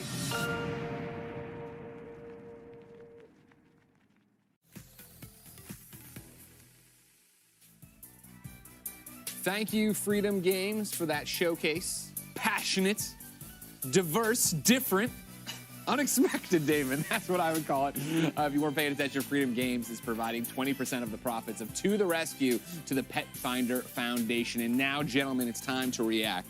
I will start with, I don't know, maybe I won't speak for everybody. For Greg Miller, I wasn't that familiar with Freedom Games before leading this E3 2021. I am now a Freedom Games fan. Like, I liked what I saw there. Hell yeah. You're a freedom fighter. Let's not go that far. I'm a lover, not a fighter. All right? I'm a freedom lover. All right, Is that better? Koromon, Cat Cafe manager, To the Rescue, and then Slaughter League all jump out at me. But you guys are the experts. Dan, what did you like? Well, first I have to give it up for To the Rescue. Not only is it a great way to support the Pet Finder Foundation, but I really like that kind of simulation game. You saw a great pairing there. Whether you're a cat fan or a dog fan, you can come together to celebrate these awesome pets with a fun, like, sort of management sim. It looks really up my alley. But I dropped my notes, so I'm just going to stick with those for the time being. I'll get them for you. Thank you so much. You're a dropped friend. this, King. Oh, thank you. Thank you. The one I really want to talk about, because Michael and I were geeking out about it, was Dark Deity. Yes. A strategy RPG that looks like very up the alley of anyone who likes Fire Emblem or things like that. Sure. I also like they have an XCOM-esque wound system, which I appreciate. Adds another layer to it, so looks pretty exciting. I thought it was cool. It was cool pixel art also, but also anime-style hand-drawn art that's going along with it too. Don't take that away from me, Damon. Listen, if y'all want to get my attention with your video game, if you have anime-style artwork for your characters, I'll at least give you my time of day. I'll say that much. That was the one. I mean, for Dark Deity, you went, ooh, I wrote, my only note on Dark Deity is Mikey likes. Because you liked it. I mean, yeah. And Cat Cafe Manager. Yo, Freedom Games really hit me with my brand. Yeah, for sure. I love Cat, dude. It's so cute. You know, Cat Cafe Manager. I've been to a cat cafe before. You know, you get a little coffee, you go pet the cats. If you're allergic, RIP. But yeah, that was really cute. It's obviously like a tycoon simulator management thing. And cute cats. Say less. Say less. Damon, you love cats. Did Cat Cafe Manager work for you? For sure. I've been to many a cat cafe, Greg. I have some ideas about how they might be run better. Well, here we go. See if you can put proof in the pudding and you get out there, you manage your own cafe. This fool's lying. No, it's true. It's all true. Yeah. Anything else stand out to you? I mean, the games are coming so quickly. You see, like, well, this game looks interesting, and then they're on to the next one. There was I think it's fair to say it's a Pokemon-like in there. Mon's even in the title. Koromon. Mon is in the title. Koromon, I think there's more to it than that. There's definitely like animal battling. Well, when it started, I was watching and he started like moving puzzles. Like, oh, I wrote very Zelda-like, and then it became Pokemon. I was like, oh, very Pokemon-like. Actually, I'm sorry, I got this one wrong. As you can see, ladies and gentlemen, right now you can get out there and vote. No matter which platform you're watching E3 2021 on, you can vote right now. Cat Cafe Manager is winning narrowly with 32%. Right behind it, Koromon with 26%, and then Dreamscaper with 19%. Remember, no matter where you are watching, you can put it into your chat of choice, and if you want to just roll down your window and yell, somebody else will jot it down, and we'll figure out how to tally it up there, right? Yes, Thank sir. Another thing that an extension from the indie showcase that we saw, like a lot of experimentation. Exactly. Yeah. Even though we saw some things that are kind of like, oh, that reminds me of this, that reminds me of Fire Emblem, that reminds me of Pokemon. They're still putting their spin on it, and like I like to see those kinds of things in those games. Everyone has an inspiration, so it's like I want to make the game make something similar to the game that I love. So it's all this evolution. I mean, like, think about One Lonely Outpost, for example. You know, we were joking around like, oh, Space Dew Valley, because it does look Stardew Valley inspired, which in turn is inspired by Harvest Moon. So there's a lot more that you can do with this kind of genre, this type of game. No one really gets to be sort of the be-all, end-all of that category or genre, and I'm excited to see what they can offer here. So it's nice to see a lot of these indie developers wearing their influences on their sleeve. I was really excited about Slaughter League, for example. It looks like that kind of competitive madcap fun of a game like Fall Guys, for example, but with the kind of murdery chaos you'd expect from like a Smash TV or like a, I'm blanking on the name right now, Meat Boy. Oh, yes. And it's funny you mentioned Meat Boy, right, in the panel before, right, in the panel before, where they were doing the indie games conversation. Ed McMillan talked about the fact that the power of indies is that you don't have to appeal to the mainstream. And I think that's why this one stands out in terms of a conference so far, and we can all find something else to hone in on, right? Where it's like, yeah, I don't know if To the Rescue, a realistic, sim about running a rescue operation for dogs and cats would stand out or make sense for a big publisher who has to get a big return on their investment. But for this team here that wants to do a dog shelter and wants to have this stuff and wants to, get profits out there to people and help, it's great. It's smart of Freedom Games to, in addition to showing trailers or gameplays for the games, to actually put the creators in front of the camera as well. Indie games can be so much more personal. It's so much more one person's vision or a very small team's vision. Totally. Yeah, one of the things I loved about it when you were watching their To the Rescue is they showed them at PAX, right? And if you've never had the chance to go to a PAX, I urge you to do it and then go to the Indie Mega Booth when you can go to things again. Because getting to sit there and get a demo from somebody like, oh, what do you do in the game? You're like, oh, I make the game. It's the most personal way and the best way to get it.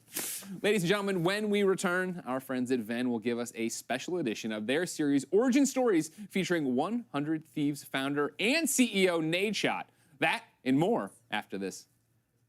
I always really appreciate queer narratives, trans narratives, gender diverse narratives. Tell Me Why by Don't Nod, with a trans character as one of the main characters, is huge. I can't recall many, if any, main characters that are trans that are playable. Being someone who identifies as non-binary, seeing someone that is proudly trans represented in a game is just so incredible to me, because it shows that not only game developers, but the world is seeing these narratives as important things and stories to tell, because games are just another way of telling stories.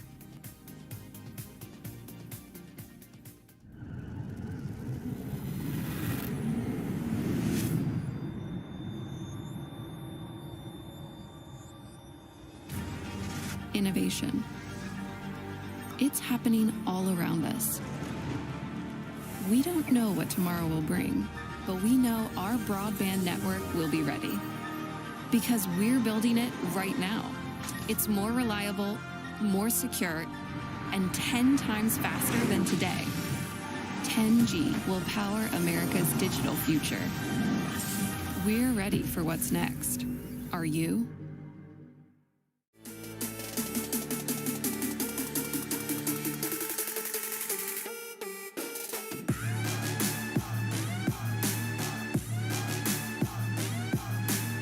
More power.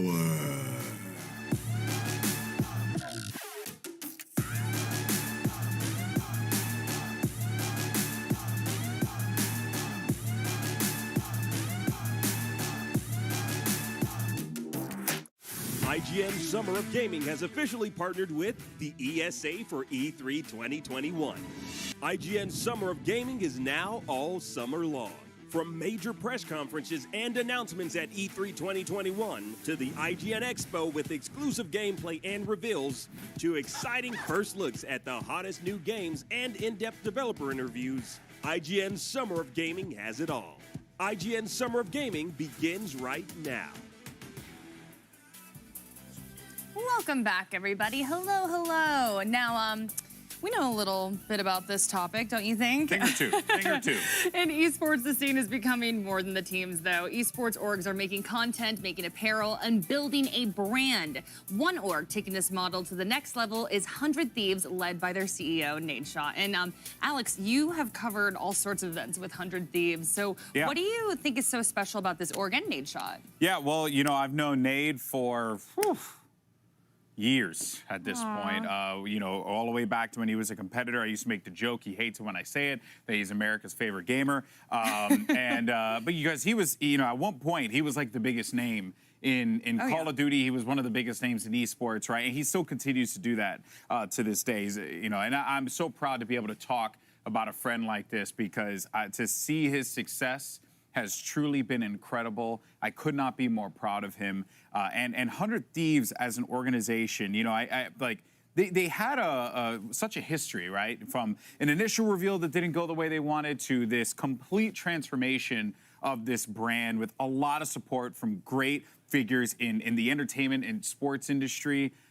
It has become amazing what 100 Thieves has been able to accomplish with their drops. Like, they themselves, I feel like there have been a lot of great collaborations over time, but few have been able to make independent products, right? Without collaborations that are just, they're huge. The drops are massive, and their hoodies, their shirts, all the lines that they have, the talent that they sign, everything is done meticulously, and I give him a lot of credit for. Recently, Courage, another friend of mine, is alongside Valkyrie, who is an amazing figure in esports, becoming you know, co-CEOs in the company as well. 100 Thieves have just done incredible work in esports, and I give them a lot of credit for what they've done. No. I mean, honestly, I feel like they've paved the way for so many orgs. I feel like a lot of orgs modeled their formula of how to approach all these different things, like you were saying, merch and the content creators.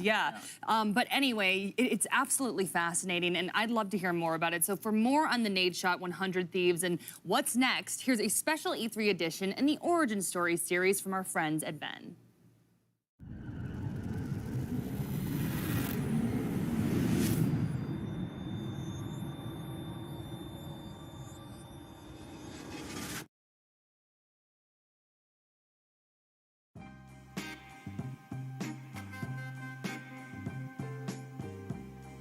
My name is Hector Rodriguez, but you might know me as Hex. I know a lot of people in gaming and esports, and I will be bringing them into the studio to share their origin stories. 3 words that best describe you. Optimistic. Introspective. Whoa, you just put me on the spot like that. It's really about cracking the code.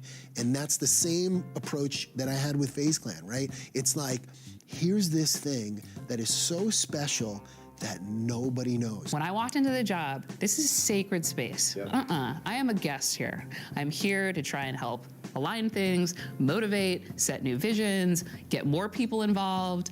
I didn't start it, I didn't create it. You know, this has to be a very respectful entry into this party. I'm like, yo, what do you want from me?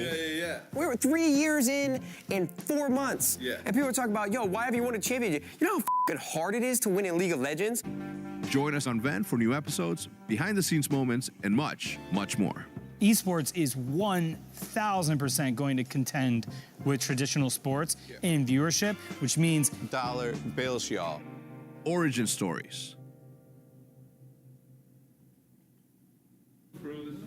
Hi, Matt. How you doing? Let's do me a favor. So what's going to happen is Hector will introduce you. Yeah. You'll sit down. You better give me the best introduction I I've can't ever even had. wait to give you the intro. The prodigal This son. dude. That was just Stab me in the back. I'm super excited. I'm getting mic'd up right now. I'm about to interview somebody that I've interviewed like 100 times, but I'm gonna try to make it super interesting by asking him questions and talking about that we haven't really ever talked about in public. There he is. Oh, I'm sweating. I'm sweating. And I have to pee. Welcome back to another episode of Origin Stories here on Ven. My name is Hector Rodriguez. I am your host. Today I have the honor, the pleasure, the true pleasure actually, to introduce my little brother, someone who's near and dear to my heart, Mr. Nadeshot, Matt Haig, CEO of 100 Thieves. I mean, you do it all, baby. Why don't you come in and sit You're down? about to say Optic Nadeshot. You got really close to saying Optic Nadeshot. I almost did say You Optic stopped yourself. Nadeshot. Yeah, I did. Did you catch that? I did catch it. Usually, I like to start out this show by asking you 3 questions and then another question, but the main one is 3 words that best describe you. 3 words that describe me. Well, you just put me on the spot like that. All right, 3 words that describe 100 Thieves. That one's tough too. Let me think. Can you describe anything in 3 words? No, Okay. I'm not good at descriptive adjectives. Oh. Let me see. Give me 2 seconds. Let me spitball something that's. Well, because I don't like using 3 words because I'm confident in myself and I don't want to sound pompous. You know what I mean? No, you're in good company, babe. I would say goofy, impatient, yes, and squirrely. Squirrely's good. That's what you always called me. So. Yeah, but it wasn't because you were like your brain was elsewhere. It's just because at the look time, like a squirrel. At the time, you did chubby cheeks. Yeah, at the time, but now you've grown into a handsome man. Thank you. Who knows you better than anyone else? I would say, if you asked me that question like 8 years ago, I'd say you. When we were living in the Optic House. But now I have to give it to my girlfriend, Haley. Yeah. I mean, Haley can read all my emotions really well, and Yeah. she's very patient, and she tolerates me. Yeah. Because she knows that sometimes I get angry, and sometimes I get sad, and sometimes I have a range of emotions where she is always just like that even keeled, you know what to expect, and I know how she's gonna react when I am reacting to something. So I'd say Haley knows me best. We've been together for 2 years. So obviously, I've known you for over 15 years, I think now. Oh my God, how old were you when we met? 2008, Call of Duty 4. Call of Duty 4, that's right. You weren't in Gears of War. My first event was MLG Chicago 2007. St. Charles. St. Charles, yeah. What the hell? How'd you know that? I know everything. Were you there? I was not. Do you know I got my ass beat? I almost made it to championship bracket, top 16, would have been considered a pro player. Yeah. Lost to Gringo Jr., who was like an 8-year-old kid. Oh, dude, he was like during Call of Duty 2, I heard about that dude. Yeah, kid was nasty. Yeah, he was. Pieced us up on Mansion, execution. Last round was tied 3-3, first of 4. I'll never forget the round. Yeah. Made a call, did not pan out. How many times a day do you say 100 Thieves or 100 Thieves or 100 T? I guess I say 100 Thieves a lot. 100 Thieves, 100 Thieves, 100 Thieves. Yeah. I was doing like a PR tour for Excedrin. We had a partnership to make people aware of mindfulness routine that can help you reduce headaches. And everybody on that call kept saying 100 Thieves, and it was driving me nuts. Yeah. We talked to like 30 different outlets in 4 hours this morning. They all said 100 Thieves. I didn't correct them. Yeah. I didn't want to be that guy. Just 100 Thieves? 100 Thieves, 100 Thieves, 100 Thieves. Yeah. Let's go back to the earliest memory that you have. Born in Chicago, Illinois. Lived in Palos Hills. Palos Hills. Does your dad still live at the same crib? He built the house that we grew up in Palos Hills, and then after my mom passed, I think there were just too many bad memories in the house, so he sold it and moved to a nice part of town, which was like 20 minutes away. It's called Orland Park. Okay. And now Very we moved familiar. again to a city called Lisle. So it's tough, man. I wish I could go back to that house to kind of like face some of the fears that I had from stuff that I saw with my mom, but I'm glad that I can still go back to Chicago. I'm bummed that you guys went to Texas, because that was always like my saving grace. All right, I go see my pops, go hang out with Optic. That was great. But my earliest memory, that's kind of tough. I think one of my earliest memories was probably my dad. He would have to reside the house every couple years because of the material that he used to build it. And he had scaffolding built up the side of this 2-story home. And I was playing on it like a jungle gym, but little did I know that a wasp started nesting inside the scaffolding itself. Yeah. And so like 4 or 5 of them came out and stung me all at one time in my hand, and I've been terrified of flying bugs ever since. How old were you? I don't know. I was young. Like, were you a teenager or were you like a toddler? No, I was younger than that. Like 7, 8? I was probably like 8, 9, 10. Were you crying? Yeah, bawling my eyes out. I cried a lot as a kid. Did you? Yeah. I was a very emotional young man. I think I cried a lot up until like I was 4 years old, and that's what my parents told me. It's like it wasn't until I was able to hit someone that I cried, because I didn't know how to release that anger. But once I learned how to punch walls and things, I started doing that in the bed. Yeah, I didn't get angry. I got sad. I was telling Lee Trink the story about me being in Mexico as for my school, as a Catholic school. Juarez. Yeah, and how the nuns would grab me from the hair here, and then they would just like seriously jerk it. So I was like, oh my God, that hurt. Yeah. Yeah, because they were just disciplinaries. And both of my parents were actually disciplinaries. My dad was super strict, him, a very quiet dude, but that's because of that. And my mom was just super yeah. And I still became what I became. Just I didn't give a shit. They hurt. I would pretend like it hurt, but I'd be like, it don't hurt. I would look at the wall or my teddy bear and be like, See, I love that. But I think that's what I appreciated actually a lot, getting to hang out with you. You're like 10 years older than me when we first started hanging out. And I always loved your mentality around other people. You're just very tough exterior. And that was something that I could appreciate, because my dad was a great dad. I love my dad to death. He's my hero. But there was a lot of things that, I don't want to say, because we're not in the streets in Schaumburg of Illinois, but just seeing how you interact with individuals. If somebody doesn't talk to you right, you kind of let them know that they weren't talking to you the right way. Yeah. And that was, I don't like confrontation, and that was stuff that I wouldn't do. But now that I'm older and a lot more confident in myself, I feel like I picked up some tendencies from you. Do you wish that you could go back to a certain situation and be like, yo, my man? All the time, brother. All the time, do man. Do you have one that you can recall right now? Man, I mean, well, what's the situation? Do I have the knowledge that I do of where I'm gonna be in life? No, you're just you. I was just me? Yeah. Nah, man, I didn't have going for me. Who am I gonna step up to, bro? Yeah. I was bro, I didn't get testosterone shots as a kid. Did you know that? No. I was not even in the percentile of growth, so they were worried that I wasn't gonna be on track to be a certain height or a certain weight. So freshman year, bro, I weighed 85 pounds, and I was 4'8". So were you like a good kid, bad kid? Did you get in trouble? Were you the class clown? What kind of kid were you? No, I wasn't the class clown. Dude, I've told people this before, but I was a super timid kid. I mean, I was really bad in social situations. I didn't know how to make friends. I mean, I had friends in grade school and then going into high school, but my first job at McDonald's is what really helped me come out of my shell and start learning how to talk to people and not be so afraid. But yeah, I wasn't a class clown. I kind of just stayed to the side, and I wanted attention. I know that for a fact. I just took this narcissism test. I'm right in the middle. I'm a 18 out of 40. Are you? I thought I'd be way more narcissistic than that. Yeah. What do you think mine would be? My score? I think you'd probably be a 28. Is that bad? 40 is the highest. 40 is the highest? You know Jackson from 100 Thieves? He got a 33. Jackson got a 33? He's the definition of a narcissist. Yeah. But yeah, either way, I was just a quiet kid. Play sports? Yeah. Baseball, basketball, B team. I was terrible at that. I was too short, man. I didn't have any athletic ability. Yeah? I mean, so was Muggsy Bogues, I think. Second baseman, 4th through 8th grade, though, all-stars every year. Really? Yeah. If you can hang your hat on that. I can. Yeah. I mean, I've seen the pictures, or I've seen the one picture of you as a baby with a bat. Yeah. Just chubby cheeks. That was me in 7th grade. No, you were not. No, I'm playing. Oh my God. Bro, I literally thought that was true, and I'm like, man, you had to look like you're 7. Yeah. I remember clearly, by the way, the first day that I heard your voice when we were playing on Vacant with Diesel and somebody else. You were playing with somebody else. But I remember, and I'm like, damn, this has got a deep ass voice. No, you go back and watch my old videos. I sound like a. No, I don't know why, but you sounded like, I don't know, you were talking like a grown dude. Must have been the testosterone shots. May have been. I didn't grow this myself. No.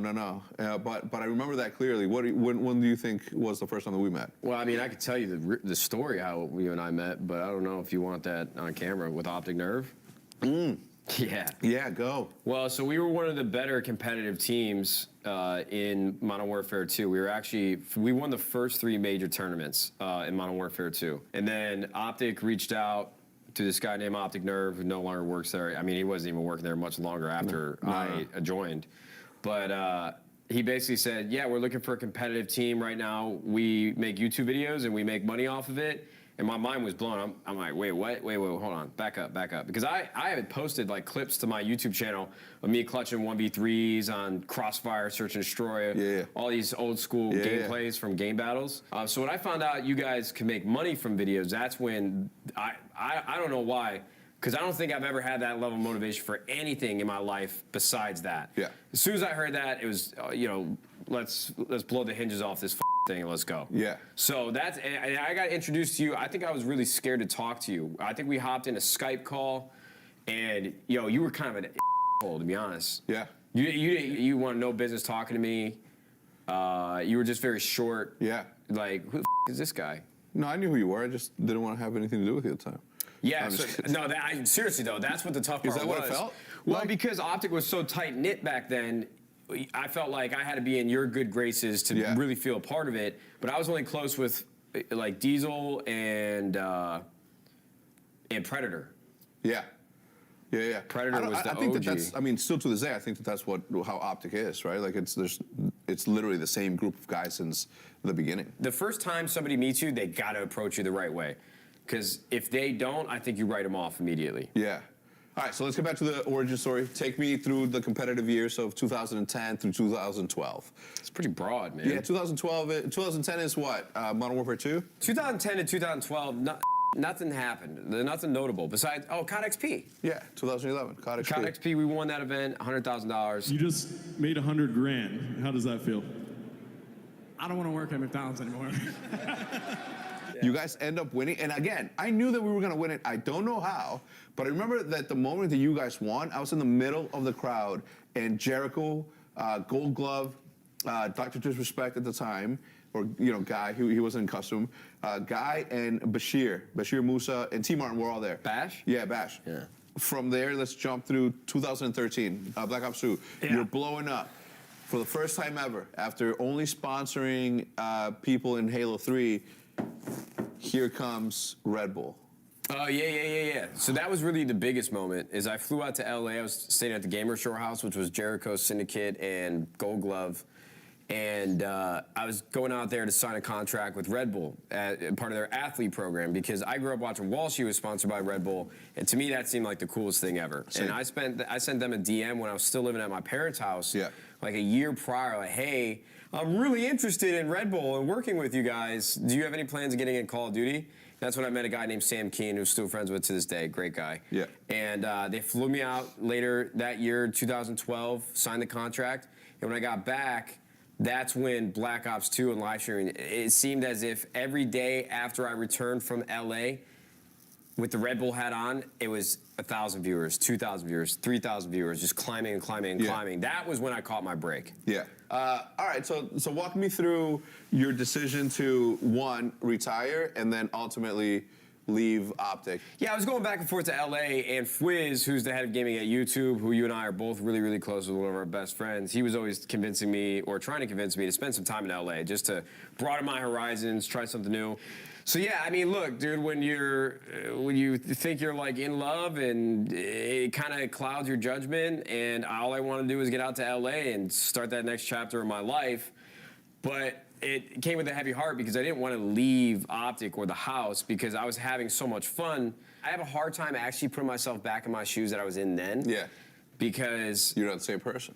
Yeah, I'm not the same person, and I would probably do it again, but I just I'm upset that I cut off that part of my life so soon. Mm-hmm. Because I love the Optic House and I love living around you and hanging out. And I thought that's what I was going to be doing for the rest of my life. I thought we had something special that nothing could ever alter, and we're going to take over the world of gaming. Mm-hmm. And Optic has done it respectively. I'm trying to do it with 100 Thieves.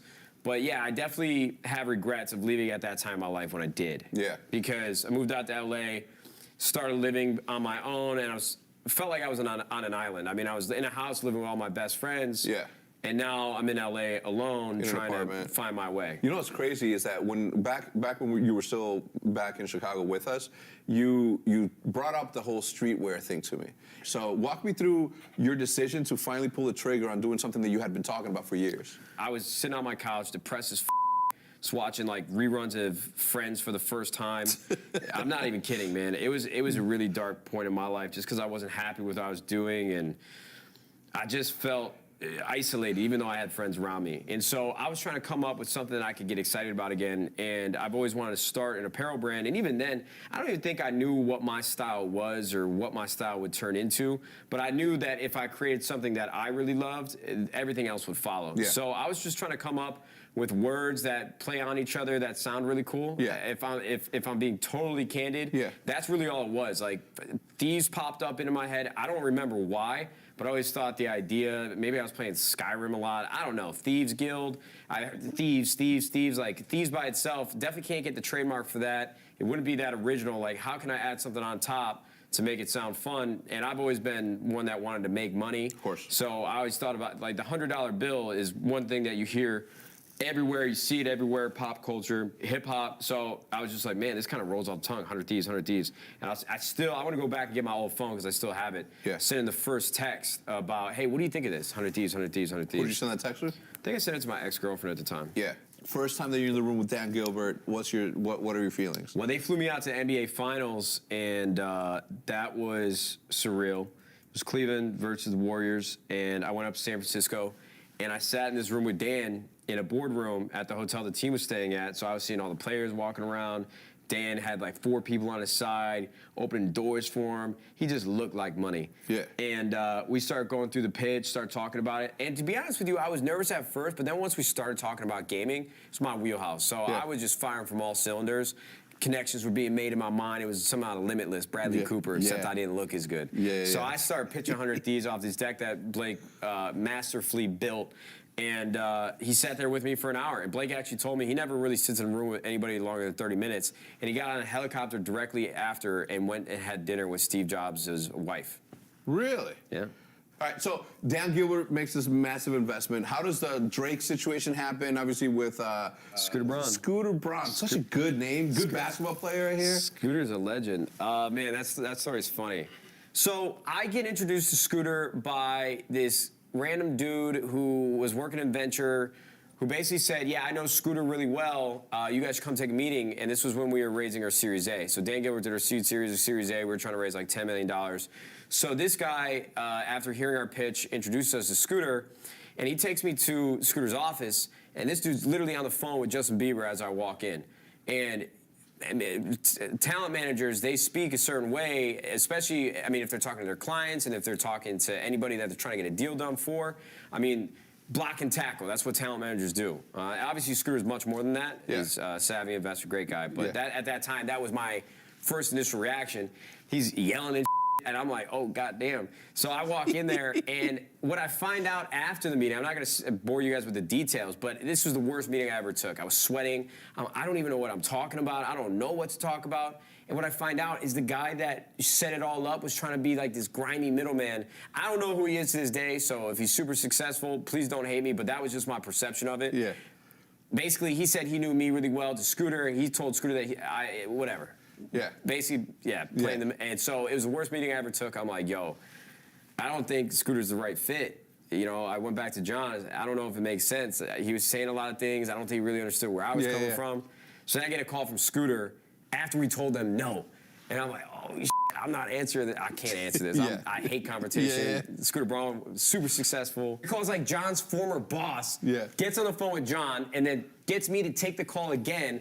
And I'm in the drive-through with Jackson, who was one of the co-founders of 100 Thieves, and he apologized to me. He was like, hey, look, man, I didn't know what that situation was, or I had no context to what we were talking about. Yeah. But as I sat down and learned more about your business with your partner, John, I'd really love to be a part of this. I promise you I can take care of you and open a lot of doors that you wouldn't be able to open without my help.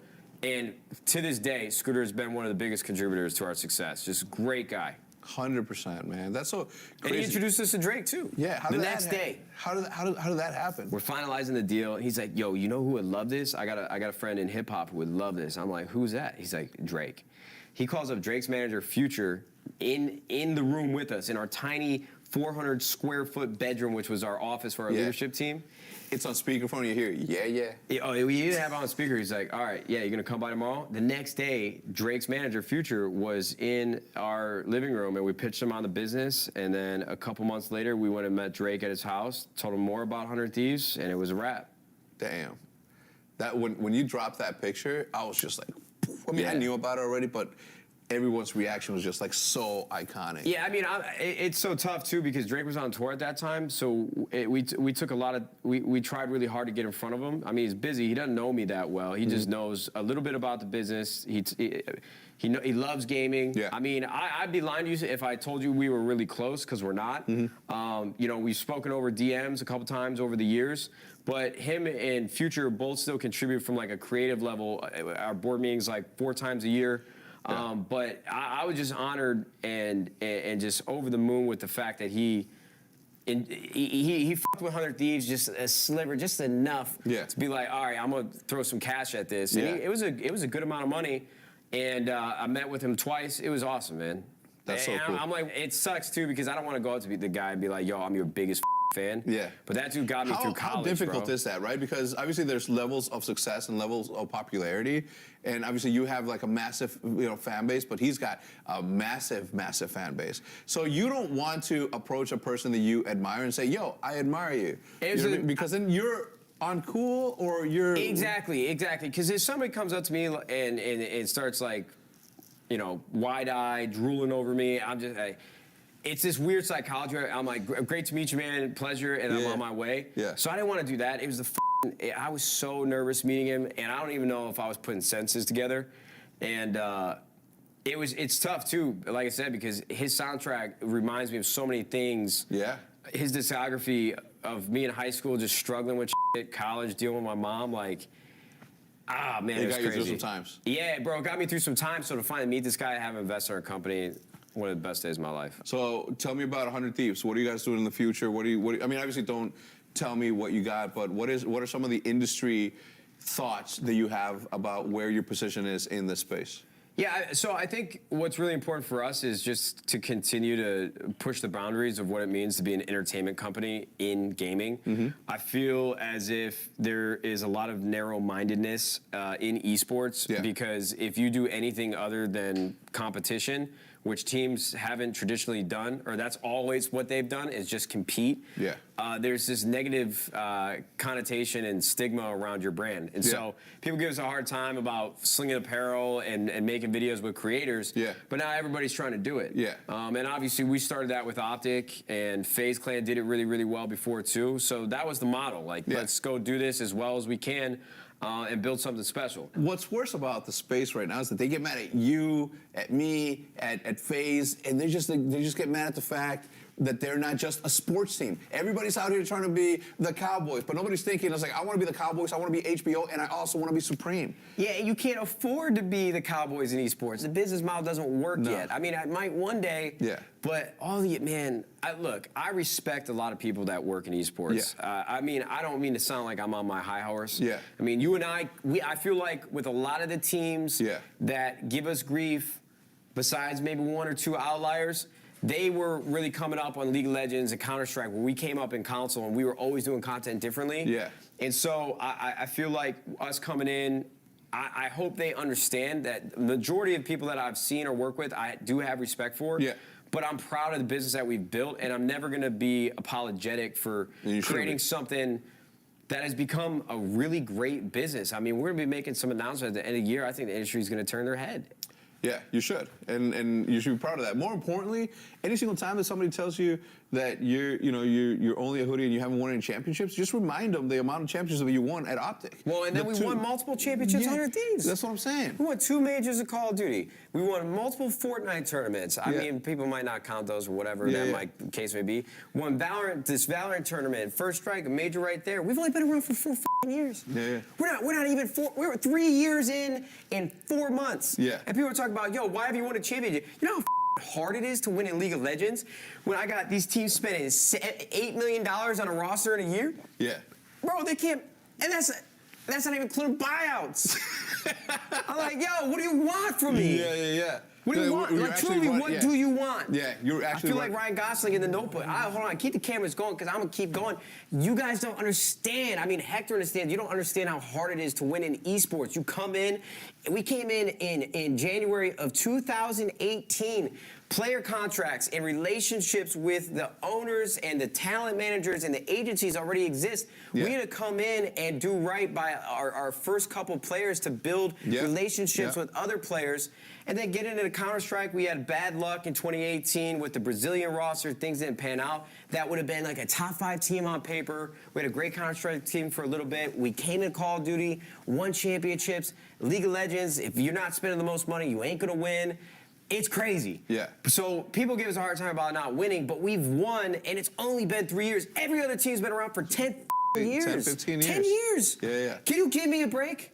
Yeah. Cut me some slack, Can man. you give you a break is a real no, this question, gets me man. riled up. Yeah, I couldn't tell. We try so hard to win. Yeah. It's not easy. Yeah. No, I get it, man. Look, you're preaching to the choir. Secondly, I don't like that you feel like you need to explain yourself to anyone. You are who you are. You've done what you've done. Numbers speak for themselves, and anybody that has any sort of issue needs to look inwards, look at their bottom line on that spreadsheet, and say whether or not they're making money on that and how much is going out the window. And if it doesn't look anything like the way that we've been doing it for the longest time, where we are very concentrated on the fact that this is a business and money needs to be made, they're playing the wrong game because they're spending other people's money, and it's so easy. But when you're the one putting your ass on the line with all that cash, investing your personal $300,000 into your team that isn't even a team, where's the respect? Yeah, bro. Where is the respect? You know what? On that, I think that is the perfect place to end it. I want to thank you Well, now these motherfuckers, I'm sorry. These people are gonna hate us even more, too. We just sound like we're in our own little echo chamber. Good. I'd like to say, if this part still makes it in, I have a ton of respect for the other teams, but I am jaded in a sense with just the things people say and the perspective that they have of what we're doing. I mean, these teams that will come spew out ignorance on their timelines about what our business is, they should be excited that there's another team that's coming in and reinventing and creating new revenue streams for teams. For them to take a guide off of. The first team that exits in a big public way, it's a trickle-down effect. I want FaZe to be worth $1 billion. I want Optic to be worth $1 billion. I want Team Liquid G2. I hope one of y'all sells for $1 billion. Please! No, that's so I'm good. begging y'all, man. I'm telling you, I hate when you sort of have to feel like you have to explain yourself to anyone. You literally have a good model. What we started back in 2013 has resonated throughout this entire history. So when you come into the space, a decade after some of these teams, knowing what you know and how to build a team, dude, why do you even care? Like, you have like one of the coolest brands. Well, I don't care about it on a day-to-day. I mean, you don't see me popping off on Twitter. No. But when we start talking about it as close friends, like that shit's that bothers me, but I don't think about it often. Nah, good. That's going to do it for this episode of Origin Stories. My guest today, obviously, Mr. You think Matt I could get the water in Nashat my mouth all Hague. the way from up here? No, you cannot. And I wouldn't try it. Actually, let's see it. Do it for the... Well, I don't want to f*** up their set. Yeah, you're good. Anyway, we'll see you guys next time. Look at your face. Yeah, delete that. Get something better. Oh my god. Yes. No. Fucking way to nade shots. No, I get it. Wait, explain it. Let's have a camera right here. So we're gonna use this camera right here. Okay. Hat on, hat off, whatever you prefer. Yo, Bill's always slacking. He's not even doing anything. He ain't doing shit, man. Sneezing? Oh, yo, there's a cat and a skunk fighting. No. Oh, don't move.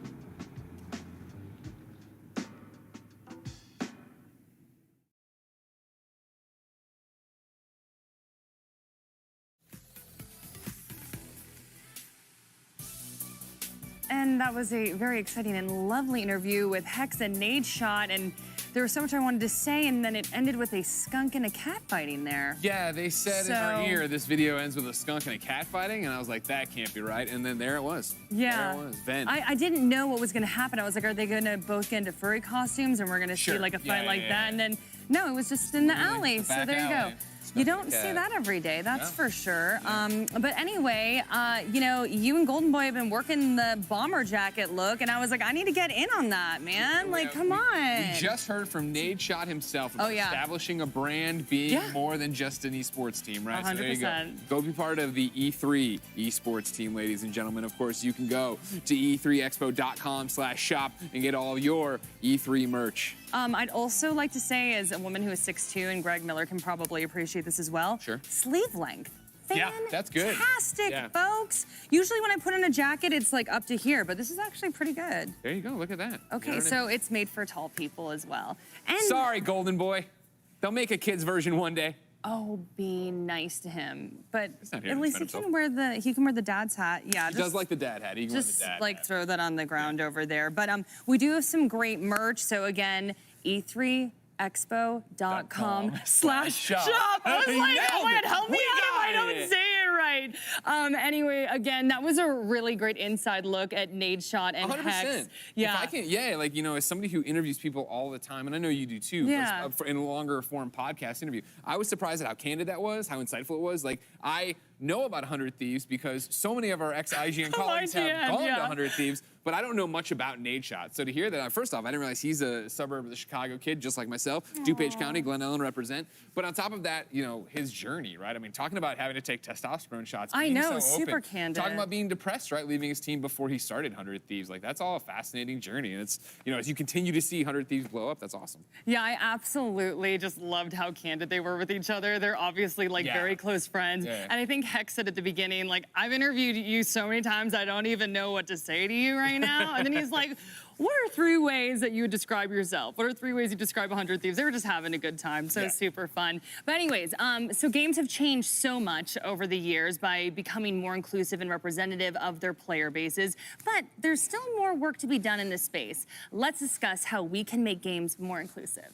Okay. Yay!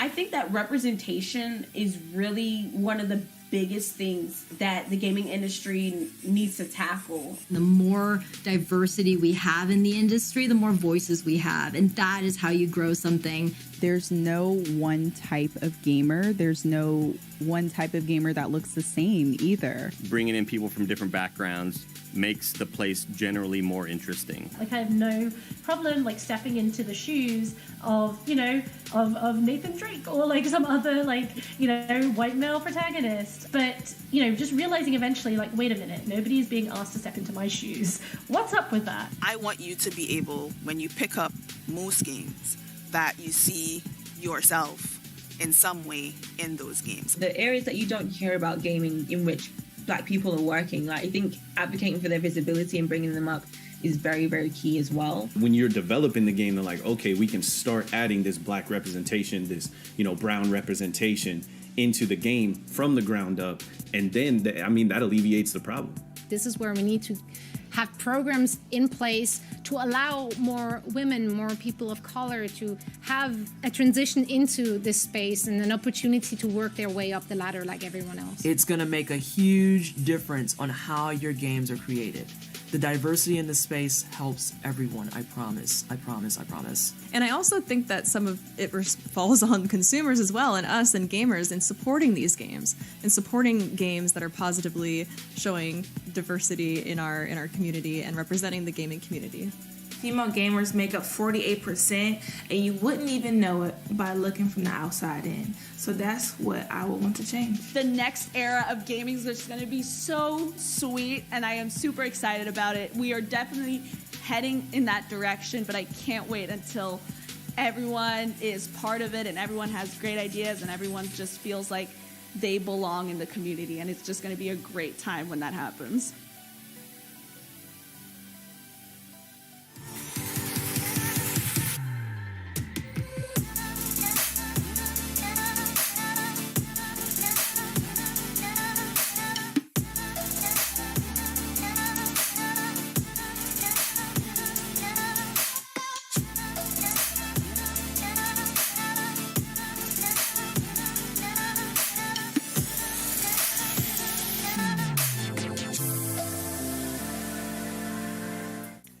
right, well, next up, we're going to be talking about Freedom Games. Before, I get into the whole production bit, I just want to say, one, follow Freedom Games on Twitter. Just did that. Also, this next game, follow them on Twitter, too. They seem like incredible people. Because here's the deal. They want you to believe, Freedom Games, that in 2021, farming is fun, especially when the livestock are robot chickens and cows, and the crops are gene spliced with alien freaking material. So the question is, do you have what it takes to build a thriving farm on an alien planet? Here's one lonely outpost so you can see for yourself.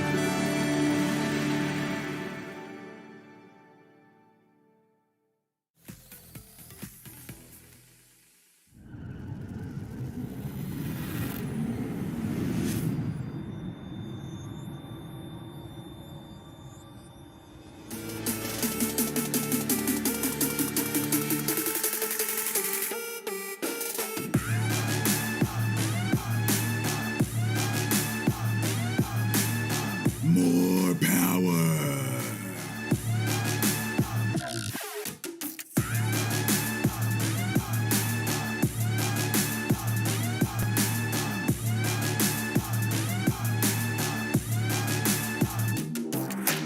IGN Summer of Gaming has officially partnered with the ESA for E3 2021. IGN Summer of Gaming is now all summer long. From major press conferences and announcements at E3 2021 to the IGN Expo with exclusive gameplay and reveals to exciting first looks at the hottest new games and in-depth developer interviews, IGN Summer of Gaming has it all. IGN Summer of Gaming begins right now.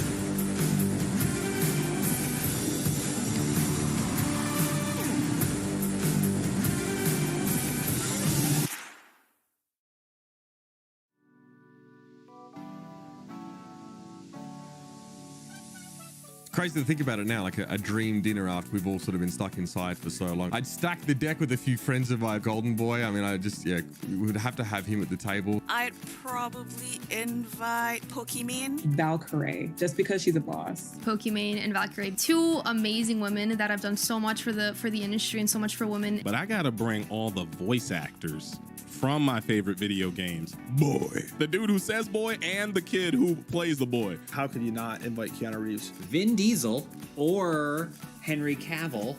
Little Richard, if we could get him back.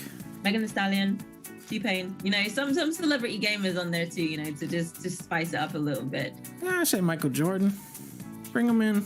You know, I don't know if he likes this kind of stuff, but we'll get him there. I'd have to stack it with a few of our most out there visionaries, right? Todd Howard, Jade Raymond, Cory Barlog, Major Nelson, Amy Hennig, Ed Boon, Neil Druckmann. Kojima would be at the table. Have to invite Hideo Kojima. He's always posting really awesome meals on social media. Does he use his fork in the left hand or the right hand, or actually does he use his telekinesis to just magic the food into his mouth? You know what I mean? My ideal dinner at E3 would just be a one-on-one sit down with Ken Levine. Bioshock Infinite is one of my favorite games of all time, so I would love to talk to him about it. And I just want to know what he's doing now. I would bring the entirety of Nintendo. Oh man, Miyamoto-san, I would say. Miyamoto's there. He's eating a lot of popcorn chicken. I think Reggie. You don't even work at Nintendo anymore, and I gotta bring Reggie. I think his entire story is phenomenal. You know when you see CEOs and you're like, you look a little stiff, right? No, I feel like he would be a good person to have a beer with. Of course, there are so many luminaries in the games industry that I want to meet, but like, I want to party with QA. I'd actually extend that to everyone. No, I would bring everybody. This is for us. We're all eating from the gaming entree that is E3. So yeah, you're all invited to my dinner. If y'all can afford $75,000 a plate. I think it's safe to say that we would all like to have a lunch or a dinner with Miyamoto and pick his brain about video games. How incredible would that be? But folks, you know, in the games that we love, our favorite characters are brought to life by real people using real motivation to give us a realistic look at the story. And while some of the faces of gaming voiceover are relatively unknown, their resumes and body of work over time speak for themselves. So our Voices of E3 panel will discuss the life of a real-life voice actor in a virtual world.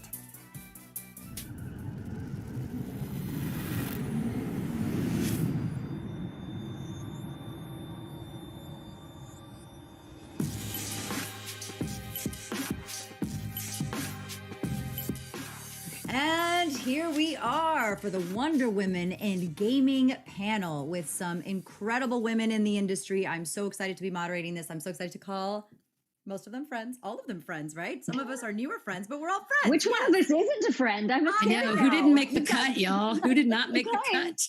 Oh, no. You're all friends. We're all friends.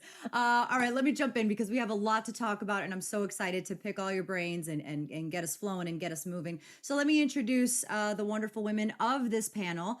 Oh, I guess I should say what my name is. I'm Kritzia Bajos. I'm also a voice actress, on-camera actress. Yes, part of What the Vox with these wonderful women. But enough about me. Let's get to the women here in the panel. We've got Courtney Taylor Callie-Bourne, most famous for Jack and Mass Effect, Ada Wong in Resident Evil, Soul Survivor for Fallout 4, passionate about activism. She co-founded the online community of Nerds Vote. Amazing badass all around. We love you, Courtney Taylor. Thank you for being here. Thank you for having me. Anjali Bhimani, I have to say specifically, she is known as the international superstar Anjali. Goodness.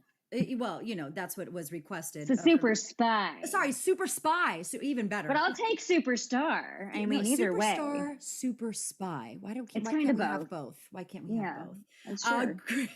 She's graced the stages of Broadway, has illuminated your televisions in shows like Modern Family, Marvel's Runaways, Grace and Frankie, and one of my favorite shows of all time, probably the best show, arguably for me, is The Sopranos, among many, many, many others. In gaming, she's most known as Symmetra in Overwatch and Rampart in Apex Legends. Anjali, hello, hello. Hello, hello. And we're moving over to multilingual, 5 languages, y'all. Carolina Rabasa, Colombiana. 4. I saw 5, a little bit of French. Don't humble yourself. Oh, I make it up. I make it up. Yeah, sure. Okay, all right. Colombiana dancer, actor for screen and games, most known for her roles in Overwatch as Sombra, Raze in Valorant, and many recurring characters for Victor and Valentino, among many other shows. Guys, the lists are too long here. I'm just giving you guys some nice spicy tidbits here. But Carolina Rabasa, thank you for being here. Thank you for having us. And Jennifer Hale, actor, singer, Matrix revealer, podcast host, passionate advocate for financial freedom, Guinness World Record holder for her incredible resume of video games, including Femme Chef in Mass Effect. It gives me goosebumps even just saying Femme Chef. I still, and I'll talk to you about that Twitter post that I love so much. And Ash from Overwatch, among a ridiculous amount of others, y'all. Jennifer Hale. That was really well. I know, we were all ready for that. And you closed right at the perfect time. I feel like Right? a maestro. Okay, Wonder Woman and voice gaming. Here we go. Let's talk about the stuff that we've been seeing. It's 2021, y'all. Lots of changes have been happening. Obviously, we've had a bit of a Paramount year last year with a lot of stuff happening and changed a lot of the landscape, just a tiny tad bit. So, our industry especially has been at the forefront of, we've gotten a lot of stuff done. Gaming has not stopped. In fact, it's sped through these years and become bigger than it already was. So with that being said, I want to ask you all, what recent changes in this industry are you happy about so far? And what would you like to see about what happens in the future? What are you pleased about the changes that you've seen most recently? And what would you like to see more of moving forward? Representation. Yeah. Yep. Super happy with the levels of representation I'm seeing out there and I want more of it. And more access, just a wider playing field. I think it's been so important to see all people represented. I love that, casting is really going in the direction of getting the people who are actually the ones, getting the LGBT community to tell their stories, to get, when I started, there was a lot of really bad accents because there wasn't a huge pool of us to choose from. And now it's great to both, I think, from an acting perspective and also a directing perspective, that you're getting people who it is their stories to tell. It is their, mother tongue or their mother countries. And so they have, these deep roots. And as actors, we're not worrying about, maybe necessarily falling out of an accent that we don't really do. I think to piggyback on that, for me, the it's not just the representation, which is exciting in and of itself. The particular stories that are being told are so much more complex and have been over the last few years, that it's no longer all about any one characteristic of someone being the entire focus of their story. It's no longer about the particular culture or about the particular gender or about the particular sexual orientation. Everybody is a sum of these incredibly unique parts that make their story interesting.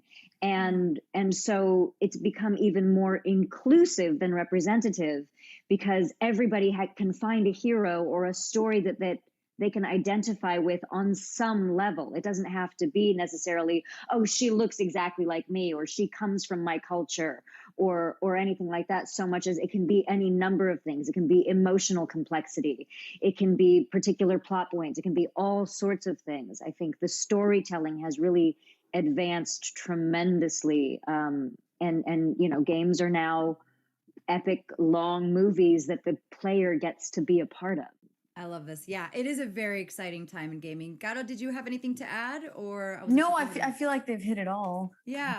Well, there's one other thing though, too, that I'm really excited about, is that we're also starting to get scripts in advance from time to time. Yes. So I feel like, we're doing less what I call the standing long jump, where you just drop in and jump as far as you can.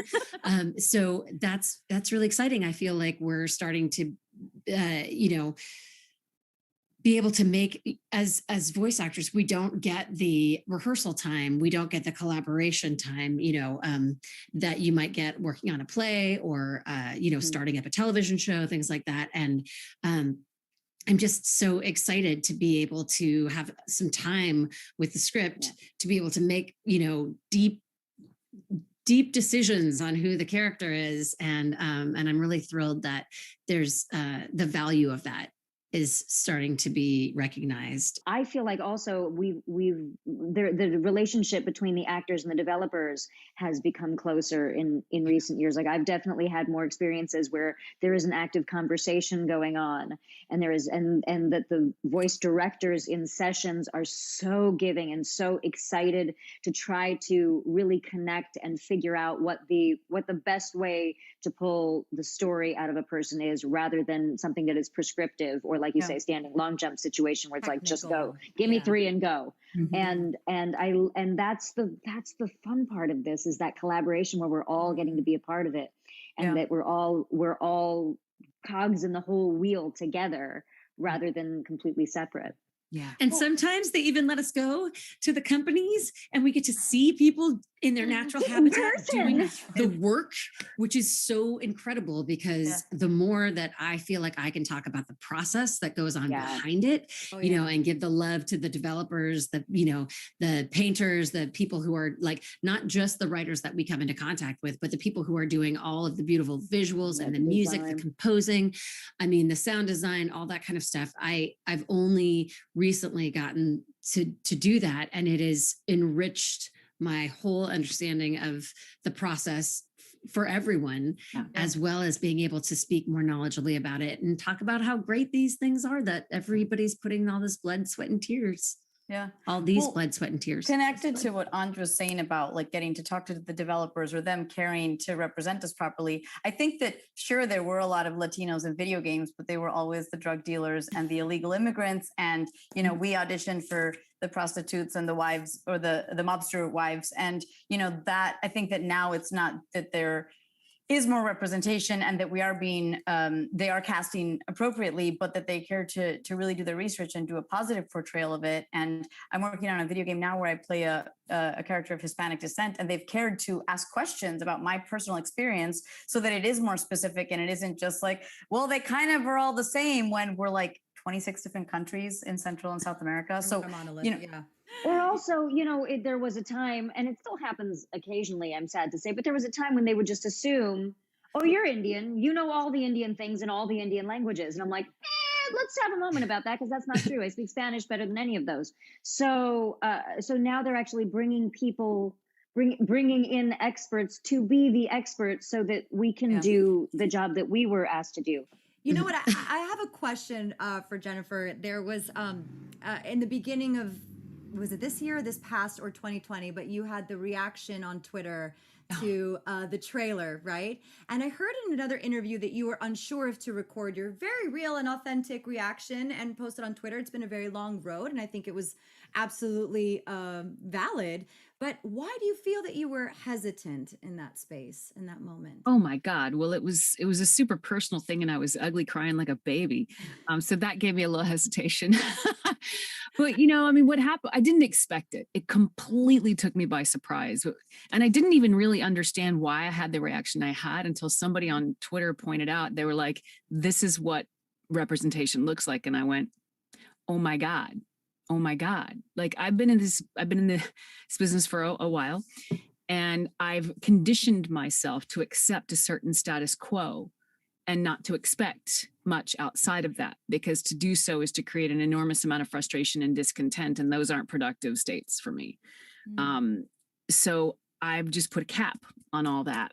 And it's like, when all the things I really wanted to see happened that I never expected to happen, just number one, being seen, being represented, because all the marketing materials, most all of them early on in the life of Mass Effect were brochette. There was a little bit of femshep, but it was not much until like when Mass Effect 3 came out and femshep was on the box. That was just like a huge moment. I was just over the moon with that. I, in fact, stood on a table at a GameStop at midnight and called out Casey Hudson, thanking him, and he was mortified.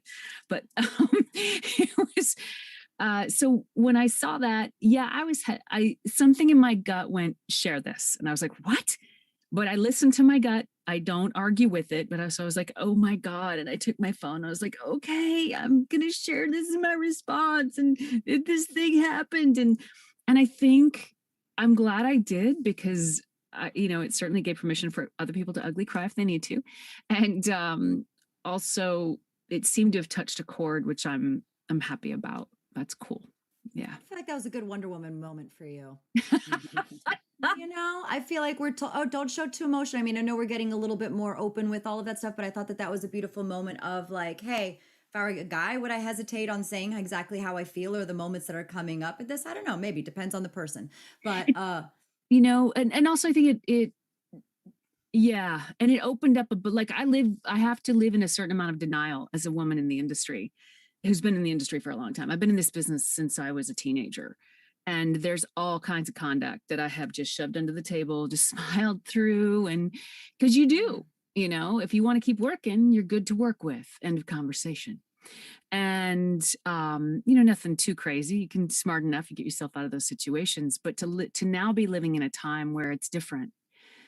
Oh, it's amazing. I feel like that was a great moment of that. Everything you're saying, it did feel like a capping, like just your cup runneth over. You're like, everything I've been holding on to, all the drops of water for over 2 decades. It's like, and I'm done. Oh no, they're still here. There's more. They're still here. There's more.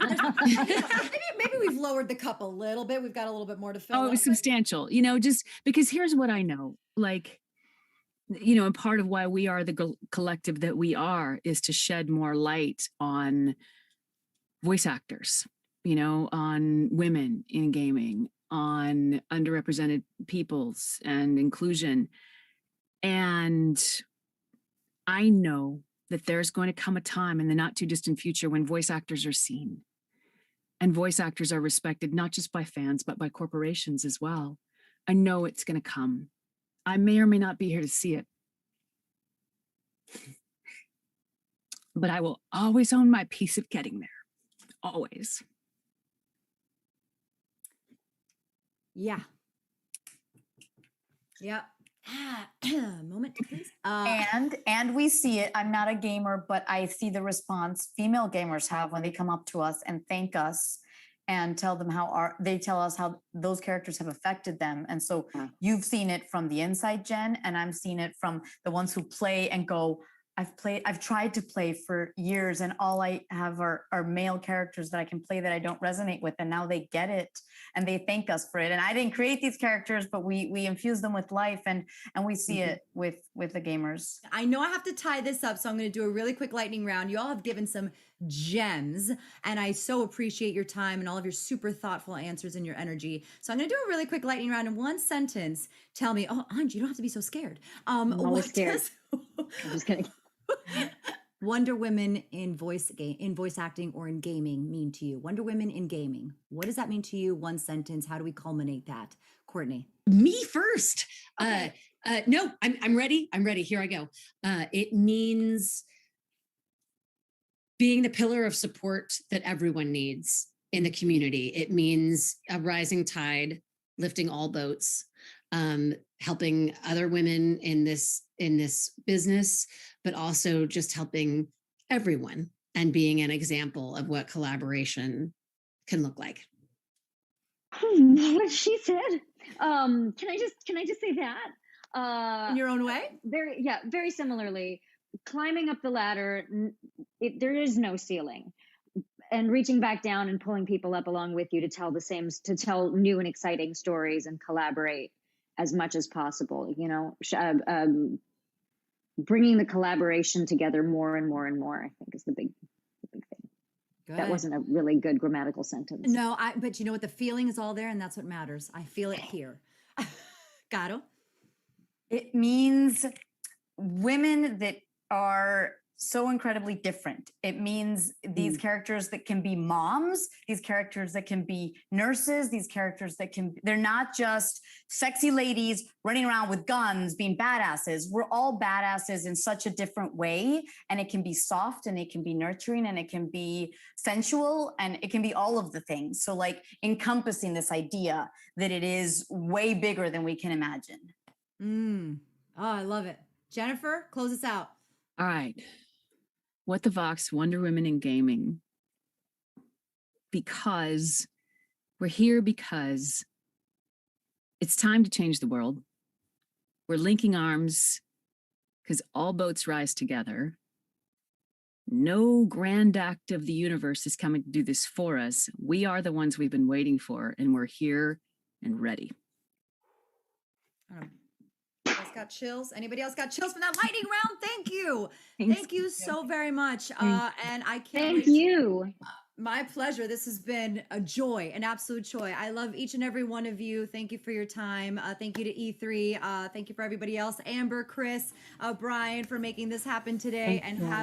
Yes, thank you so much. Have a beautiful rest of your day, y'all. Wonder Woman in Gaming. Out. Let's do it. Thank you. Bye, guys. Thank you. Jennifer Hale, why do you insist on making me tear up all the time? God dang it, man. Yeah. Jennifer is saying, you know, she's contributed. She might not see us get. You're going to see us get there to equality and all the things that you want, Jennifer. I mean, geez, Louise. Yeah, she's Voice great. acting. Oh, I know. Yeah, exactly. Jennifer Hale, of course, FemShep. Right now, Rivet and Ratchet and Clank just crushing it as she does. And so do the rest of the panel, Courtney and everybody else. But Jennifer was on We Have Cool Friends over at Kinda Funny just this past pandemic.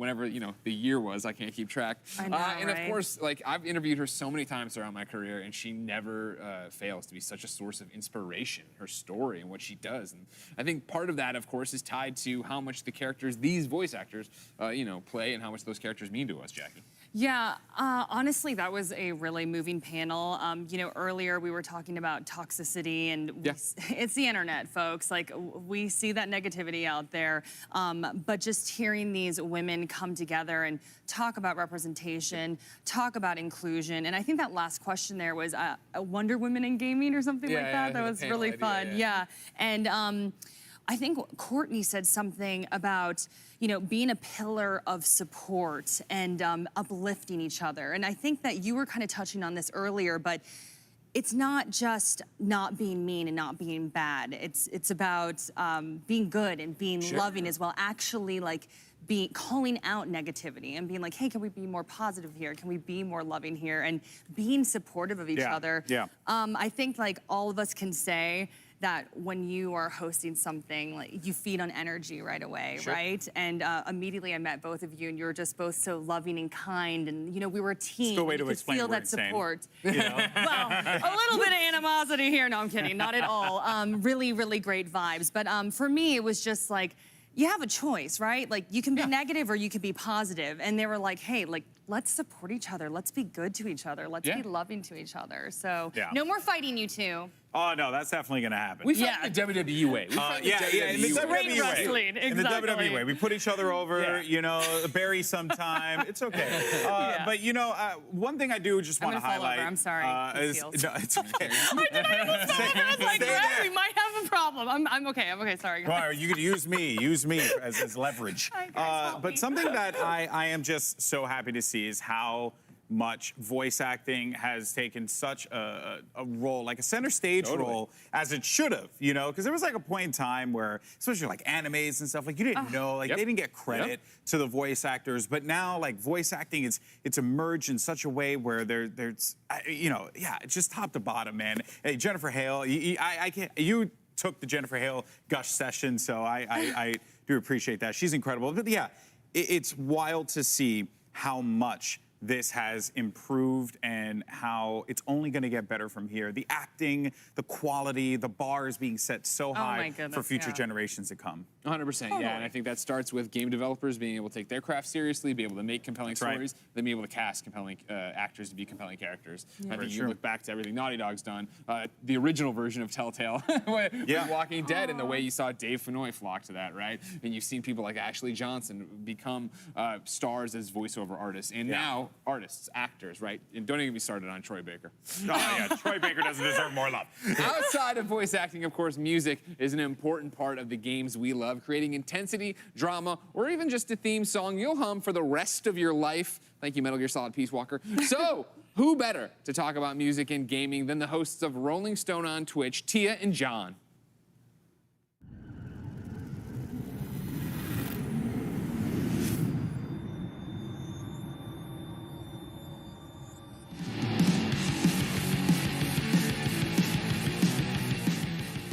everyone, I'm Tia Hill. And I'm John Weigel, and we're the hosts of Rolling Stone on Twitch. Yes, and welcome back to E3 2021. We're so happy that E3 is back this year, and we're really happy to be a part of it.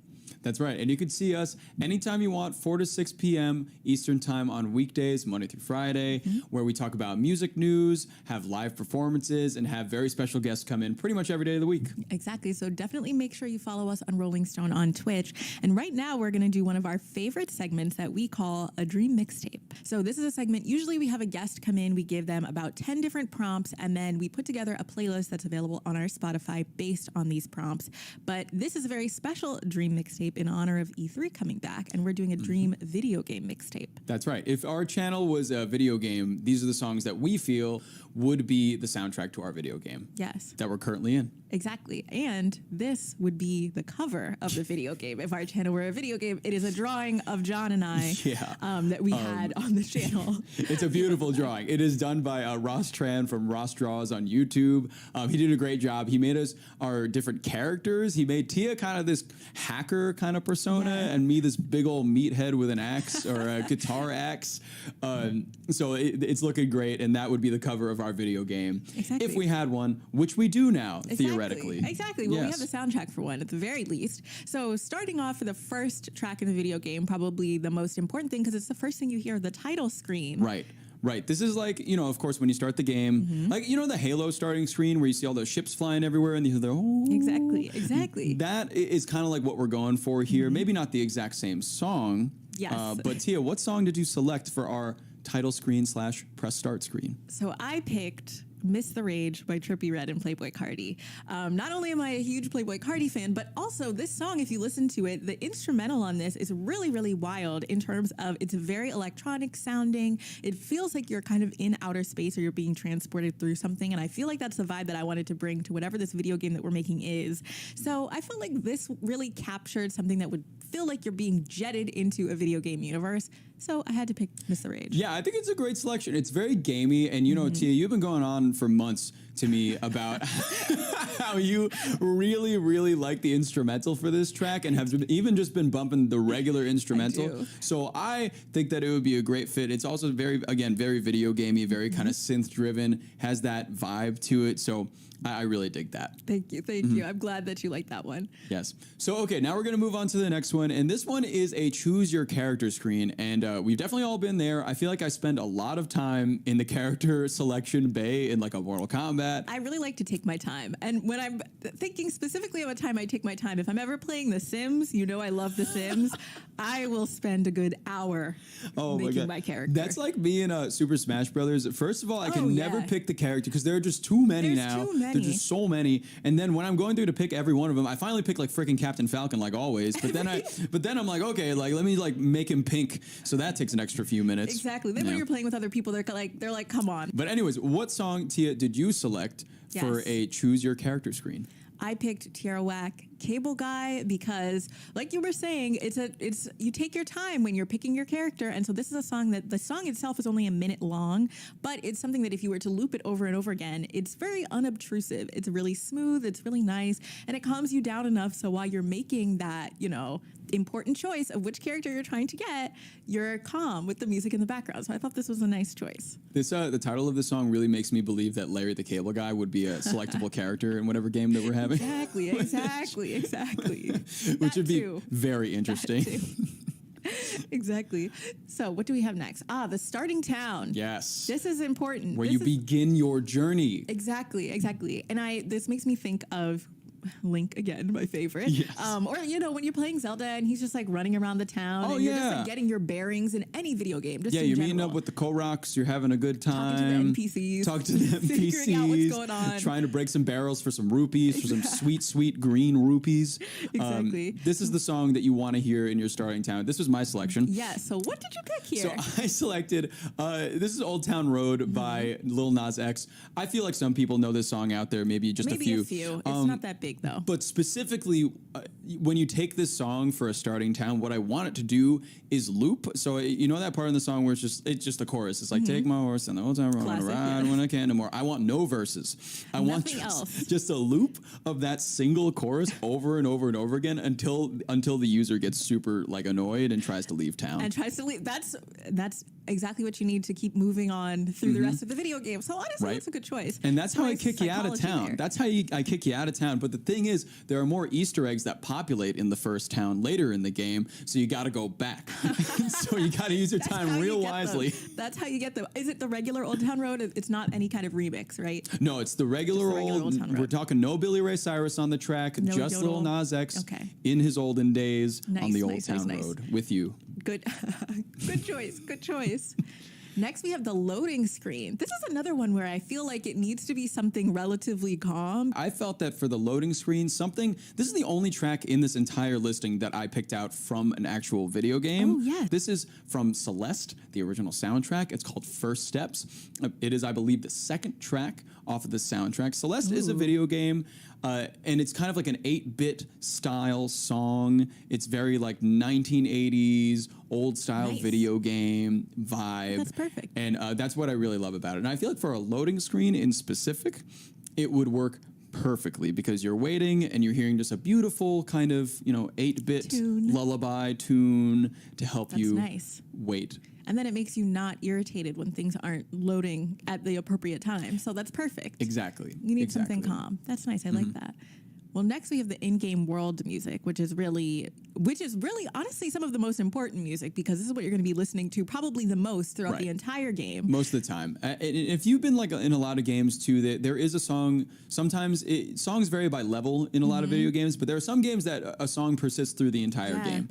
And if it's going to be that way, like we're going to have it right now, it's got to be good. It's got to be something that I'm going to want to listen to and not mute my TV and turn on something else in the background. Very, very real. That is very, very real, which is why I chose a Glass Animals track, Tangerine. I feel like this song is well, first off, we had Dave Bailey from Glass Animals come on the show a few weeks back, but also this song is super immersive. This is from their album Dreamland, and a big thing that they wanted to do was make it feel like you're in a dream. So all of the songs really sound like you're being dropped into this world that they've created.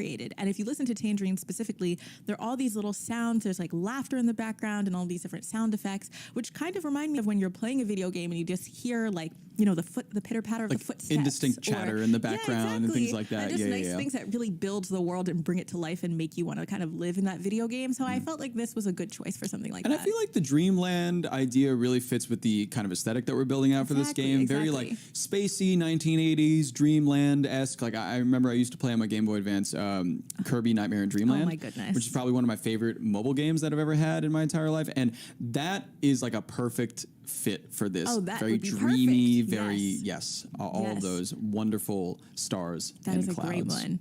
Well, getting more intense after you've explored the whole world and you get to the final boss battle. That is right. The final battle of the game. Exactly. Here is our boss for our channel's video game, our super producer and moderator, Chris. He is our final boss battle every day. Exactly. Look at him spin. Exactly. Look at that. Look at him rotate. And I believe this was your choice, John. What did you pick? That's right. So I figured for a final boss battle, you need a big epic feel. You need there to be a lot of different instrumentation. You need there to be an orchestra. You need guitars, distorted guitars. So I picked a band that I really love called Born of Osiris. The song is called The Machine. It is a great track, very epic feeling at the end of a game when you're about to win the game, about to finish it up. And this track starts out with a huge orchestra beginning to play, and it is lovely. It has strings throughout, it has distorted guitars throughout, sick breakdowns, sick solos. You're going to love this when you're fighting the last boss. I feel like a big orchestral track is exactly what you need for something like this. You need something intense. You need something big that's going to make you feel like, oh my gosh, this is a moment in the game that I'm playing. Exactly. Perfect choice. Make it feel huge. You're about to finish this game. Make it feel huge. Final boss. Speaking of finishing games and things being over. Yes. If you fail to defeat Chris, our boss in combat, you will then fail the game and you will die, as most people in video games do. And when this happens, you kind of want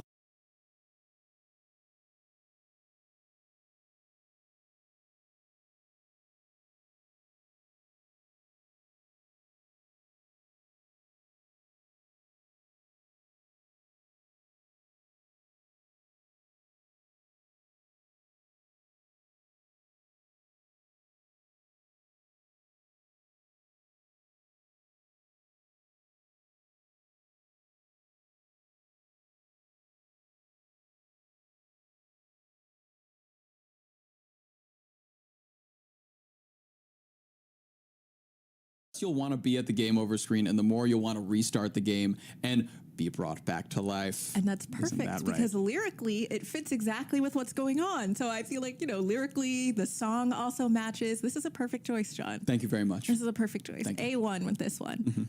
Well, next we have the in-game radio track. So we've described there's a lot of different elements to this video game we're creating. I'm going to add this kind of GTA element because I'm picturing GTA radio when I think in-game radio track.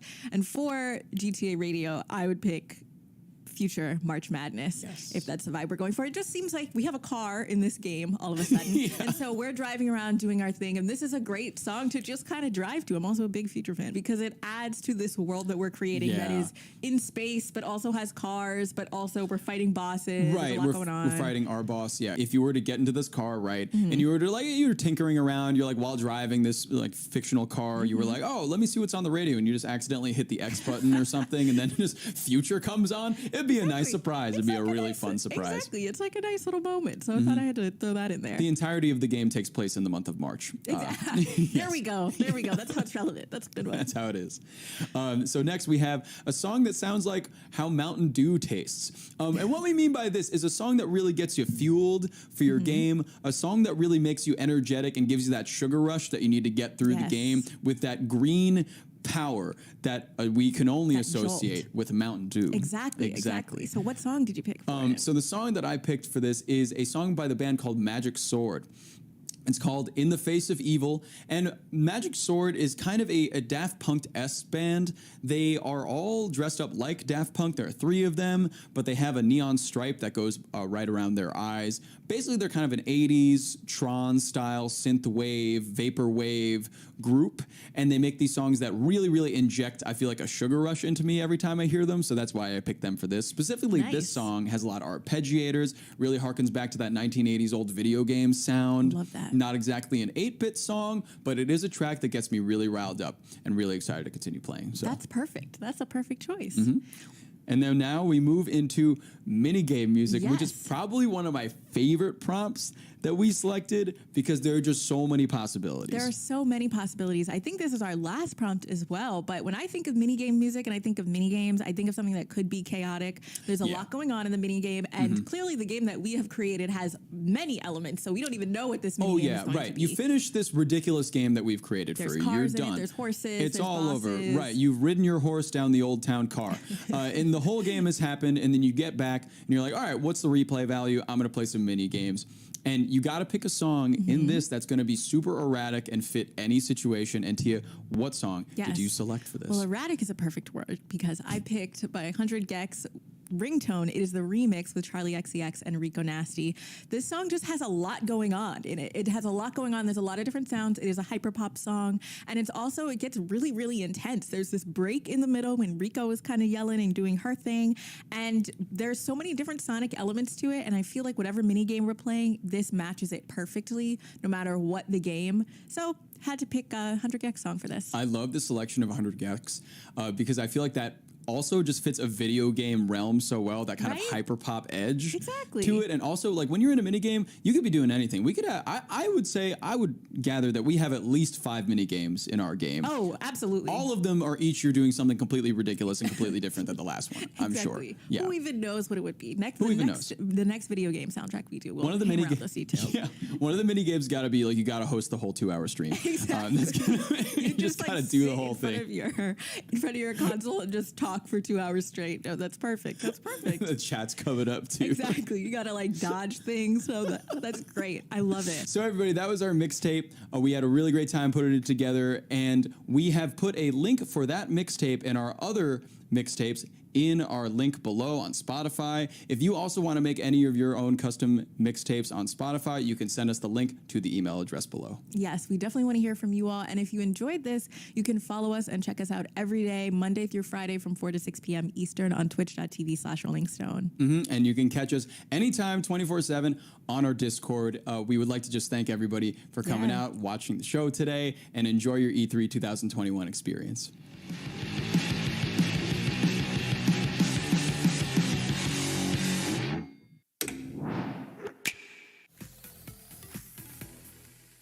I appreciate really good character development. You're following a character and you really get to see how they grow, the adventures they go through, the turmoils that they have to go through as well, the obstacles and how much they just grow as a character, the relationships. And it really made me appreciate good character writing and character development. So, which I definitely use in my other projects all the time.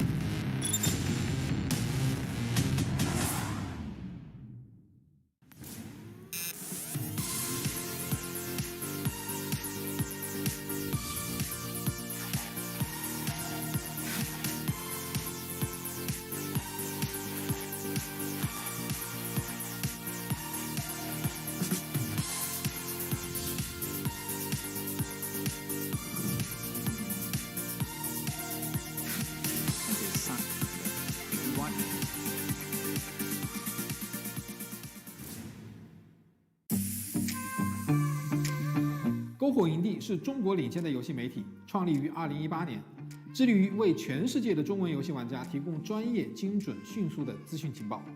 篝火营地立足于中国，与多家国际一流游戏媒体同行达成正式内容合作关系，源源不断地将最新鲜的游戏资讯第一时间带给全球中文游戏玩家。自成立以来，篝火营地在全网的内容浏览量已经超过5亿，服务了数百万的读者和玩家。我们的愿景是做游戏文化传播者。您可以在全球各大手机应用市场下载篝火营地 APP， 或者访问3w.gamebonfire.com 来加入游戏传播者的行列。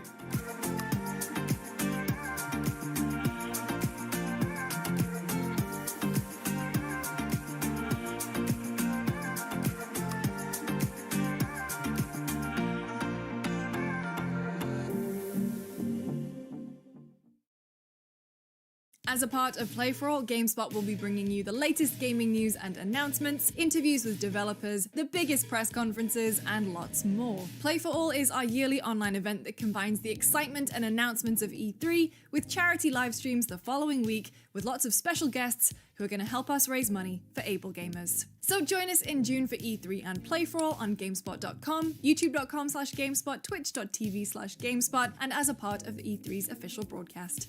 See you then. It probably isn't like realistic, but I love to be in Dragon Ball Z. You know what I'm saying? I know that's I'm not a saying, but like if I could be in Dragon Ball Z and just like fight with Goku or Vegeta or just be in that series, that'd be crazy to me. Like that'd be crazy. I'll put myself in GTA, but more realistically speaking, probably like Grand Theft Auto or like Call of Duty, or you know even a character in Fortnite, like something like that. I think that'd be dope.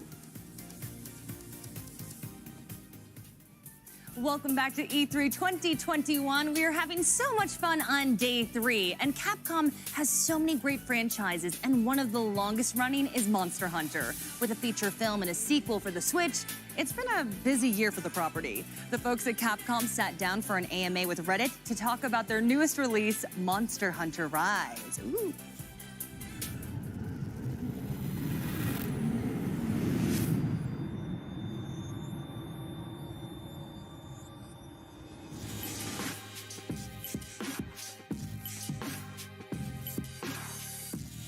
Hello Reddit, I'm Yuri from the Monster Hunter community team at Capcom USA. モンスターハンターライズプロデューサーの辻本です。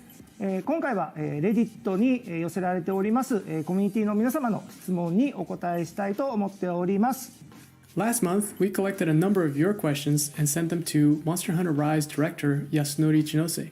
Unfortunately, he was unable to record a video of his answers, but he gave them to me right here. I'll be delivering them to you on his behalf.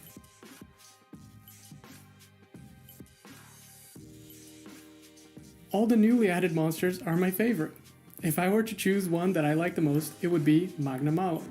I've been working on Magnamalo for so long, and it took me a long time to complete it, so I have strong feelings about this monster. Initially, I wanted to create a tiger-shaped monster. However, the main planner came up with the idea of an armored warrior with a long spear, and the prototype of the current Magnamalo was born. はい、明けのシルームです。理由はですね、僕すごく、雨男といいますか、すごくいろんなところ行ったら雨が降る、キャラでして、とても傘っていうのが、重要な僕の中でもアイテムになってますので、ぜひ雨降った時には明けのシルームに傘代わりになっていただきたいと思っておりますので、好きなモンスターにさせてもらいました。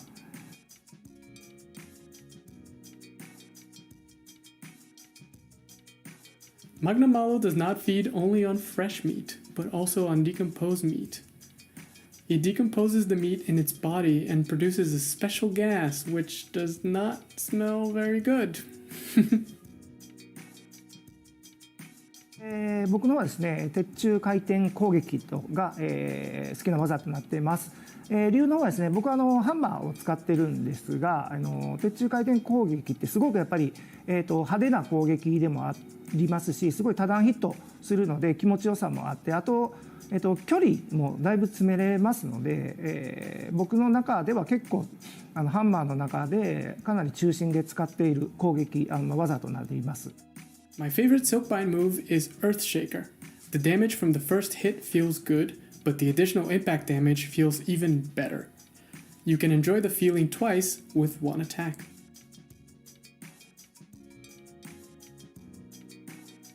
はい、子供の頃にですね、怖かった妖怪っていうとですね、カッパという妖怪がいるんですけど、It's Kappa for me. When I was younger, I saw a scene on TV where a man was dragged into a river by a kappa. そのカッパという妖怪がですね、川とか、And from that, I learned that it is dangerous to go near rivers. 池とかそういうところに潜んでてですね、結構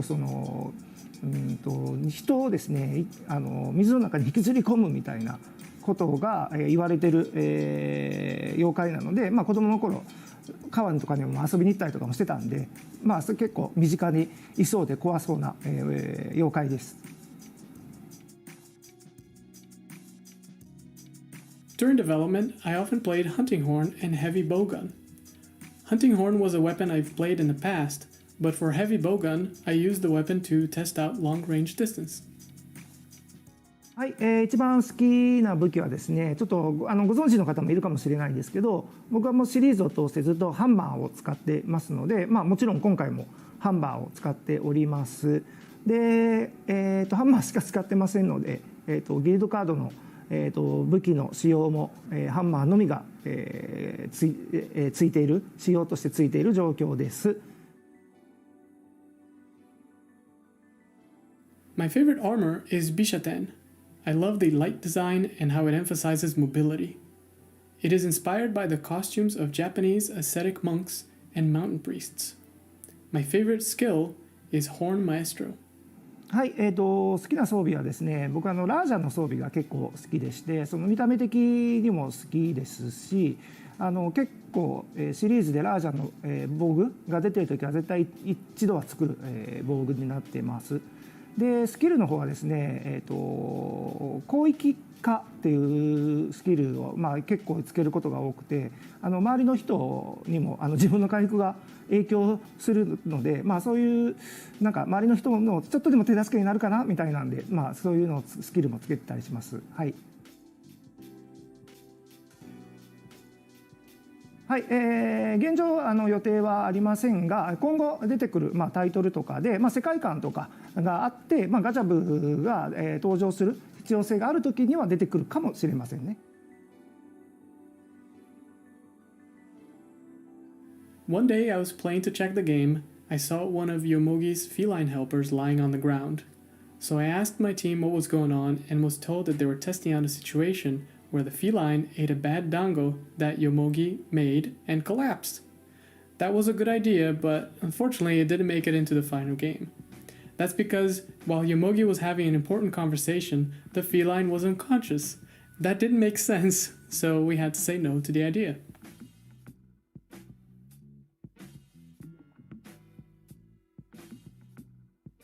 I wanted an iconic scene that would be recognized as Monster Hunter Rise just by looking at the food scenes.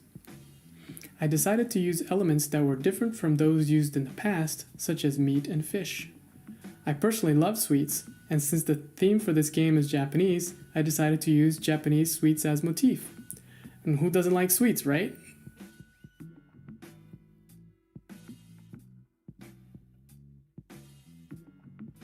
武器種の方はですね、やっぱり新しい武器を加えるとしてもですね、今まである14武器種とはやっぱり違う遊びっていうのをしっかり、提供できるような武器種である必要がありますので、今後については、そういうアイデアがもし出てきたら入れるかもわからないですし、ちょっとまだ今後のことなので、まだまだちょっとわからないですね。はい。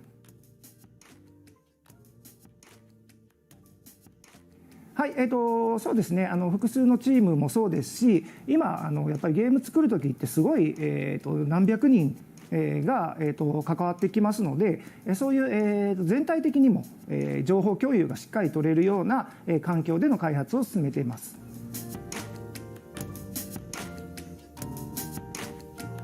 Favorite weapon is the hammer? I wrote that down No too. way. I was like, I love The it. wind up. I did 135 hours Monster Hunter World Dual Blades. That's where you get it. You get in there. No, dual blades. Just like that. Just Dual like that. blades for speed, 100%. Nobody can. But nothing feels so satisfying though when you get that hit with the hammer and it's so heavy and it's just like, whoa. But then you get caught and it's there on top of you. It's just too slow. not fun. I understand. You gotta get in, you gotta get out. That's But there's a certain. I agree with you, Jackie. There's like a certain kind of satisfaction when you finally get the wind up Right in the feels. and the hit, right out of the park. It's a good one. Especially against the T-Rex. Yeah, okay, well, it's not actually, it's not officially a T-Rex, Jackie. Okay, But I'm you know sorry, what? I'll I'm let sorry. the internet and your YouTube comments correct you on that. Oh, one. no. That was a great one. Thank you so much for that, Monster Hunter AMA, of course. And remember, ladies and gentlemen, if you have questions you want answered at E3, hashtag E32021, you can get your comments on the little ticker that goes by. And of course, we're running polls throughout this. We've been running polls all day long about the old Capcom, because of course we are coming up pretty dang quick on the Capcom presentation. As a rundown again of what we know officially for Capcom. Of course, to be hosted by our friend Seltzer.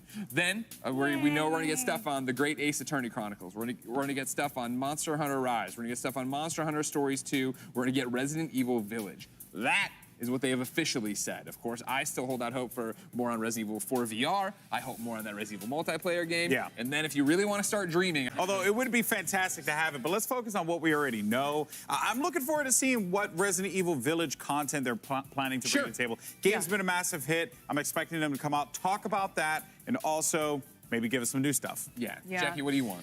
Okay, so I am not super into puzzle mystery games, just being completely honest. But I mean, Ace Attorney just totally plays to me. Obviously, I'm a big weeb. I absolutely adore anime. So just seeing the protagonist being like, objection, like I'm just like, I am absolutely 100% here for it. Also, there's a character in there named Herlock Sholmes. Of course. I mean, That's that how you get alone, around I'm just like, I'm exactly. I was Right. like, I love this, so I'm You have to definitely pay here anybody. for it. You have to pay anybody on that It's so one. smart, Yeah, right? exactly, Yeah, you'll be getting it, of course, Ace Attorney, the Chronicles here, the Great Ace Attorney Chronicles, 2 games that were released in Japan, finally coming here on July 27th.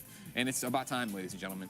This is what you've been waiting for, all right? The Capcom presentation is starting in 5, 4, 3, Good countdown. 2, 1, go.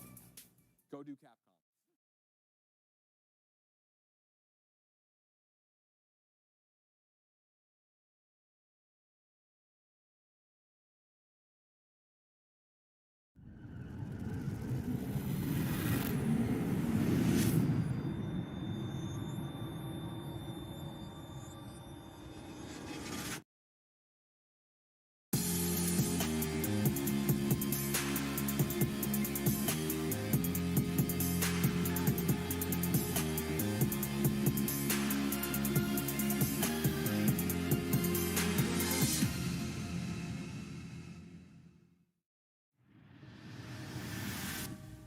Welcome to the Capcom E3 Showcase. I'm your host, Rachel Querico, aka Seltzer, and I'll be your guide as we walk through the latest releases, news, and updates from Capcom.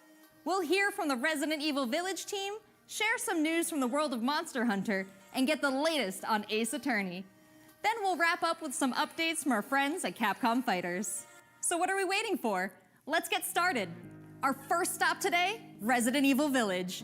The Resident Evil franchise continues to pioneer the latest and greatest in survival horror.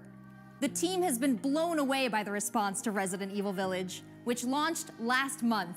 It brought the world another chapter in this decades-long story as the franchise celebrates its 25th anniversary this year. I'm honored to be able to introduce Tsuyoshi Kanda, producer on Resident Evil Village, with a special message for the fans.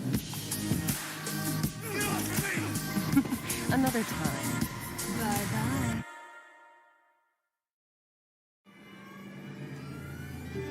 There's nothing to fear. Rose! She's everything to me.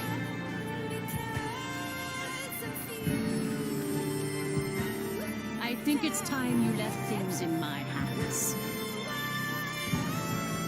Go on, rest now.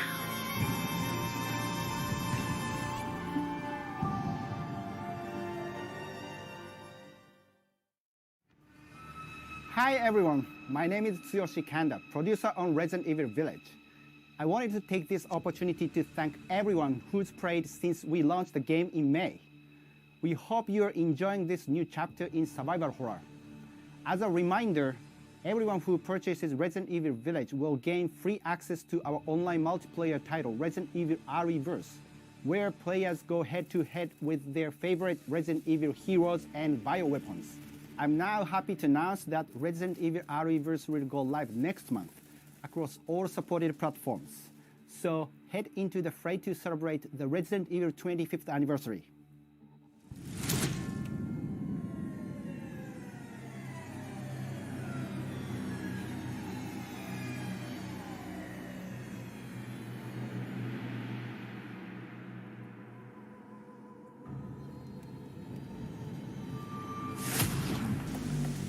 Thank you, Kanda-san, for that wonderful update. Next up, some long-awaited news from the world of Monster Hunter. Whether it's adventuring alongside monsters or battling them with friends, we've got something for you. First, let's dive into the brand new story-based RPG entry to the series, Monster Hunter Stories 2: Wings of Ruin.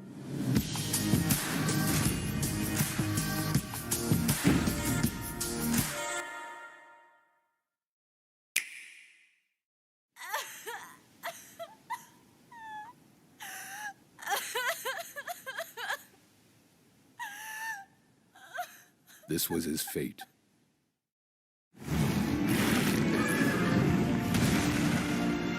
Red may have been strong and skilled, but against the awesome power of nature, he was merely a man. He never stood a chance. All around, things just kept getting worse. But I heard that Guardian Ratha had survived and returned to Hekolu Island. I went there to see Red's old monster again. Then, of course, that's when I met you. You were given Red's kinship stone, and now a Rathalos egg. This is destiny. This is the legendary monster, Ray's Wing Ratha, the monster with the wings of ruin. It's said that a beat of its wings can bring about waves of destruction. Many people believe there's a connection between the strange happenings and the wings of ruin. The pits are appearing everywhere, and they're emitting a strange light.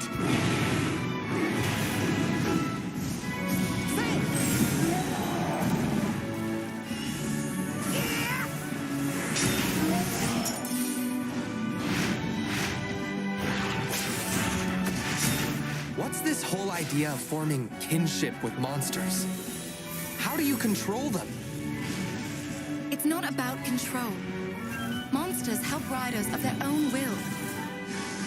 And the bonds between monsters and riders are just like your bond with Tsukino.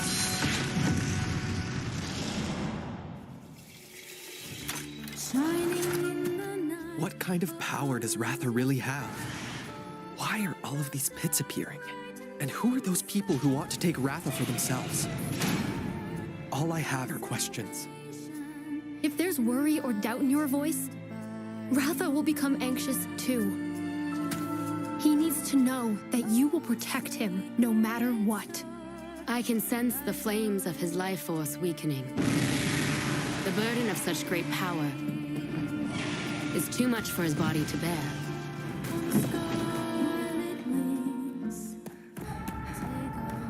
A voice. Can you hear it? Riders can bond with monsters. Surely you can groove with fellow humans. They have the power of kinship. They're friends. They're monsties. Humans carry the strength of everyone they meet.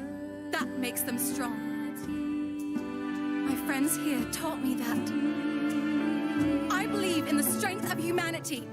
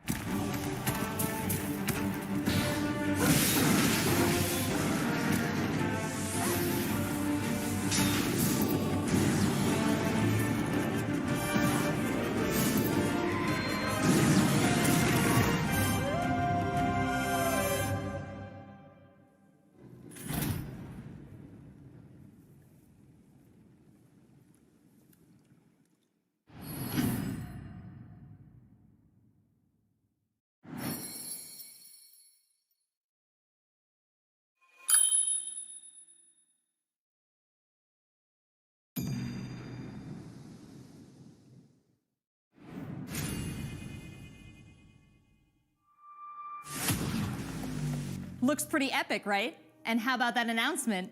The canine companion Palamute from Monster Hunter Rise will be joining Monster Hunter Stories 2 as one of the new monsties in the first free title update coming soon after the game's release.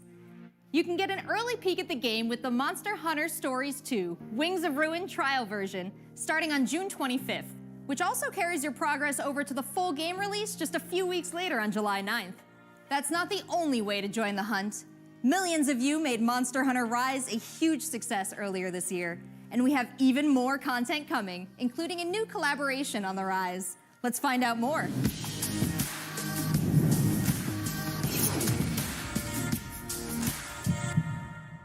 Let's go! This is for my fellow hunters!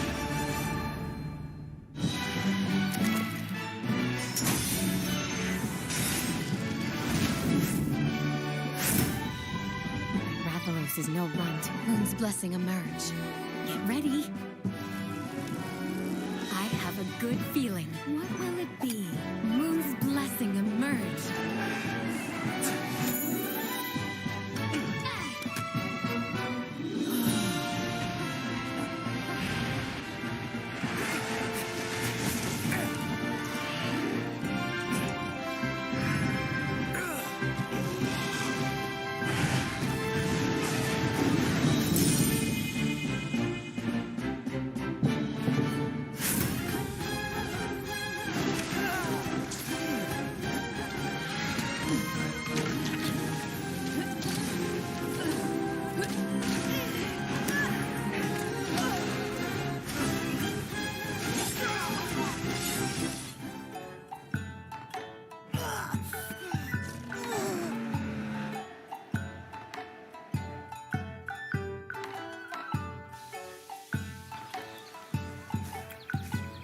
Tamura is like my second home.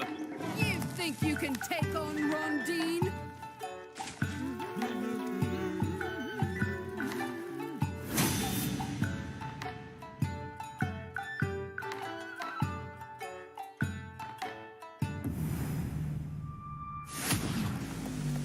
There has never been a better time to be a Monster Hunter fan, with all the new updates to Monster Hunter Rise and the launch of Monster Hunter Stories 2 this summer.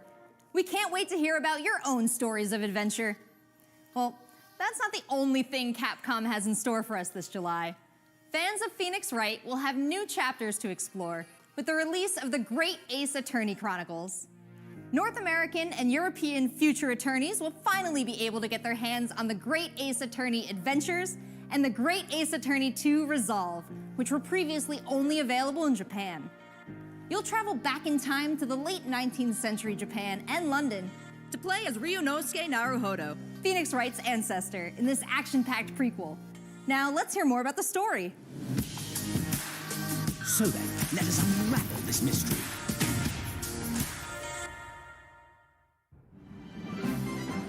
Welcome to the centre of the world. Great Britain's mighty capital, London. This country is incredible. I will become a lawyer. I have to. So then, let us unravel this mystery and discover what events led to this curious murder. Who are you? Herlock Sholmes. You must have heard of me.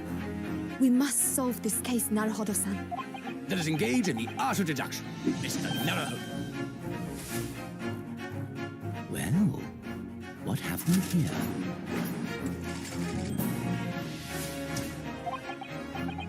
It would seem the truth is now tantalizingly close. The defense demands its right to a cross-examination.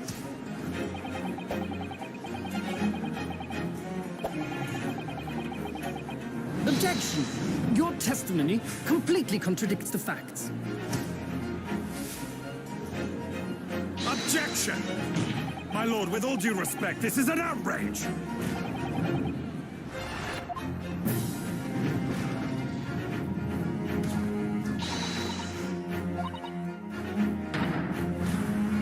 You're the best lawyer in the world.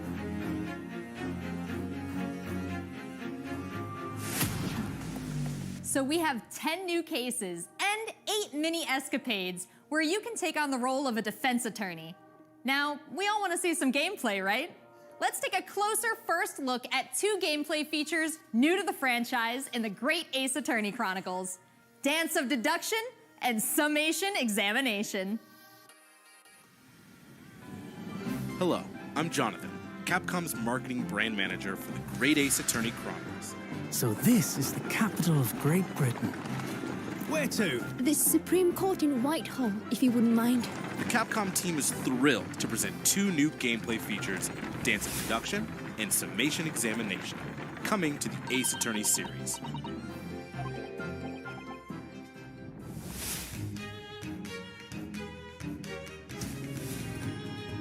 While investigating to prove your client's innocence, players will come across conspicuous situations that require further examination with the help of Ryunosuke's legal aid Susato and the brilliance of deduction from Detective Herlock.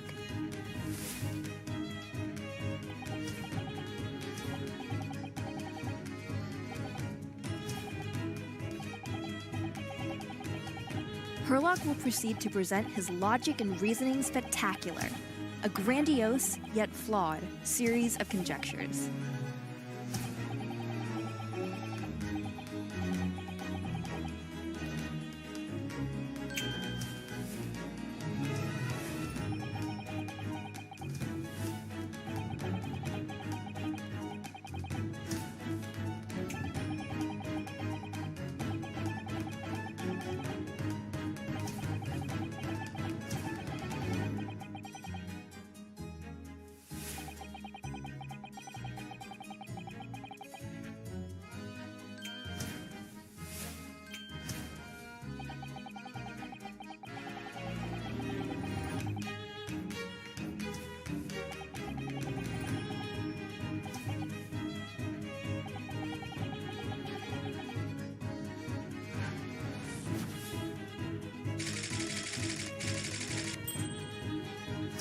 Ryunosuke and Susato will then discuss to correct the flaws in Herlock's deductions.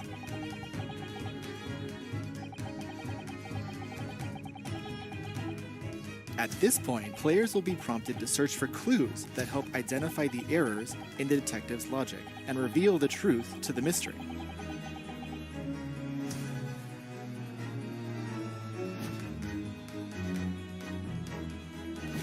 As players present new evidence and observations, Herlock will amend his deductions based on the new information.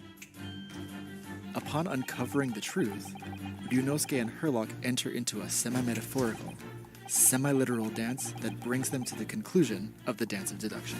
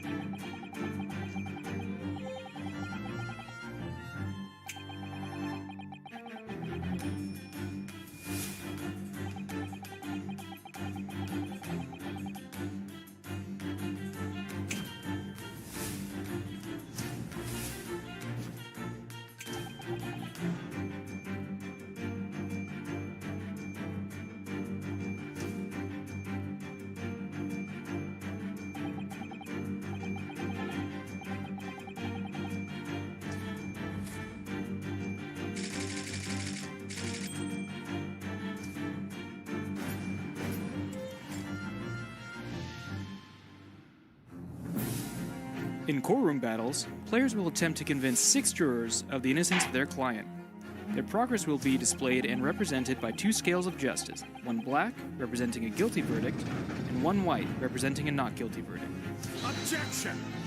In summation examination, take the stand to face off against the jurors, all of whom provide explanations as to why they've reached their guilty verdict.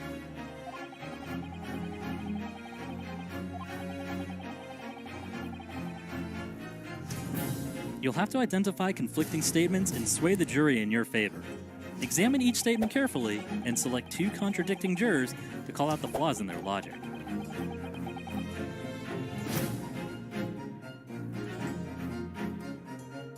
Objection!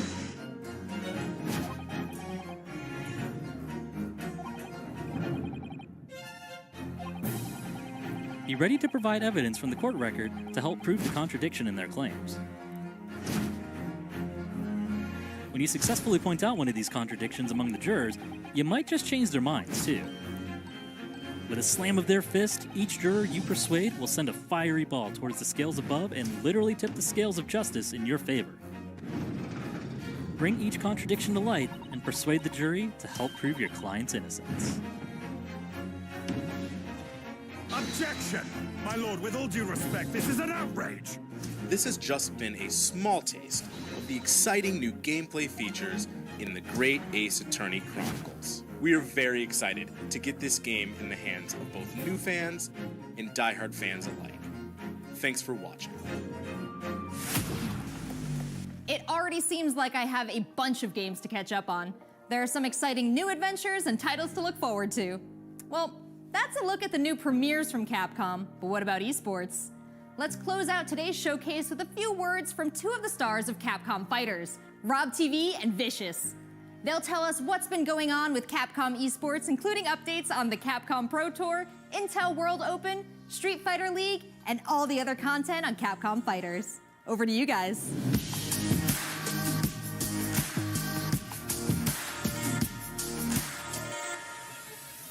What's going on, everybody, and welcome to the Capcom esports presentation for E3 2021. My name is Vicious, commentator for the Capcom Pro Tour as well as Street Fighter League, here with competitive Street Fighter V player and host extraordinaire, Hollywood, Rob TV. What's going on, Rob? Oh my goodness, Vicious, host extraordinaire. That just sounds beautiful. It has a ring to it, and I think that's the perfect word to describe what we have for everyone today. Street Fighter V, Capcom E3, it just feels right, and you feel the electricity in the air.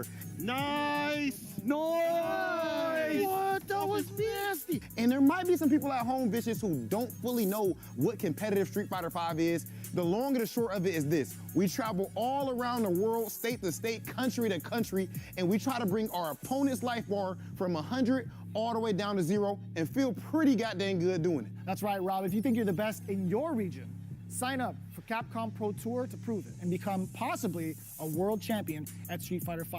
The double perfect, the way he looked at the camera. Yikes! Don't ever expect another man's controller. So in this year's CPT overall, it's a series of tournaments that have $5,000 on the line for each tournament. But that money alone, that's not what's really at stake here. It's about making it to the granddaddy of them all, Capcom Cup. Item just reset in grand finals of Capcom Cup. So behind me, you can see in all of its glory, the Capcom Pro Tour 2021 official stage and set. And that's a place that you are very, very familiar with. That's right. We take all of our events and broadcast it live from this stage, and we check out all of the top competitors from each and every one of these regions. And speaking of, the Capcom Pro Tour has shaped up a lot. 2021, we have 32 events going on in the Capcom Pro Tour, spanning across 19 different territories. So there's so many opportunities for players from around the world to get that ticket into Capcom Cup this season. I'm absolutely excited because, again, that is a big change from what 2020 was into what we could expect for 2021. And Mago is your first qualifier for Japan for the Capcom Pro Tour. Not only can you catch the Capcom Pro Tour live on the Capcom Fighters channel, you can do so on a plethora of platforms. We have it on Twitch, YouTube, Twitter, and Facebook. Of course, if you don't catch it live, you can also check out the VODs for all the competitive studying you would need to become a successful Street Fighter V player, as well as catching some of the community-focused content that we have on Capcom Fighters. We have No Neutral, the official pre-show of the Capcom Pro Tour. We have sets where we take players from around the world and play off in an exhibition first to 10. Not only that, actually, we do have Street Fighter League that's happened season after season, non-stop action, 6 teams of 3 duke it out in this battle tournament series to see who will walk away with the championship and the $150,000 prize pool. Street Fighter League is something that you don't want to miss because normally we only have 1v1 content. But now you actually have your teammates at your back, and every decision that you make is not just about you anymore. Look for more news on Street Fighter League later this year. It's Oki time. What's gonna happen? Nice. He checks it. He checks the movement. What's happening? It's so good. Let's not forget, the Intel World Opening is happening right now. Top players representing 11 regions around the world are competing for their place in the World Finals happening next month. Be sure to check out the official website for more information, including current standings and broadcast schedule. To commemorate this event, everyone who logged in during this period will receive an exclusive competitor title and dojo object. You do not want to miss this. I highly recommend everyone to stay tuned for future Capcom Pro Tour updates on the Capcom Fighters channel. And again, we've had so many events so far. We started off with the Japan region. We've had a couple of more events going on afterwards, but the action does not stop. In fact, we're going to be continuing off with the Midwest region for the Capcom Pro Tour. I know you're definitely excited about that. 100%. I mean, of course, your boy is from Ohio. Make sure you guys tune in to see the tournament. You do not want to miss some of the best Street Fighter V players in the world compete head-to-head. So it's you. I dare you to find better Street Fighter. I dare you. This is a game about being a world warrior. Capcom Cup tournament play. Obviously, they got a rivalry. I'm the best in the world. This game has changed the lives of so many people here. Ooh! Nice! Oh, the pop-off! That's what I'm talking about. I told you it's gonna go to the limit, and I ain't lying to the peak. This is the ultimate Street Fighter V experience. This is Capcom Pro Tour.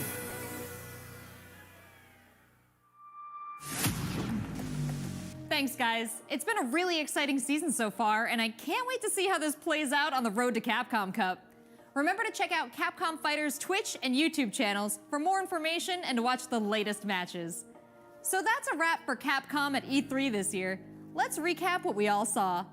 Resident Evil Village is back with the latest installment of the survival horror experience and RE-Verse as part of the franchise's 25th anniversary. We have new adventures to embark on in the world of Monster Hunter with Monster Hunter Stories 2, Wings of Ruin, and Monster Hunter Rise. And don't forget to go back in time with the great Ace Attorney Chronicles to tap into the family history of Phoenix Wright and solve new cases. Finally, don't miss out on the esports fun. Make sure you catch the latest matches with Capcom Fighters. There really is something for everyone here today. But don't go anywhere yet. Join the conversation on Twitter and make sure you check out the Capcom virtual booth on the E3 portal to watch all these videos again and more. I'm Rachel Querico, aka Seltzer. Thank you for being part of the Capcom experience at E3 this year.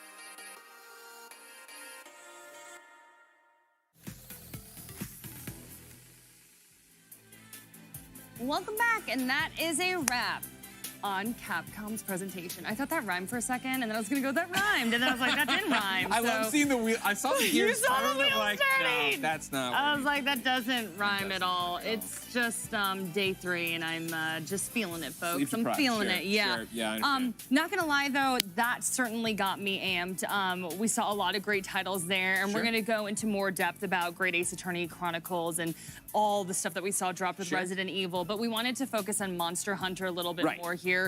Without a doubt, I am absolutely hyped for Monster Hunter Stories 2, Wings of Ruin. That was a new trailer that we saw, and that one got me in the feels. It's the one where, and I think I saw this on the internet, correct me if I'm wrong, everybody, but the first use of monsties, it seems like people weren't familiar with the term monsties, and now we all are. So hashtag monsties, get it out there right now. I am all for that hashtag, yeah.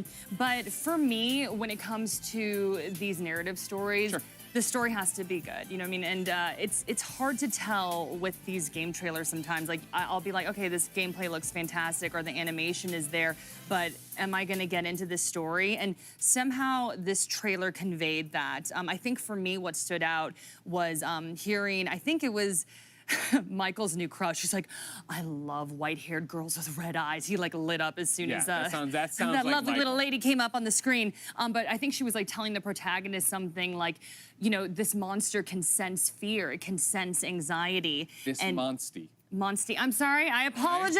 It's gonna be hard. even It's been just years said of the saying monster. hashtag. Why they didn't change the name to Monstie Hunter? I don't know. Okay, I'm sorry. Okay, I mean, Monstie Hunter. I like that too. But anyway, yeah, like that resonated with me because I think that you know, we all have that challenge, right? We all deal with anxiety, we all deal with fear, and we kind of have that monster within us that we're always battling, right? So that sounded so cheesy, but it definitely connected with me. No, like, I understand. And like for me personally, again, somebody who does love the core Monster Hunter series, I didn't give Monster Hunter Stories 1 really a chance. Yeah. And so seeing this trailer for it and being like, oh man, this plays a lot more like an anime than it does a Monster Hunter, right? That's interesting. And it is interesting to see that world, the mechanics we know, and not mechanics, I guess, but in terms of, you know, what weapons you're using, what monsters you're seeing, what the world building techniques are and how they're using it in a different story. I'm with you that the trailer actually looked interesting, where I'm like, oh man, I must not have given the first one a shot. I just think that sometimes, you know, these trailers, they go so hard with being like, look at all the action, look at how cool this is, and like, here's these awesome visuals, and I felt like they were like, no, like, this has a lot of heart to it. Yeah.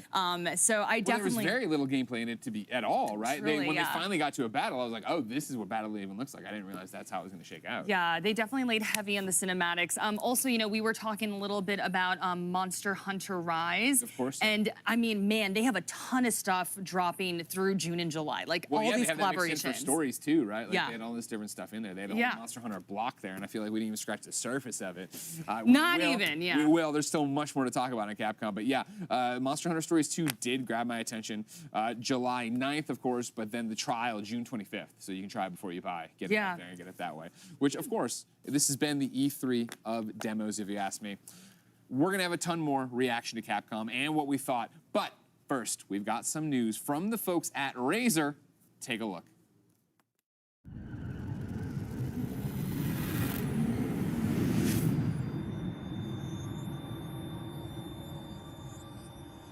Welcome to the Razer keynote at E3, the world's biggest video games convention. We have got an insane show for everyone today. We have come a long way here together, for gamers by gamers, and today we're one of the biggest gaming brands in the world. We span hundreds of millions of gamers, from PC gaming to console gaming to mobile gaming. But what I'd like to talk a little bit about today, to kick things off, is PC gaming, something near, dear, close to my heart, and pretty much to talk about the decade of the Razer Blade. So in 2011, we launched the world's first true gaming laptop. And this caused quite a bit of controversy back then because gaming laptops were not gaming laptops in the true sense of the word. They were gaming luggables back in the day, super thick, super heavy. And the Razer Blade was the first true gaming laptop in the sense it was super thin, super light, and super powerful. And it ushered in a new generation of gaming laptops. And since then, over the past 10 years, the entire industry has moved to follow in the footsteps of the Razer Blade. In 2013, we launched the world's thinnest gaming laptop. 2016, we invented the world's first Thunderbolt 3 external GPU. In 2018, we launched the world's smallest 15-inch gaming laptop. And since then, we've now got the entire Razer Blade family. We've got the Blade Stealth 13, we've got the Blade Pro 17, and of course, we've got the Blade 15. And the Razer Blade has been both a critical and commercial success. It's been called the very best gaming laptop in the world and continues to win accolades over and over again. And at this point, many of our fans, many of the Razer community is asking, what's next? So we go down and we talk to every single one of our fan base, for gamers, by gamers, we talk to the press. And one thing that we've heard consistently over the past couple of years is, when is Razer going to make an AMD gaming laptop? Well, ladies and gentlemen, I'm incredibly excited to be able to announce that we're now working closely together with AMD, and we've put the very best designers and engineers together with the top AMD engineers, and what we've created in a single line is the ultimate AMD gaming laptop. And with that, we are bringing back the legendary Razer Blade 14. How do we do this? How did we make the ultimate AMD gaming laptop? Well, we took a look at the 14-inch gaming laptops today. Now, many of them have tried to follow in the footsteps of the Blade 14 that we created some 10 years ago, and many things have changed since then. In terms of form factor, many of the gaming laptops out there are portable, but we feel they could be thinner, could be slimmer. Now, over and above, in terms of GPUs, there's been not much innovation. Don't get me wrong, they've got a great GPU in there, but they max out at a RTX 3060. In fact, in terms of total graphics power, or TGP, they max out at just 80 watts. And we feel it could go much higher with, of course, the right materials and with, of course, the right cooling thermal solutions. Now, as we talk about materials, unfortunately, most of them still use really non-premium builds. Now, one thing that we do at Razer that all of you are familiar with is that we look at doing really premium builds. We've got CNC'd machined chassis. We want to make sure that you've got the best possible no flex kind of a chassis, but many of the ones out there don't have that. And of course, cooling. Many of the 14-inch gaming laptops are still using solutions that we pioneered some 10 years ago. At Razer, we've really pushed it ahead. We've had vapor chamber cooling for years now. We are in the next generation of that. We've done that for laptops. We've done that for phones over and over. Now, in terms of having all this last-gen tech, many of them are still limited in terms of the ports that they've got. They've got only a couple of Type A ports, a couple of Type C ports, so on and so forth. And they've got truly, truly uninspired keyboards. They're using single color backlit keyboards. Why? Because they don't have space or they don't have the imagination. But at Razer, we've got loads and loads of imagination. And what did we want to imagine? Well, a whole lot of ultras. Ultra what? Well, ultra powerful. We wanted it to be ultra powerful. We wanted it to be ultra thin. We want it to be ultra fast. We want to have ultra connectivity. We want it to be ultra responsive. And of course, ultra immersive. That's a lot of ultras to make the ultimate AMD gaming laptop. But let's talk about how ultra powerful the new Razer Blade 14 is. Now, together with AMD and Razer, we have designed and engineered in a single line the world's most powerful 14-inch gaming laptop. This is not any normal gaming laptop that we're talking about. We're talking about the world's most powerful 14-inch gaming laptop. And to this end, we wanted to pick one of the most powerful CPUs on the planet today, and we've picked the AMD Ryzen 5900HX. This is truly an incredible CPU. We are talking about a HX class, an extreme class AMD processor, and it's an unlocked processor. Unlike many of the other laptops out there using the HS class processors, we are using a HX class unlocked processor, a Zen 3 mobile processor in a cutting edge 7 nanometer level. It's an 8-core x86 CPU, and it's got an up to a whopping 4.6 gigahertz of power. This is an insanely great CPU. And joining me here today talking about this partnership to make the ultimate AMD gaming laptop is Jason Banter, VP of Product Management of AMD. Razer is known for some of the most innovative gaming laptops in the industry. Razer has established a design, quality, and performance standard that is second to none. That's why we at AMD are excited to partner with Razer for the first time, bringing Ryzen, the world's best mobile gaming processors, to the Razer laptop lineup. Engineers from both companies partnered together, start to finish, to bring the best components, the best performance, and the best experience together in the new Razer Blade 14. The new Blade 14 features an unlocked Ryzen 9 5900HX processor, enabling elite gaming performance on a thin and light notebook with amazing battery life.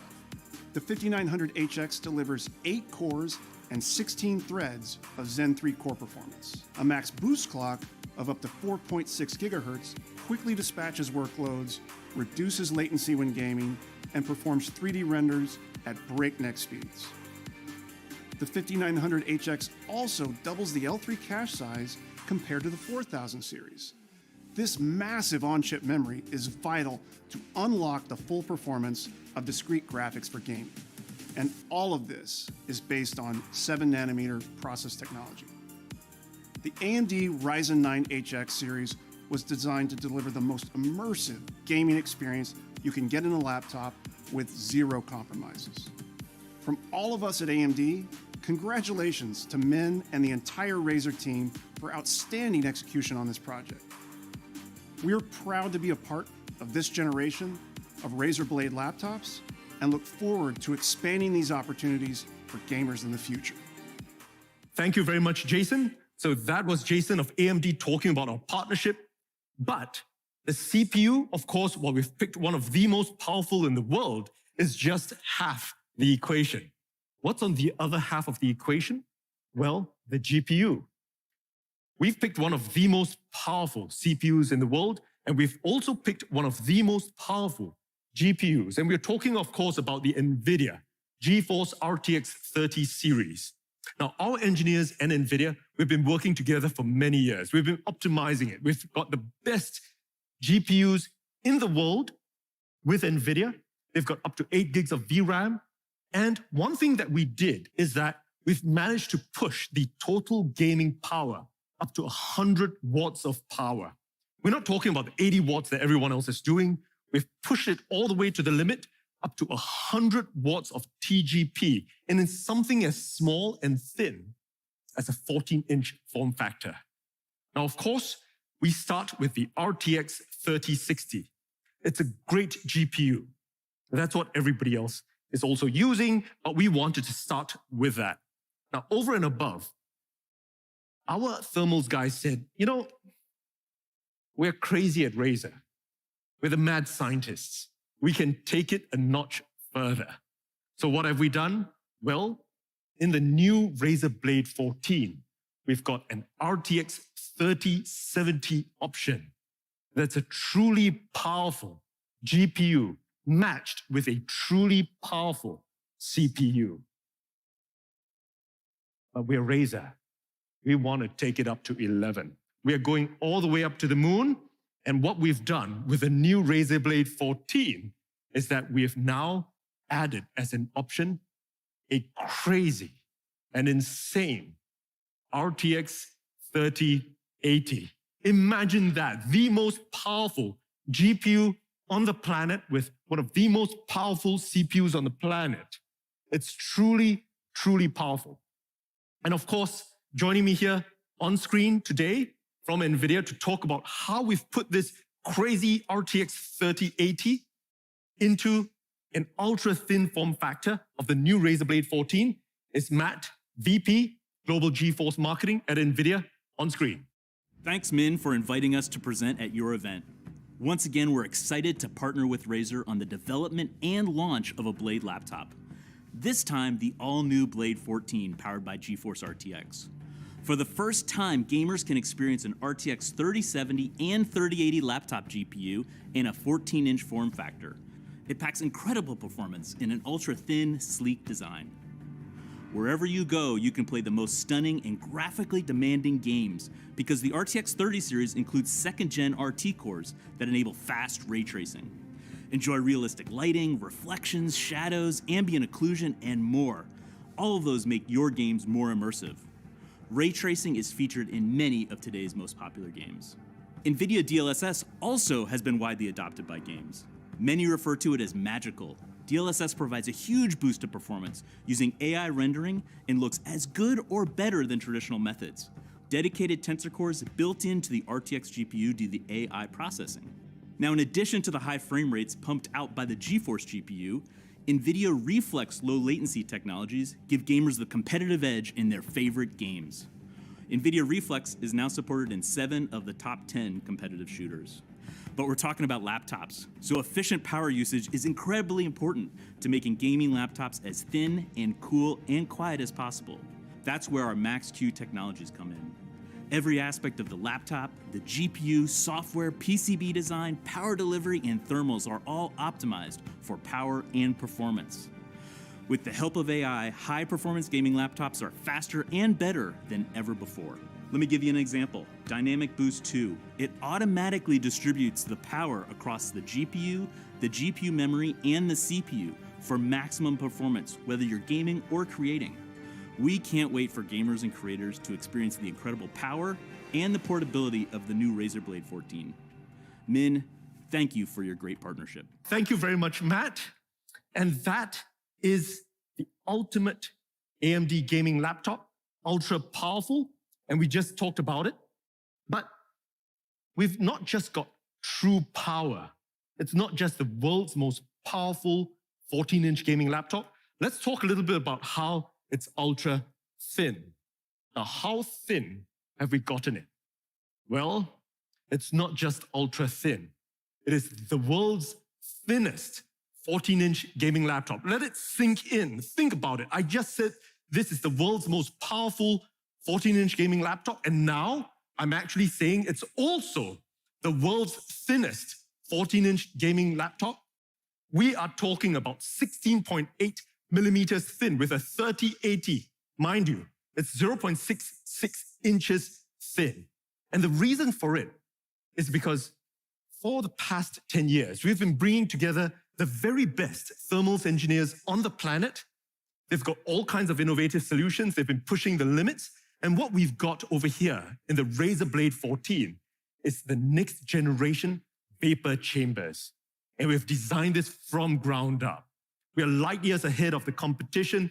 Many of them are still copying what we've done 10 years ago. And today we're 10 years ahead. We're a full decade ahead. We've designed the next generation vapor chambers in the Blade 14. Each of these tiny little fans have got 88 fan blades. And we worked with fluid dynamics scientists. We made sure that every fan blade was designed from the ground up. 88 fan blades. What does that mean? Every single fan blade in our fans is about 0.1 millimeters thin. We have designed fan blades the width of a human hair. In addition, of course, we are using T6 grade aluminum CNC chassis. You've got to kind of touch it to believe it. You've got to understand that's what a razor blade is about, that premium quality. And of course, that super durable anodized finish.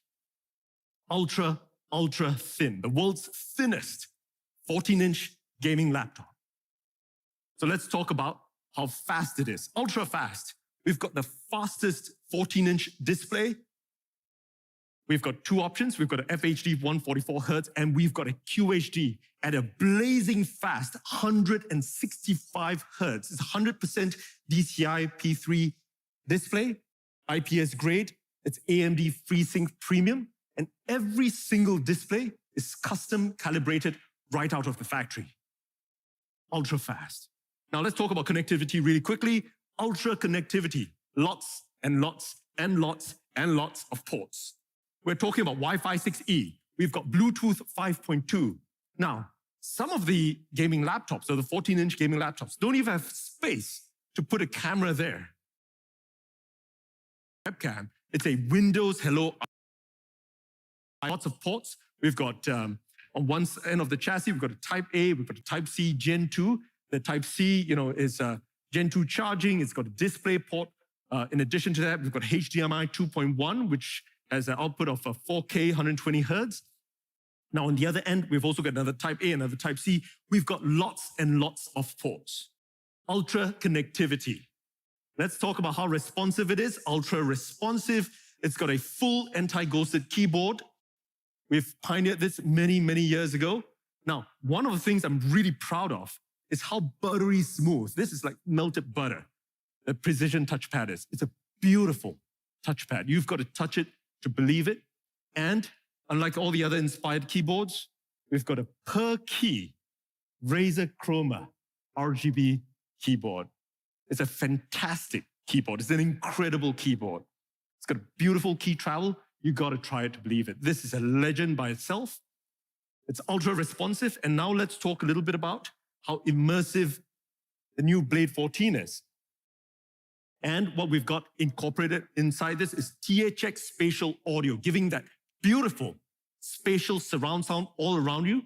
And of course, we're using it with upward firing speakers. That's a truly, truly great set of speakers.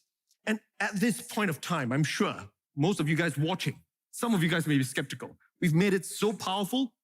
We've made it so thin. We've packed it chock full of all kinds of features. This is like a laptop, which is 10 years in the future. What have we compromised? And at Razer, we do not compromise. You'll know it if you own one of our Blade laptops. We do not compromise. And some of you may suspect we may have put a really tiny battery in there. Absolutely not. Because on a single charge, the Blade 14 runs for up to 12 hours. That's an insane level of battery life in the Blade 14. Now, the team has put together a video, a quick ad to kind of show it to everyone. I'm sure you're excited to see it. And let's show it for everyone. Here you go.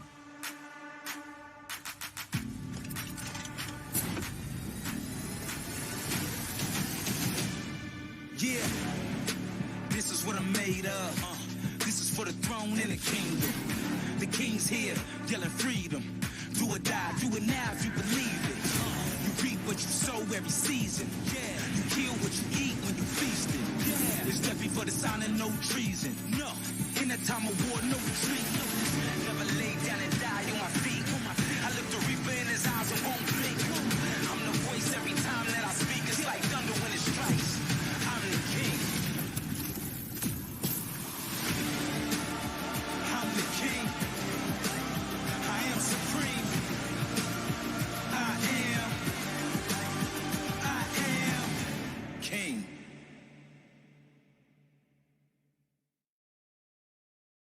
And at this point of time, I'm sure all of you would like to see the actual real thing. This is not a figment of my imagination. This is not a figment of the imagination of a gamer out there. But here it is, the legendary Razer Blade 14 back in flesh or back in CNC aluminum.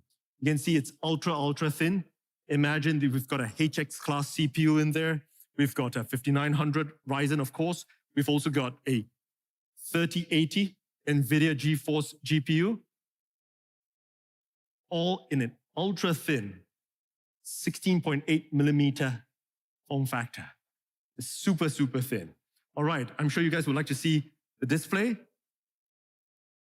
This is a 165 Hertz display. As you can see, it's just truly beautiful. And yes, there is a webcam. All right, so check it out. And it just sounds beautiful.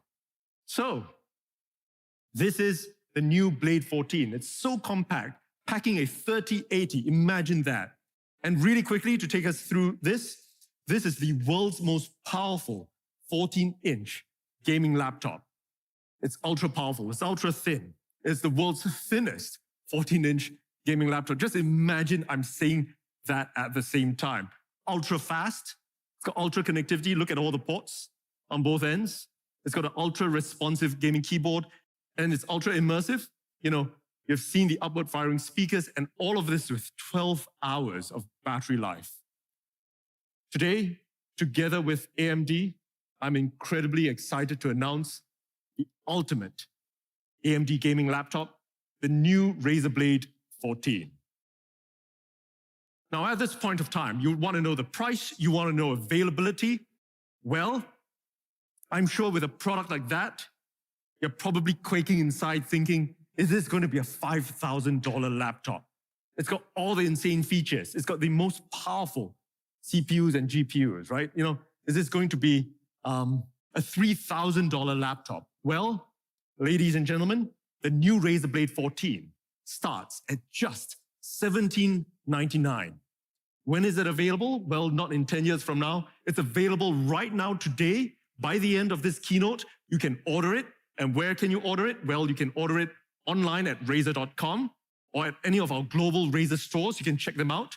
And of course, at leading retailers globally, you can check it out right away today at just starting from $1,799. Ladies and gentlemen, the new Razer Blade 14, the ultimate AMD gaming laptop. So that's the first product that we've got today. And we've still got a big show ahead. So what's next? Insanely small, insanely powerful. And what am I talking about? Well, it's our all-new USB-C 130-watt GAN charger. 10 years ago, when we first launched the Razer Blade, one of the big innovations that we did was we went and redesigned the charger. 10 years later, we're now really pushing the limits of what we can do with power. So here is a traditional power brick. It's shipped in many of the other gaming laptops out there. Not a Razer laptop, but this is often in many of the other gaming laptops. This is 130-watt size of a power brick, all right? It's almost 3 inches tall. It's got about 6 inches wide. How big is the new Razer GAN charger? Or how much smaller is it? It's up to 59% smaller. It's so tiny, it can fit in your pocket. And it's not just smaller, it's also up to about 17% shorter. It's an incredibly small charger. So I thought you guys would like to see how small or how large the chargers are. This is a traditional 130-watt power brick. It's pretty big, it's pretty heavy. It's something that will ship with your traditional luggable kind of a laptop. So how small is the Razer GAN charger? Boom, it's just hiding behind it. It's just so tiny. The same amount of power that it's packing from 130 watt, and this is a 130 watt charger. And this is already considered one of the smaller 130 watt chargers out there. You can see how tiny, how small it is, but we've got another surprise for all of you. This charger can only do one thing. It charges your 130 watt laptop or gaming laptop. This charger doesn't just charge your laptop. Boom, it charges up to 4 devices simultaneously. That's how powerful, that's how insane this product is. This is the Razer GAN charger, USB-C 130 watts of power, truly compact power. Here's the side profile. Here's the front profile. You can see the 4 ports, 2 USB-Cs and 2 USB-As, truly compact power. And here's a perspective shot. Truly, we've designed this so that this is the perfect charger that you can buy. It allows you faster charging up to 4 devices. It's mobile and travel ready with global adapter plugs. And in summary, it's small enough to fit your pocket. Charge up to 4 devices at once. Faster charging, 2 times USB-A, 2 times USB-C, mobile and travel ready. And it's got safer power delivery features. Now, what does it work with? Well, lots and lots of selected devices. As long as it's got USB-C and charging, it works with a whole slew of Razer Blade laptops, Apple MacBooks, both the Pro and the Air, Windows laptops like the Dell XPS, tablets, smartphones, smartwatches, and much more. So, is this $500? Is it $300? Well, absolutely not. The Razer GAN charger is just $179.99. You can pre-order it right now, and we're shipping within the next 30 days. And you can buy it, of course, at Razer.com, any of our Razer stores, and at leading retailers globally. This is the Razer 130-watt GAN charger, and you'll want to be making your pre-orders right now because this is truly the ultimate charger. Next up, Pixel Perfect. Well, a couple of years ago, we launched the Razer Raptor 27. What do we have with it? With a new Razer Raptor? Well, still a 27-inch form factor. It's got an IPS display. It's got a beautiful QHD resolution display. Now, what we've done is we've upped the refresh rate from 144 Hertz from the previous generation to a faster 165 Hertz refresh rate. In addition, we've looked at how to ensure that there's tear-free adaptive sync. It's not just using NVIDIA G-Sync, but it's also compatible with AMD FreeSync Premium. And we've got one of the best display panels in the industry.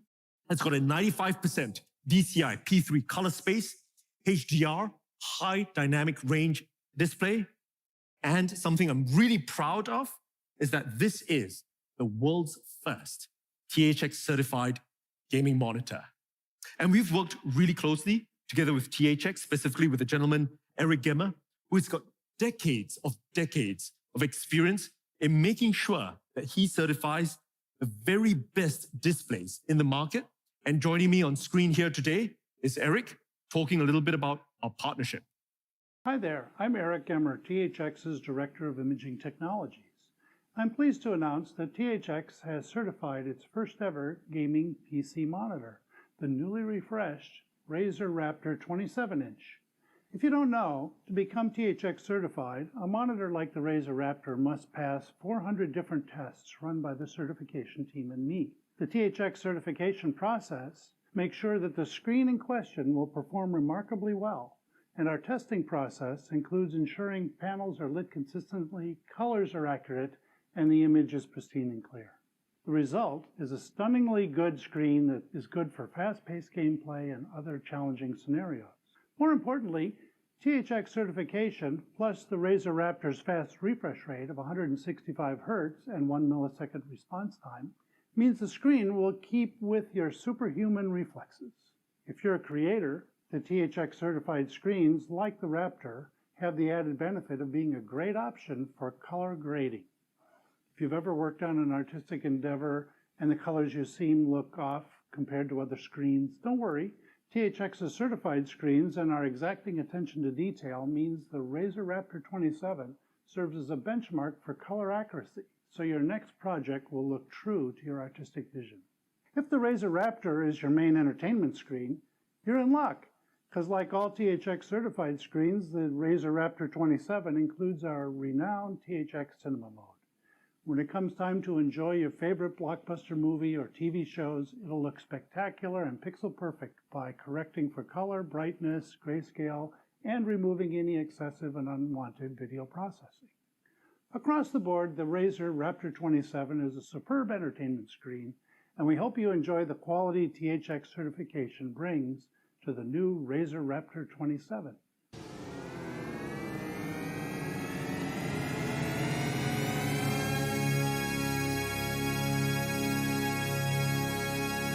Thank you very much, Eric. So that's Eric, who's had decades and decades of experience in terms of making sure that the very best displays in the world are certified in accordance to THX's highest standards.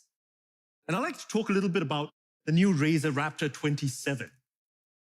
It's got a forged aluminum construction. It's got a beautiful construction. It's got a unique 90-degree tilt that you can flex it and have it positioned any way you like it. And it's got lots and lots and lots of ports.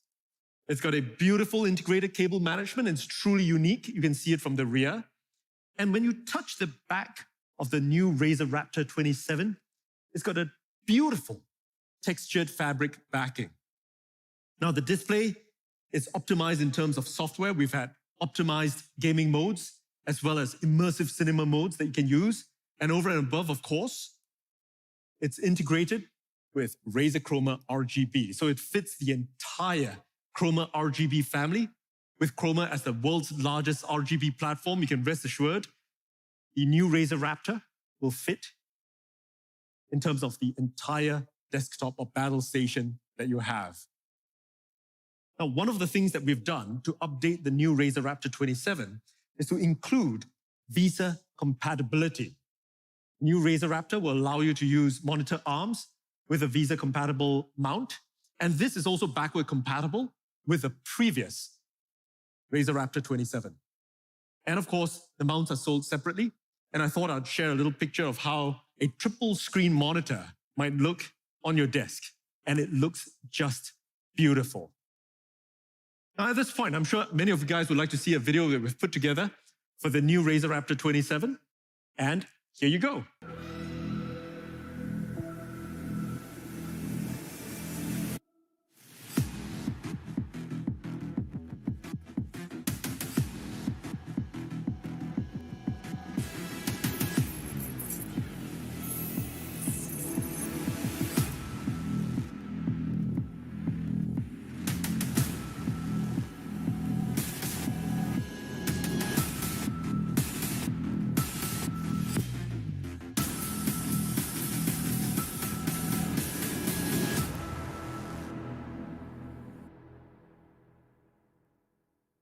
All right, so at this point of time, let's do a quick demo of the new Razer Raptor 27. Let's call up the Raptor 27.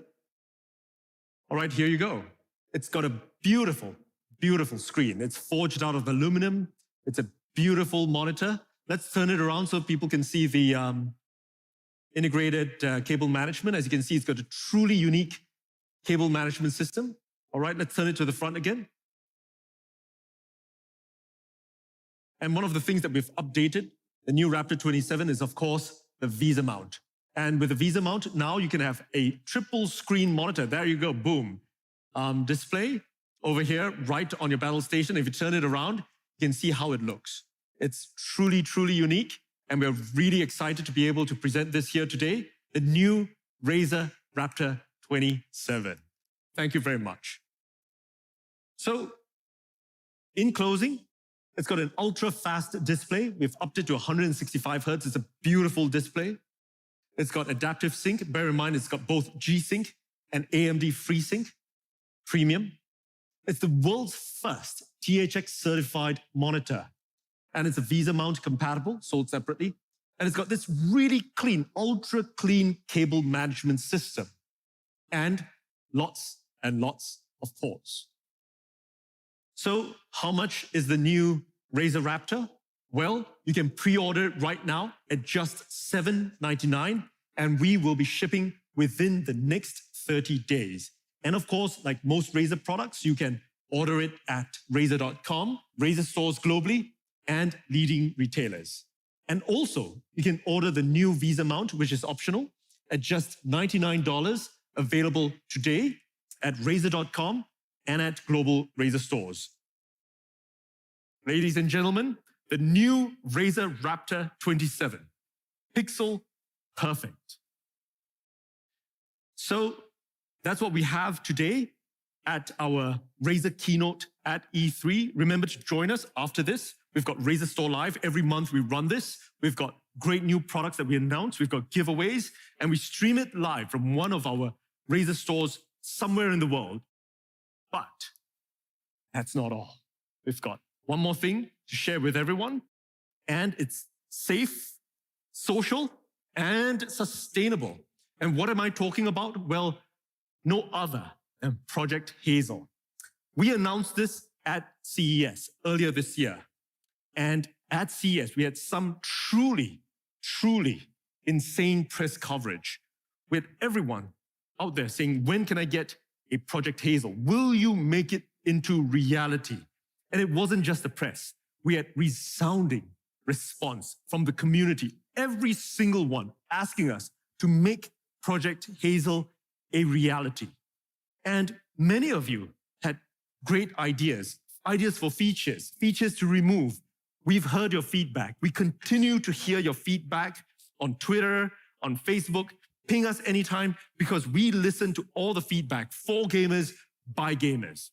And what I thought I would do today is that I'd give everyone an update on the project because we are going to be making Project Hazel a reality.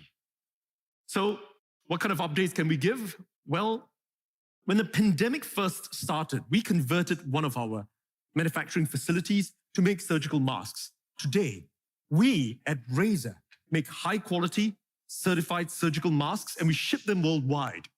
We've donated over 1 million masks worldwide in the US, in Europe, in Asia, in Africa, etc. And we continue to do that. High quality surgical masks meeting the very best standards. And what we've done is that we've taken the learnings from that, the engineering, the design, and we've put that into Project Hazel. So Project Hazel is going to be using replaceable N95 grade filters. We've now designed in a secure silicon face seal. These are just some of the updates since the last time that we talked about this at CES. And we are going to make sure that Project Hazel follows the lab testing with BFE rating that we've done for our surgical masks. That's the safe aspect. Now, what about the social aspect? What are we keeping? What are we not keeping? Well, first up, the clear, transparent design. We're definitely keeping that. We're also adding in interior lighting so that in low light conditions, you can still see the face of the Project Hazel user. And one of the big things that we've added this time around is anti-fog coating.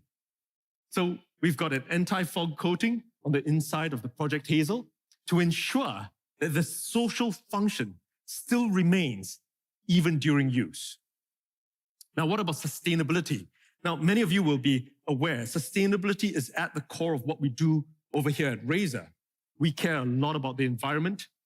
One of the things that concerned us the most when we were making these one-off surgical masks was the sustainability of the surgical masks. Well, Project Hazel has got a reusable mask design, and every single filter lasts 3 times longer than single-use surgical masks.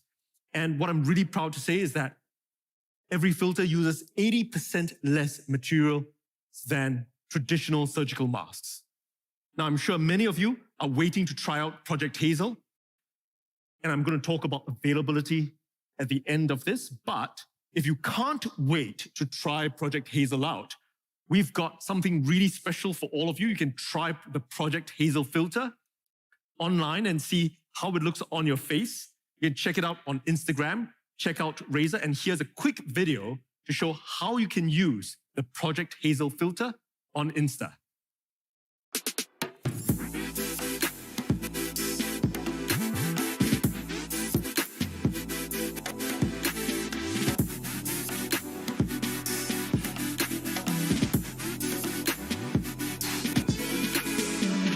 Now remember to tag us with your Project Hazel filters because we will be watching out for all of you, and we might have some pretty cool giveaways for Project Hazel when the time comes for shipping. So we've got a quick video to show you the updates that we've made since the last time we announced this at CES. Here you go.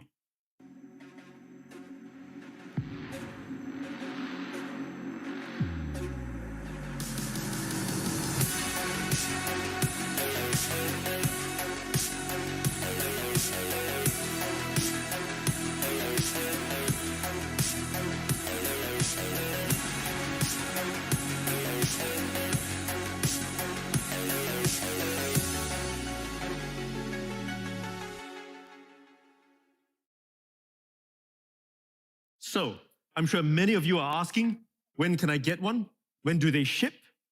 Well, with the insane demand that we're expecting for Project Hazel, we've put together a plan so that we can get as many of these units out to you as possible.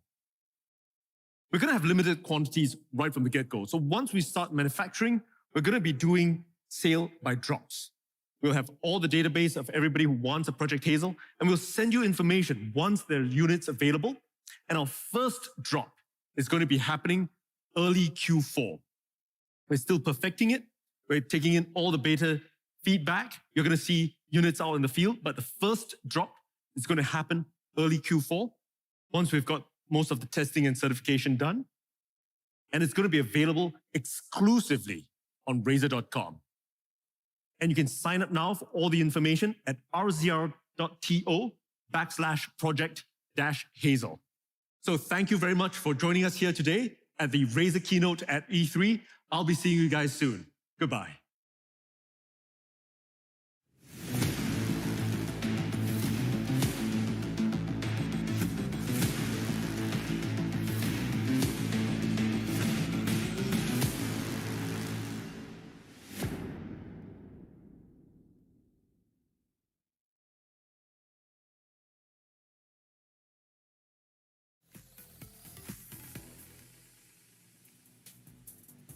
And the Razer presentation is over. Laptops, monitors, and face masks.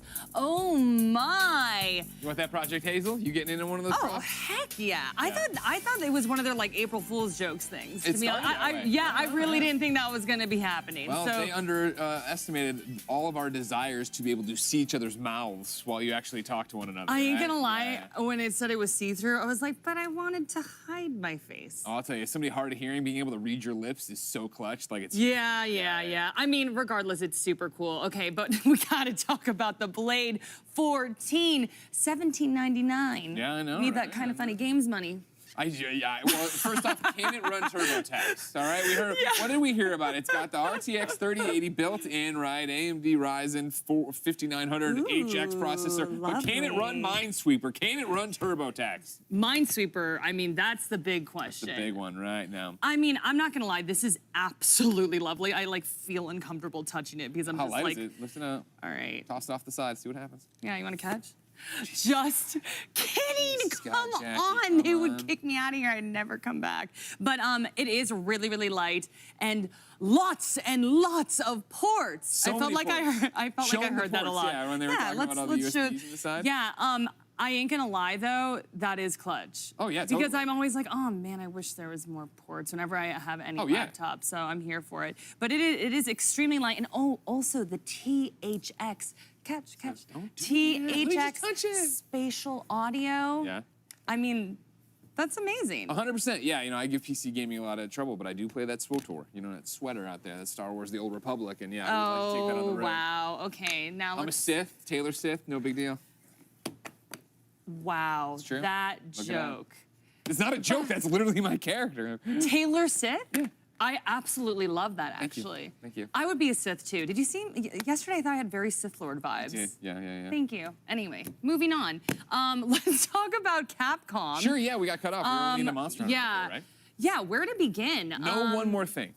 I told you all. I was like, Capcom talked about what it was. Golden Boy over there. Oh, I want Lost Planet. Oh, I want this. Yeah. Like, they were very clear about what they were going to have, and that is what they had. They did not go beyond that. Well, you know, we always think, hey, maybe they're going to sneak something in there. They 100% stuck to the agenda on that. So we talked about Monster Hunter at length, but the Great Ace Attorney.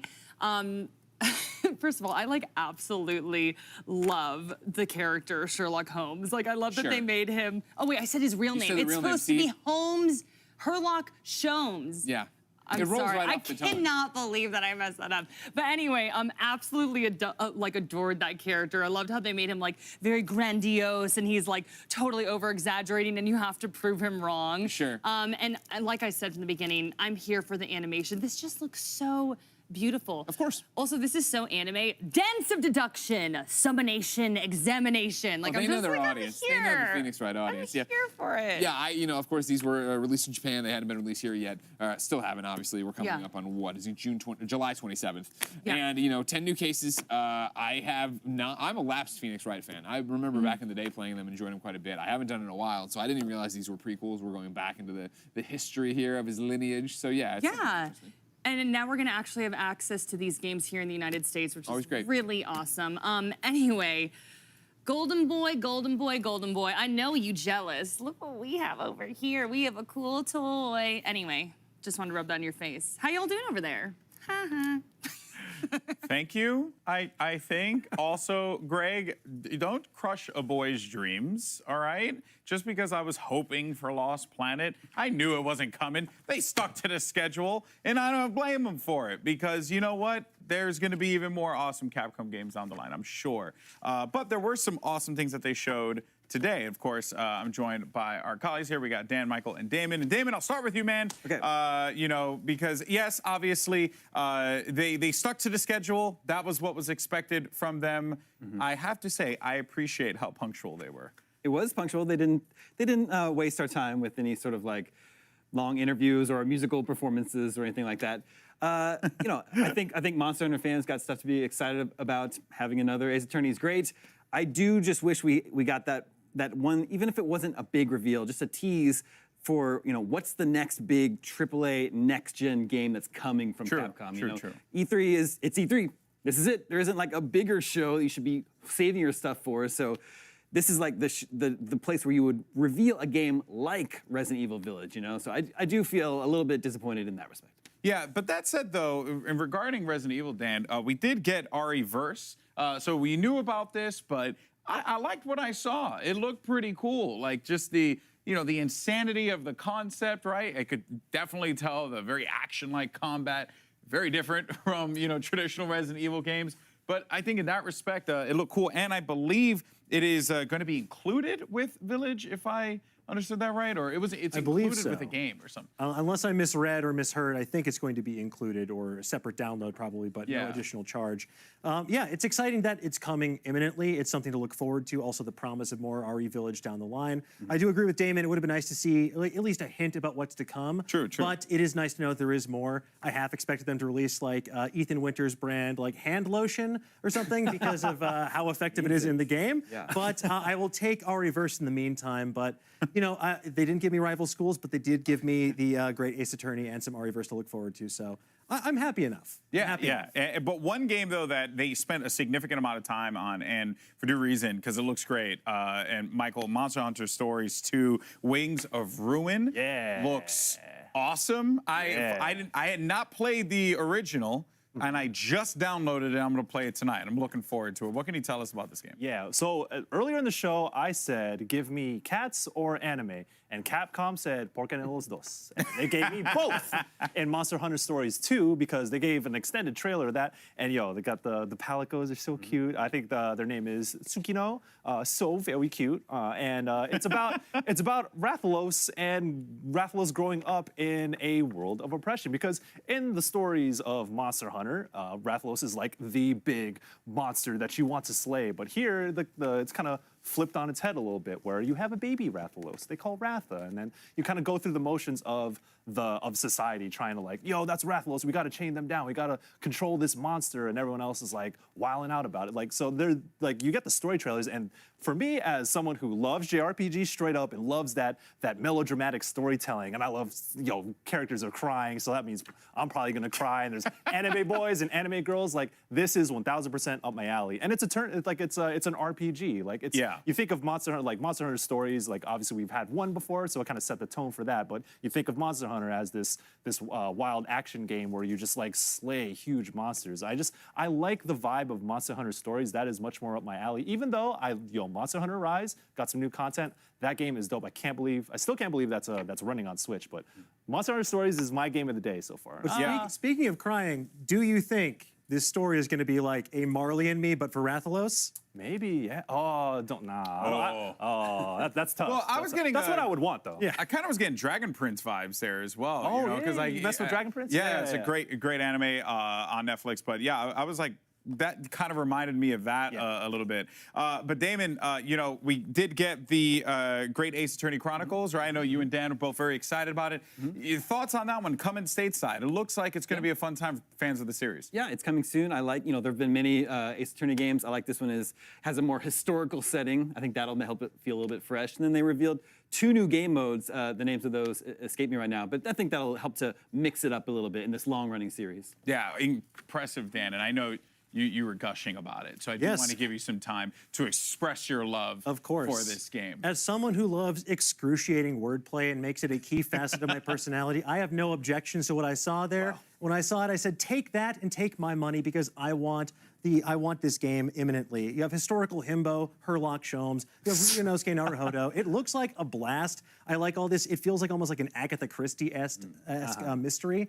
So I'm very excited to see what they have in store. I know it's been out for a while in Japan, but I'm excited that we get it stateside. It's been a great year for fans of that type of game who have a Nintendo Switch. You have Famicom Detective Club. Now you have more Ace Attorney to look forward to. So it's a great time to be a fan of solving mysteries and experiencing excruciating puns. Yeah, one thing that you can always, or at least turn to, is like, there was a little something for the fans of those games, and that is always a plus. It's always, you know, we should definitely celebrate that, which is always fun, right? Especially for fans of the Ace Attorney series. I'm intrigued. I'm going to check it out. I'm looking forward to that one. But, you know, guys, Capcom, they've had a pretty busy 2021 with the release of Resident Evil Village, the 8th installment, by the way, of this epic franchise that introduces all to survival back on the PlayStation 1. That opening cutscene was horrifying, by the way. I was a child. It did not set right for me.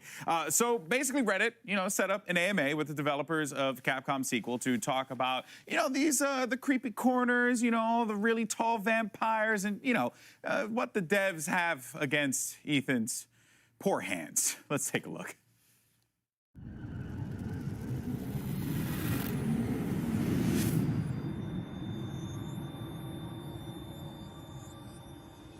They're coming. Who is?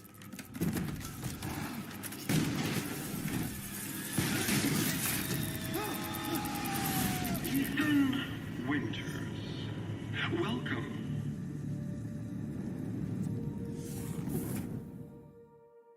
In Resident Evil 7, we created Ethan to act as the player's alter ego, a cameo-like character without any strong personality. However, through the course of production, we became attached to Ethan and we became curious to find out what will happen to him. And this decision to have him as the main character in Village came to us early in the production.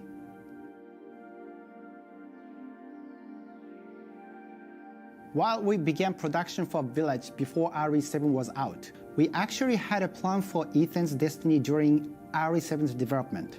And with the popularity of RE7, we were able to realize this idea. We actually had a plan for Ethan's destiny during RE7's development. Since Ethan was created as the player's alter ego, we wanted to leave his face up to each player's imagination. So at this point, we don't want to show his face in any official form. We wanted to leave his face up to each player's imagination. In Village, showing that Ethan is in pain is an important tool to instill fear in the player. We don't have anything against his hands, but even we can admit that he has gone through a lot throughout the years.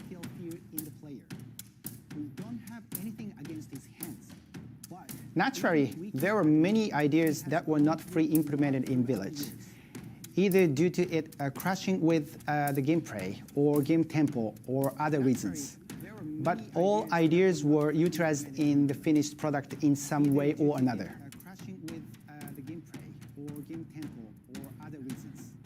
This is one of the contrasts to the modern horror of RE7, where Village instead leans towards a gothic horror type action. Creatures in Village are a modern, biohazardous interpretation of the classic monsters like werewolves, vampires, and Marmor.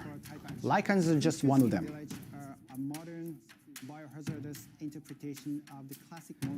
We created the Duke to be a beloved character, but we were surprised to see that he has now become equally or even more popular than Lady Dimitrescu. It's also fun to read fans commenting that this Resident Evil game is the one that made them cry.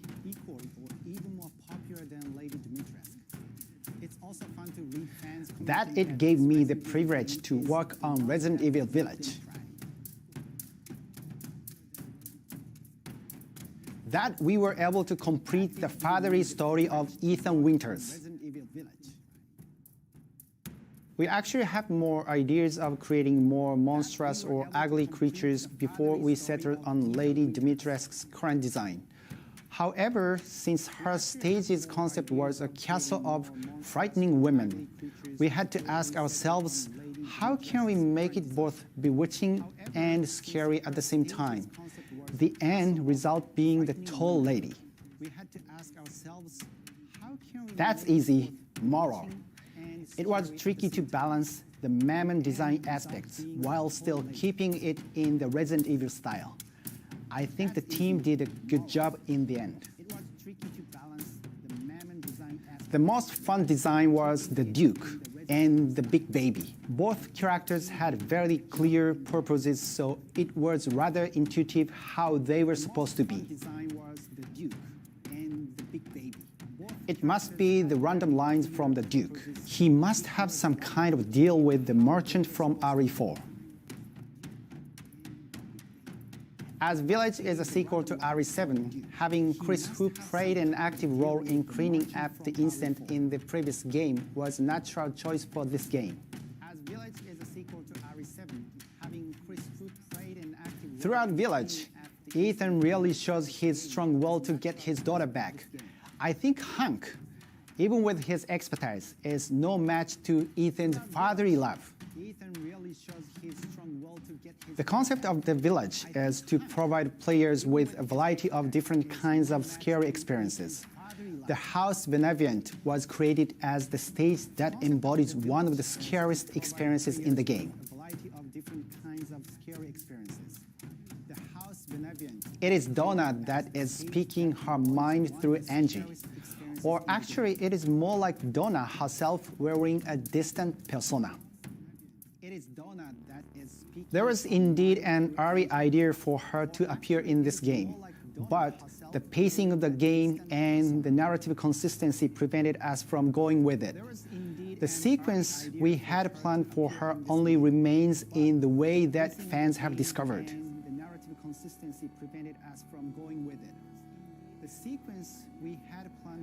I asked Morimasa Sato for this one, and out of all Resident Evil creatures, he said that the Crimson Heads is the gold standard. He has never been so surprised by a creature as that one.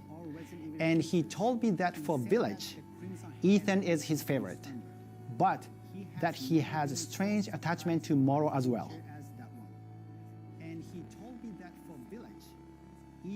We are aware that many players have asked us to delve deeper into Village, and that is why I can tell you that we have decided to create a DLC. We're so grateful that people have been enjoying it so much. Thanks to everyone's response, we have begun production on the DLC. We're so grateful that people have been enjoying it. Well, there you have it. Pleasure to hear from the devs in that AMA, courtesy of Reddit. And, you know, I'm glad. During the AMA, because I had not played Resident Evil Village, right? And I didn't know the stuff about the hands. You know, I didn't know what was going on with it. Now I know a bit more. And yeah, it's definitely disturbing. Well, speaking of disturbing, they, you know, confirmed DLC. So what disturbing things are they going to come up with next here, Damon? Well, so if we're going to theorize, first of all, we're going to avoid spoilers. Yeah, avoid as best we can. Still a pretty new game. But, you know, a lot happens at the end. A lot has changed at the end of it. So I guess maybe a question for Michael and Dan, since you played it. Do you think the DLC might sort of explore the revelation that's revealed at the end of the game, or since Lady D turned out to be so popular, would they sort of bring her back, have sort of a chapter with her maybe? See, I feel like you have to set it kind of within the main story a little bit, or maybe an offshoot, or even like a prequel about something else that happens within the village. Personally, I'd love almost like an Animal Crossing-esque game where I get to populate the residents of the village and design this spooky little town. Okay. But that's just Animal me. Crossing is demented and, you know, hand choppy and stuff like that. What about for you, Mike? Yeah, I kind of agree with Dan. Like, you don't want. I don't think like following up to what happens at the end is necessarily the place for the DLC. That would probably set up a sequel. But I mean, not necessarily the DLC. But I've been talking about VR support for Resident Evil Village because it was so good for 7. And if we're talking about hands and all the things that happen in your hands, imagine being in VR and like, especially if you play something. If you play it on something like the Valve Index, where you're kind of hands free with that sort of thing, you're like, yo, what's going on?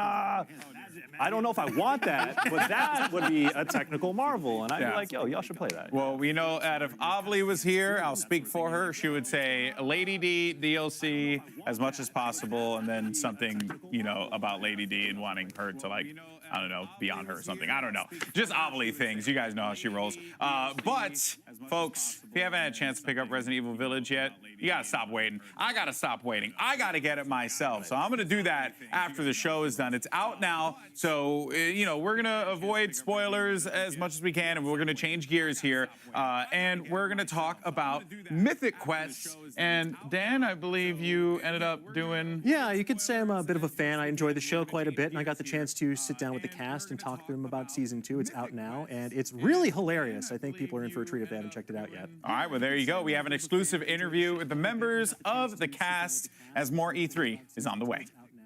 It's really hilarious.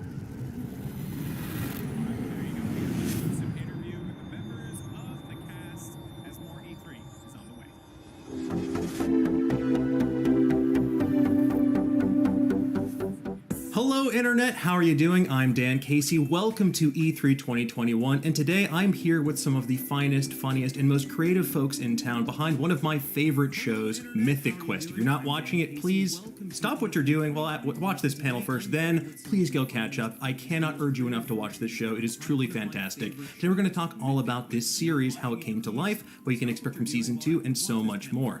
Joining me today, we have an all-star lineup of amazingly talented people, beginning with Mythic Quest co-creator, producer, and writer Megan Gans. We have Ashley Birch, who plays the QA tester Rachel and serves as a writer on the series. Imani Hakim, who plays Dana, aka the QA tester / streamer formerly known as Wild D. And of course, Jason Altman, head of Ubisoft Film and Television and executive producer. Thank you all so much for joining me today. So I want to take things back to the beginning.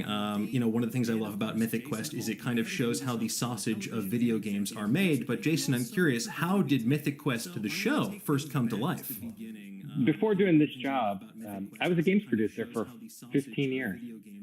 And when I started out in TV, telling the story of how games are made or taking a little bit of a look behind the camera was something I just really wanted to do. And I felt like games were at this point where they were part of mainstream culture.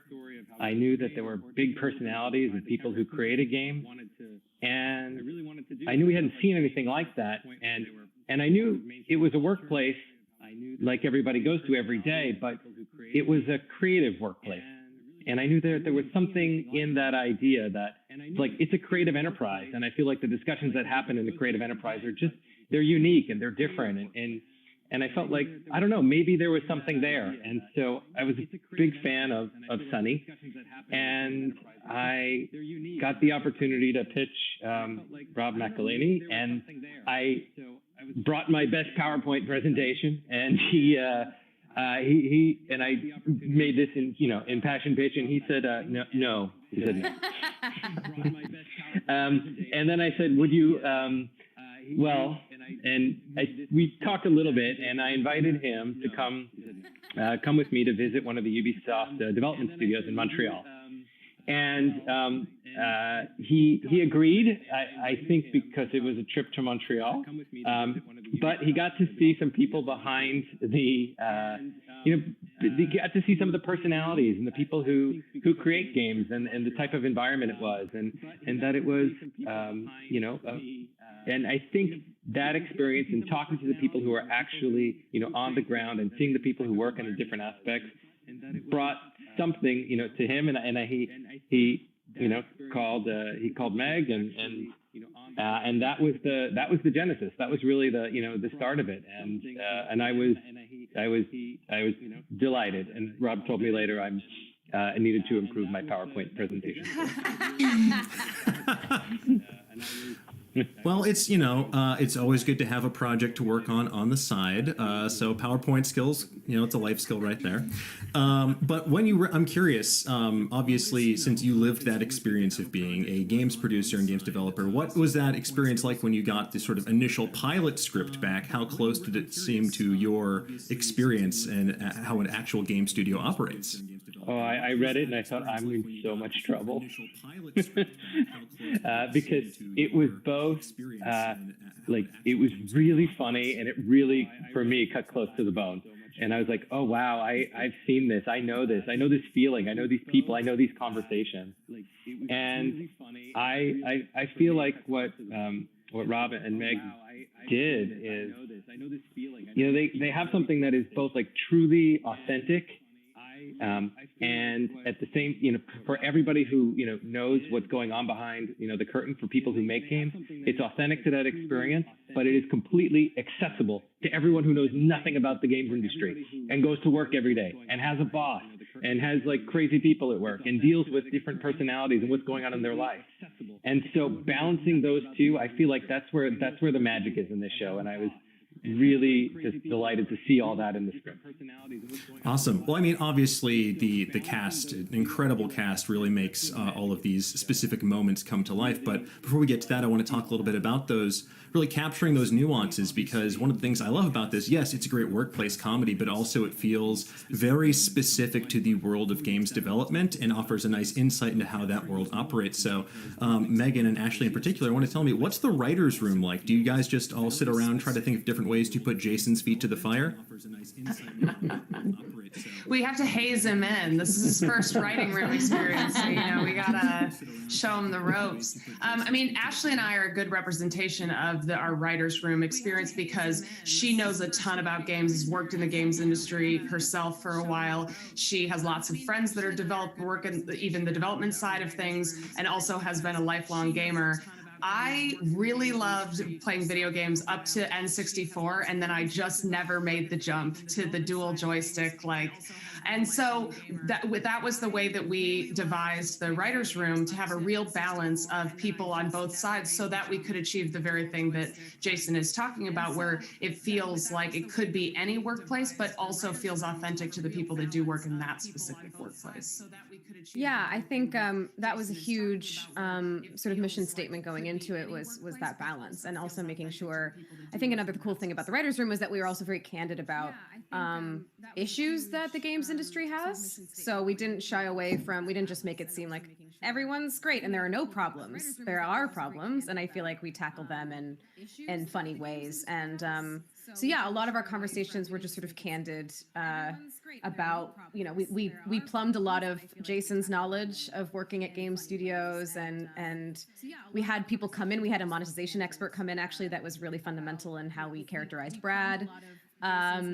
So yeah, it was a really cool experience to be able to find a nice balance, and also, like you're saying, honor a lot of things that are specific to games, but then make the characters and the workplace in general feel very universal. I do want to touch on that real quick. One of the things I really love about this season is sort of like we're getting a lot more depth to these characters too. Like, we got to really get to know them in season 1, but now one of the things I love, and Amani, I want to talk to you about this, is we really get to see this passion that she has for game development. She's not someone who just wants to chill on a couch and test a game for bugs. She loves this medium, and I really love the story arc where she gets the opportunity to kind of follow that dream of beginning to develop a game.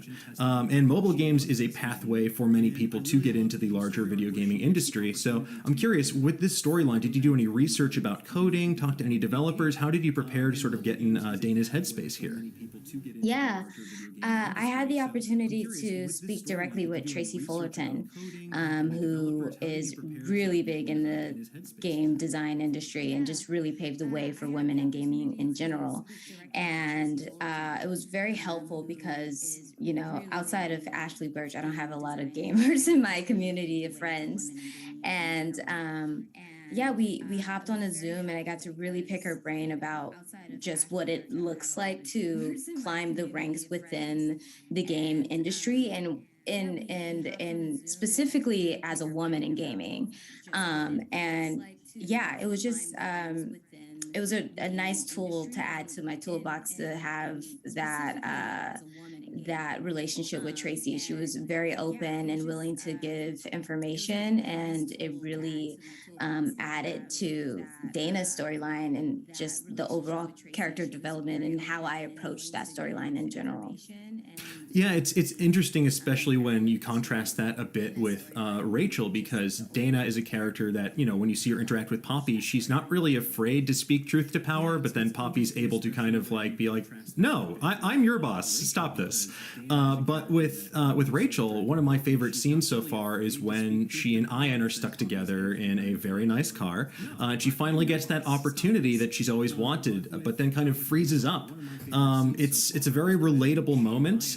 And it feels sort of in contrast to Dana, who's someone who feels able to articulate what they want. So, Ashley, tell me, where's Rachel's head at? Why do you think that is such a moment that like really resonates with people? Yeah, I think it's such an interesting thing because I feel like when you're younger, like when you're around Rachel's age, you know that you want to make your mark on the world and you know that you want to blaze a trail, but you probably don't really know what kind. You just know that like you are going to do it.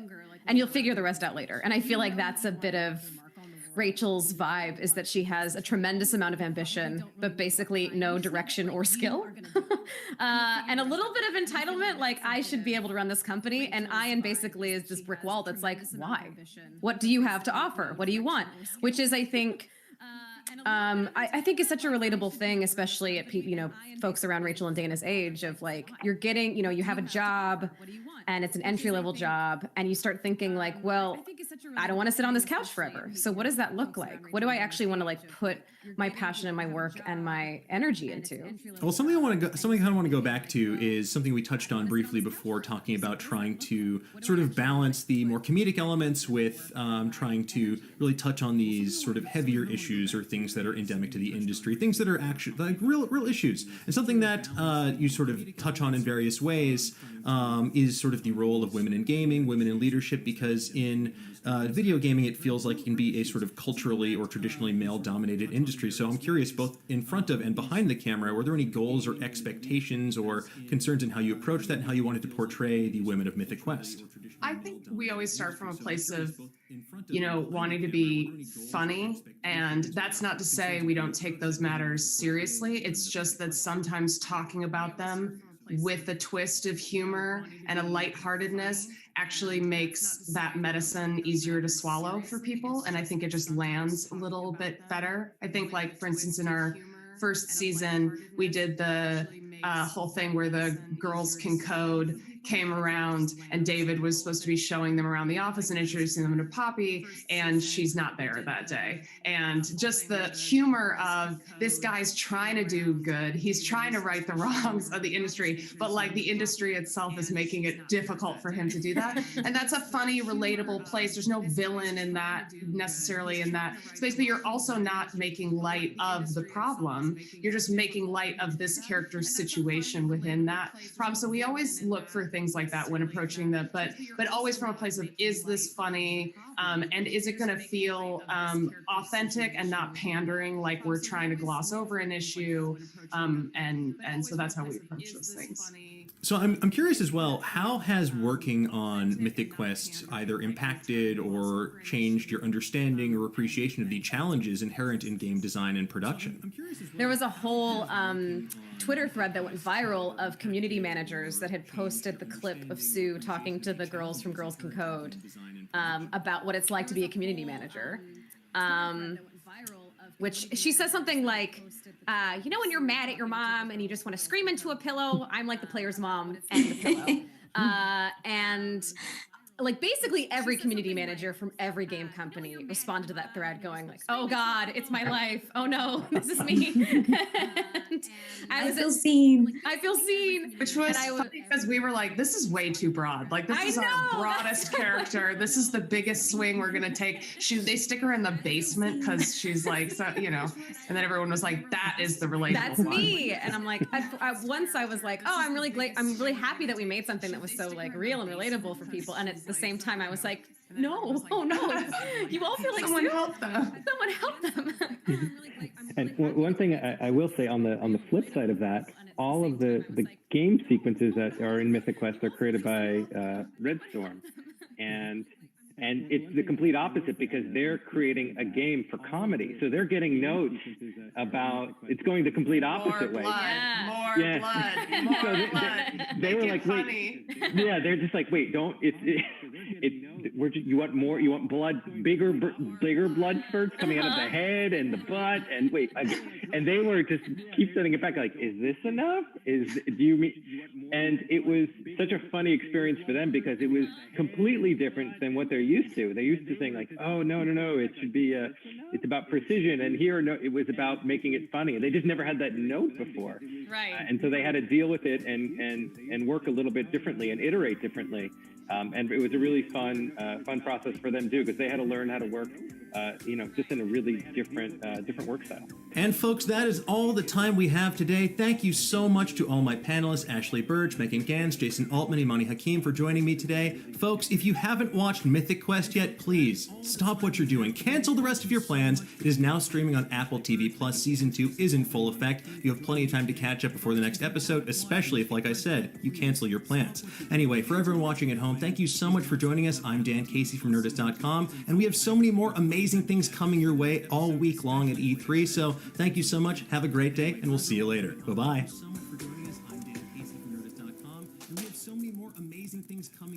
Oh, sorry. I was just posting on Twitter with the hashtag E3 2021, just like you should be on the part of that bang, and you get to vote. You've heard the spiel a million times, right? So let's get into it. Games appeal to everyone, but obviously everyone is different in their own way.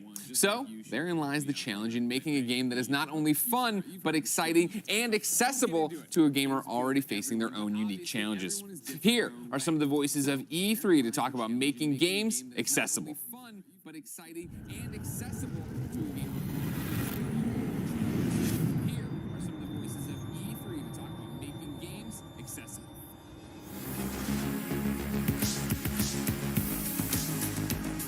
Hello and welcome back to this wonderful E3 presentation. We are here today to talk about all things gaming on the Making Games Accessible panel. I am your moderator and host, Steven Spawn, the Chief Operations Officer of Able Gamers. You've probably seen me running around the internet being friends with Ryan Reynolds and raising awareness for people with disabilities. I am so privileged to be here today with 4 of the top people in accessibility and games, and I'm going to do one better than introduce them to you. I'm going to let you each hear from them individually.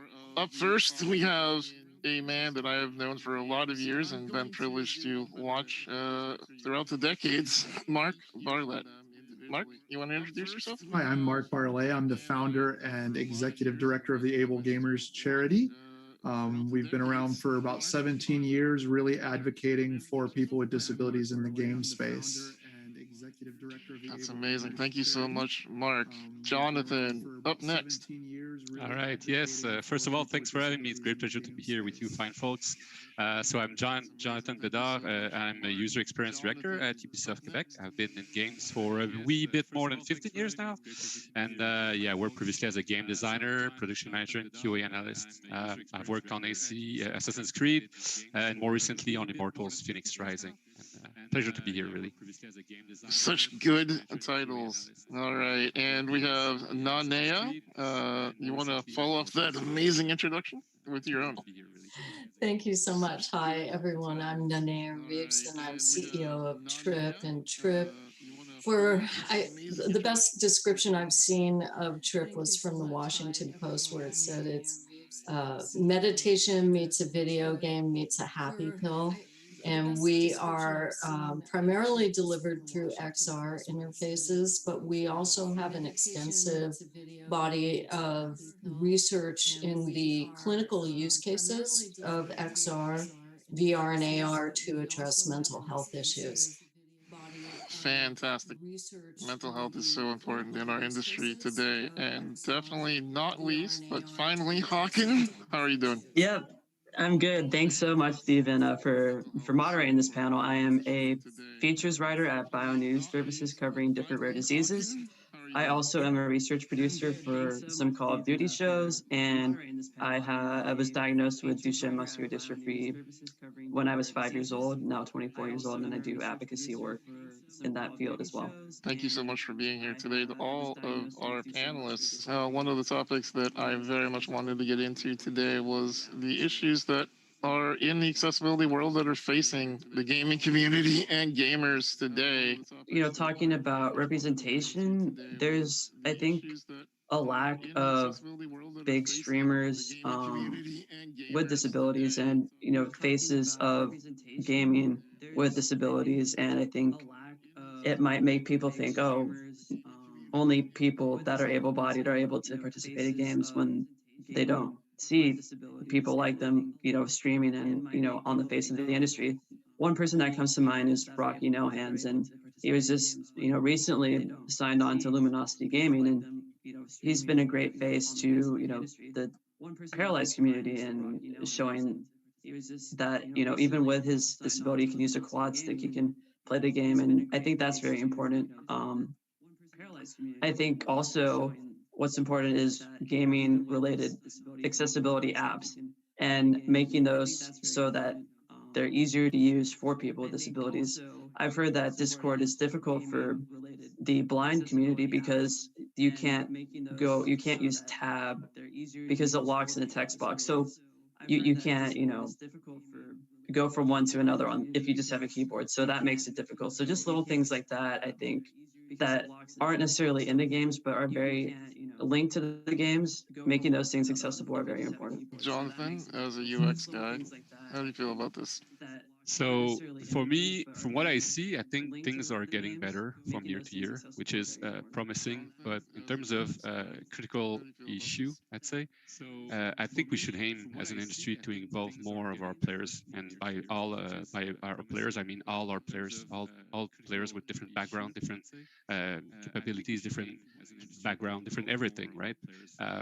And there's a saying I heard in the accessibility community, which was nothing about us without us. And it really resonated with me because I realized at that point that sometimes you will unintentionally create barriers.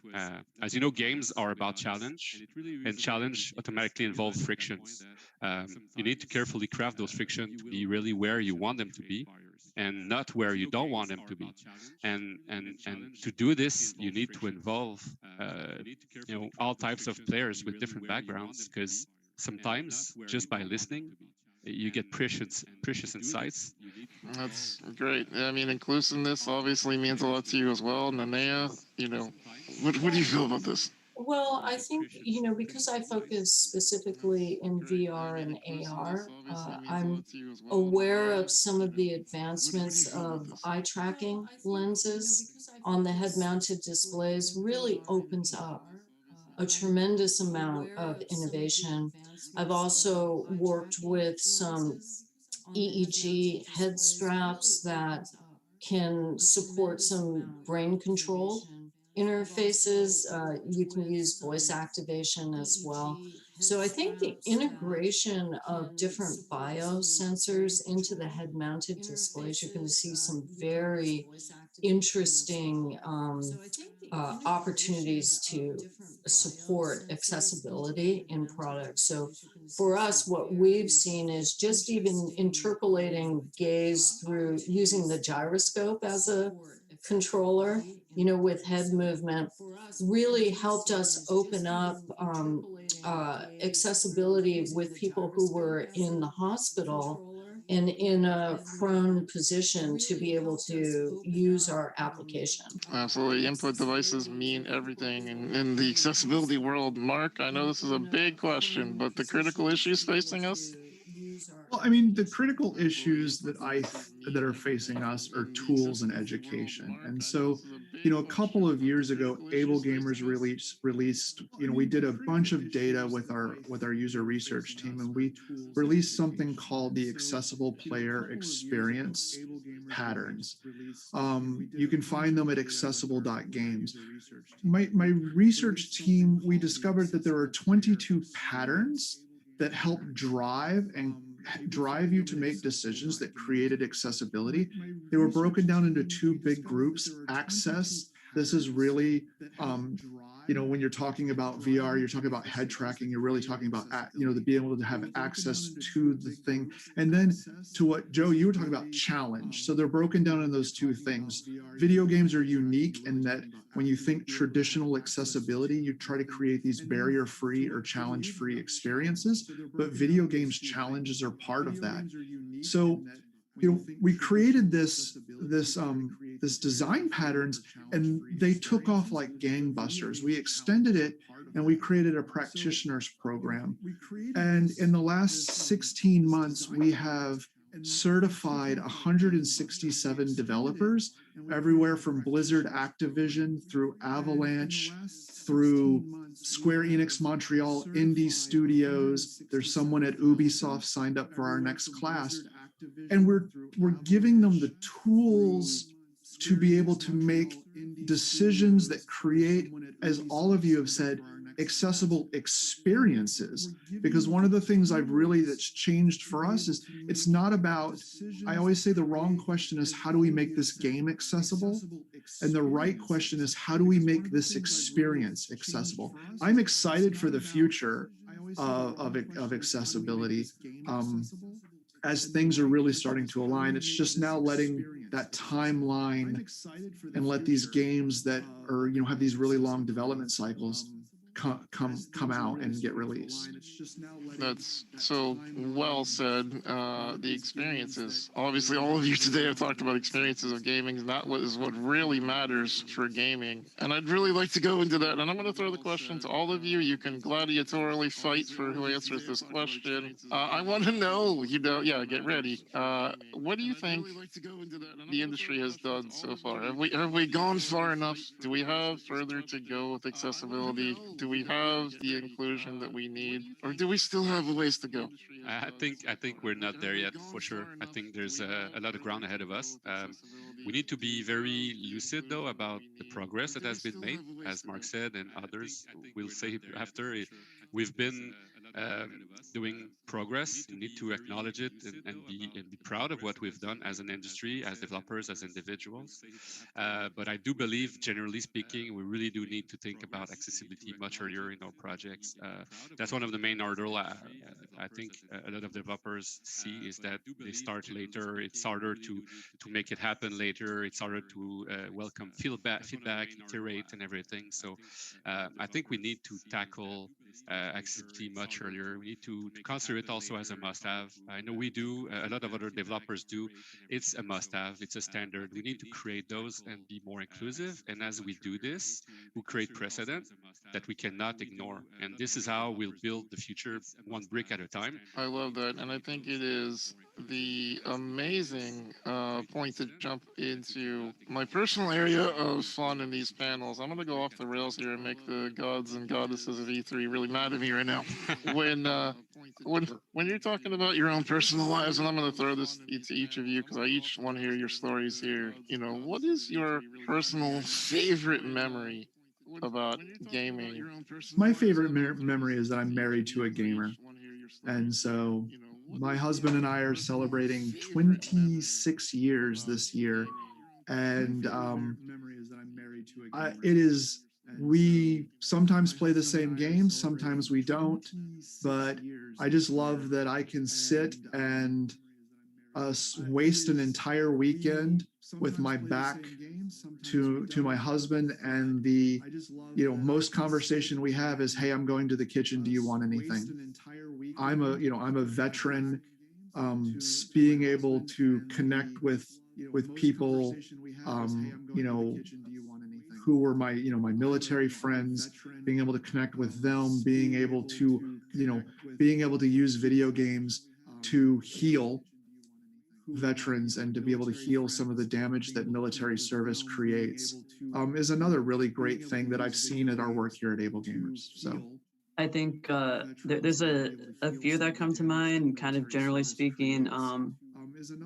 You know, growing up, I could, since it's a progressive disease, I could keep up in a sense with some people, but I started to decline. I couldn't do things. And I think video games was what really brought me together with my friends. And it was a way for me to interact with them socially where I could, you know, on the playground, etc. And so I have very fond memories, you know, playing Halo Reach is one of my favorite games, playing, you know, Firefight on Beachhead, you know, taking out some aliens together. And that was just, you know, a very warm experience for me as well. And then also say as a journalist, I worked for the Washington Post. I worked for their video game section launcher when I first started. I interned there, and being able to cover the Overwatch Grand Finals in 2019 in Philadelphia and having the Wells Fargo Center sold out and interviewing people about why they love esports, why they love video games, and just seeing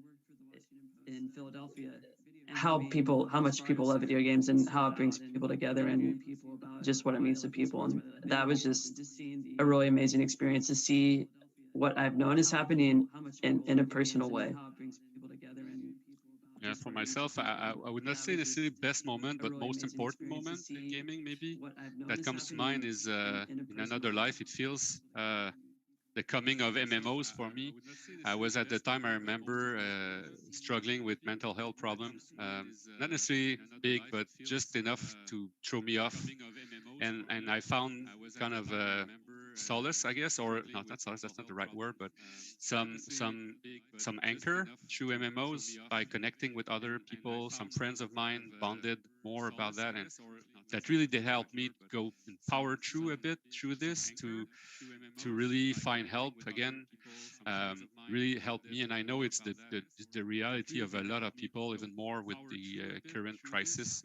A lot of people find refuge in gaming, social or not. That's how they manage, how they cope, and that's why that's one of the reasons I do make games. Not the only one, but one of them. It's powerful for me, at least, and that's why today I really do empathize with some people that do struggle with that, and it's very important. Yeah, to try and respect that first, but also try to see how we can, you know, support all types of learnings like this, escapism, connection, relatability, stuff like that. I think for me, there's several moments. Hawken made me think about when I was invited to the League of Legends Season 3 finale at Staples Center. And I felt the energy. I mean, it was really where I got the seismic shift that had just happened in that moment with this concept of professional gaming, and it was super exciting. I think it was a life-changing moment for me in my relationship to games. And then finally, you know, I very rarely play games all the way through. Completing BioShock was such a beautiful, like, full immersion. And I saved the little sisters. I didn't harvest them. But, you know, it was just kind of like playing that all the way through and the isolation of that single player journey and the narrative. And I felt the same when I played Last of Us as well. Just the beauty of that game and the storytelling. And, you know, I live in Los Angeles, and thinking about storytelling through you being a part of the decision framework, I think is really what's beautiful about video gaming. Couldn't agree more. Games are beautiful, and that unfortunately brings us to the end of this wonderful panel, as obviously this subject is so deep. We could all talk for the rest of the day. Thank you for your knowledge and sharing with us today. We're going to throw that out to you back in the audience. Take care and enjoy E3. It's been our pleasure to serve you. And don't tell Greg Miller I stole it. Bye.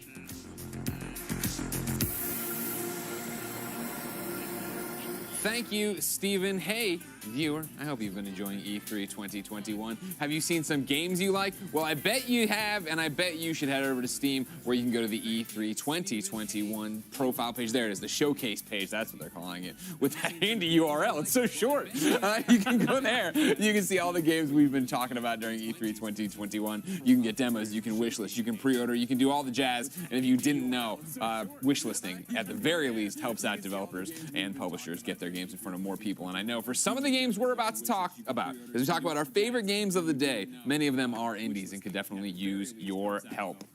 Damon Hetfield, IGN.com, GameScoop host, yes, father, Kansas native. These are all true. Yeah, I know, I haven't lied yet. What was your best thing you saw today? Greg, I'm gonna go with Fallen Aces, which is a game that I think was revealed last year, but wasn't on my radar until today. So E3, the system works. Yeah. This is a Doom style game that with a gangster noir setting. Yeah. Very unique. Nothing really looks like it that I'm aware of. There are a lot of sort of Doom revival games that are around these days that are going for the style of the way Doom looks like in the 90s, even sometimes restricting you to the X-axis. But this is the first one I've seen that has such a unique gangster setting of it. I thought it looked awesome. Yeah, I've been talking about, whenever I talk about it, I'm saying Doom mashed up with LA Noire, right? Like, it's got that crime noir story, it's going through, and yeah, like, it doesn't look like the Doom you're thinking of from 2018 or Eternal, right? We're talking about the old school Doom and the way it would turn and the way these characters would pop up and be a little bit pixelated. I love that one, looks awesome from New Blood. Michael Hyam. We just talked about Monster Hunter Stories 2. We sure did, but you and I haven't talked about it. Oh, but we haven't talked about it. And that is my game of the day. I think, like I said earlier, like just a couple segments ago, anime, cats, Monster Hunter, I'm on board. And yeah, I think that what's really cool, though, is that you get the demo at the end of the month, which is going to carry over into the release on July 9th, which we knew already. But I wish more games did that. Of course, Dragon Quest 11 did that, and I think more people hopped on board. Like, oh, I'll try it out. And then after you play the demo, it's like, oh, I don't have to restart. So that's really cool for Monster Hunter Stories. So if y'all got a Switch, keep your eyes on that. That's coming out real soon. But I just really like turn-based combat, like I said, and like flipping the Monster Hunter vibe into which Stories 1 already did. Flipping that into a turn-based combat system, kind of reworking the story a little bit. I think it's going to be a lot more thoughtful than what you might expect from Monster Hunter. That's the thing, is somebody who played a lot of World, right, and it has played Monster Hunters like I talked about before on PSP, I skipped original Stories, and kind of wasn't on my radar at all. So checking out this one, I was like, oh my gosh, like this is so story-focused and character-forward. Yeah, some JRPG stuff that I absolutely love. So yeah, that's really got me excited. And I think like the first 2 days were a little bit lacking in Japanese games, which is where I gravitate towards. I know Square Enix focused on Guardians, so Capcom came through for me. Okay, great. Dan. Well, speaking of Japanese games, one of my favorites in recent memory was Fire Emblem Three Houses, so I immediately gravitated towards Dark Deity. It looked like a strategy RPG that I can't wait to play because it blends mechanics, it seems, from both Fire Emblem and other similar strategy RPGs, but also that XCOM-style wound system. I love a good game with permadeath. I want to feel there's a sense of stakes for my characters, but also I need to manage my characters a little bit too, because I don't want to save scum my way through this. I need to tactically decide, are they going to make it through this battle? If they get grievously wounded, are they going to be able to help me in the next one? So I'm excited to see what they have there, and like Damon was saying, the system works. E3, the system works. Hashtag the system works. Hashtag Monsties. That was another one. Yeah. I saw the internet get taken off guard by the Monsties. Was that a big thing on Monster Hunter Stories 1? Did they talk about Monsties? Yeah, shouts out to Monsties. Yeah. I can't believe I completely missed it. It's so adorable.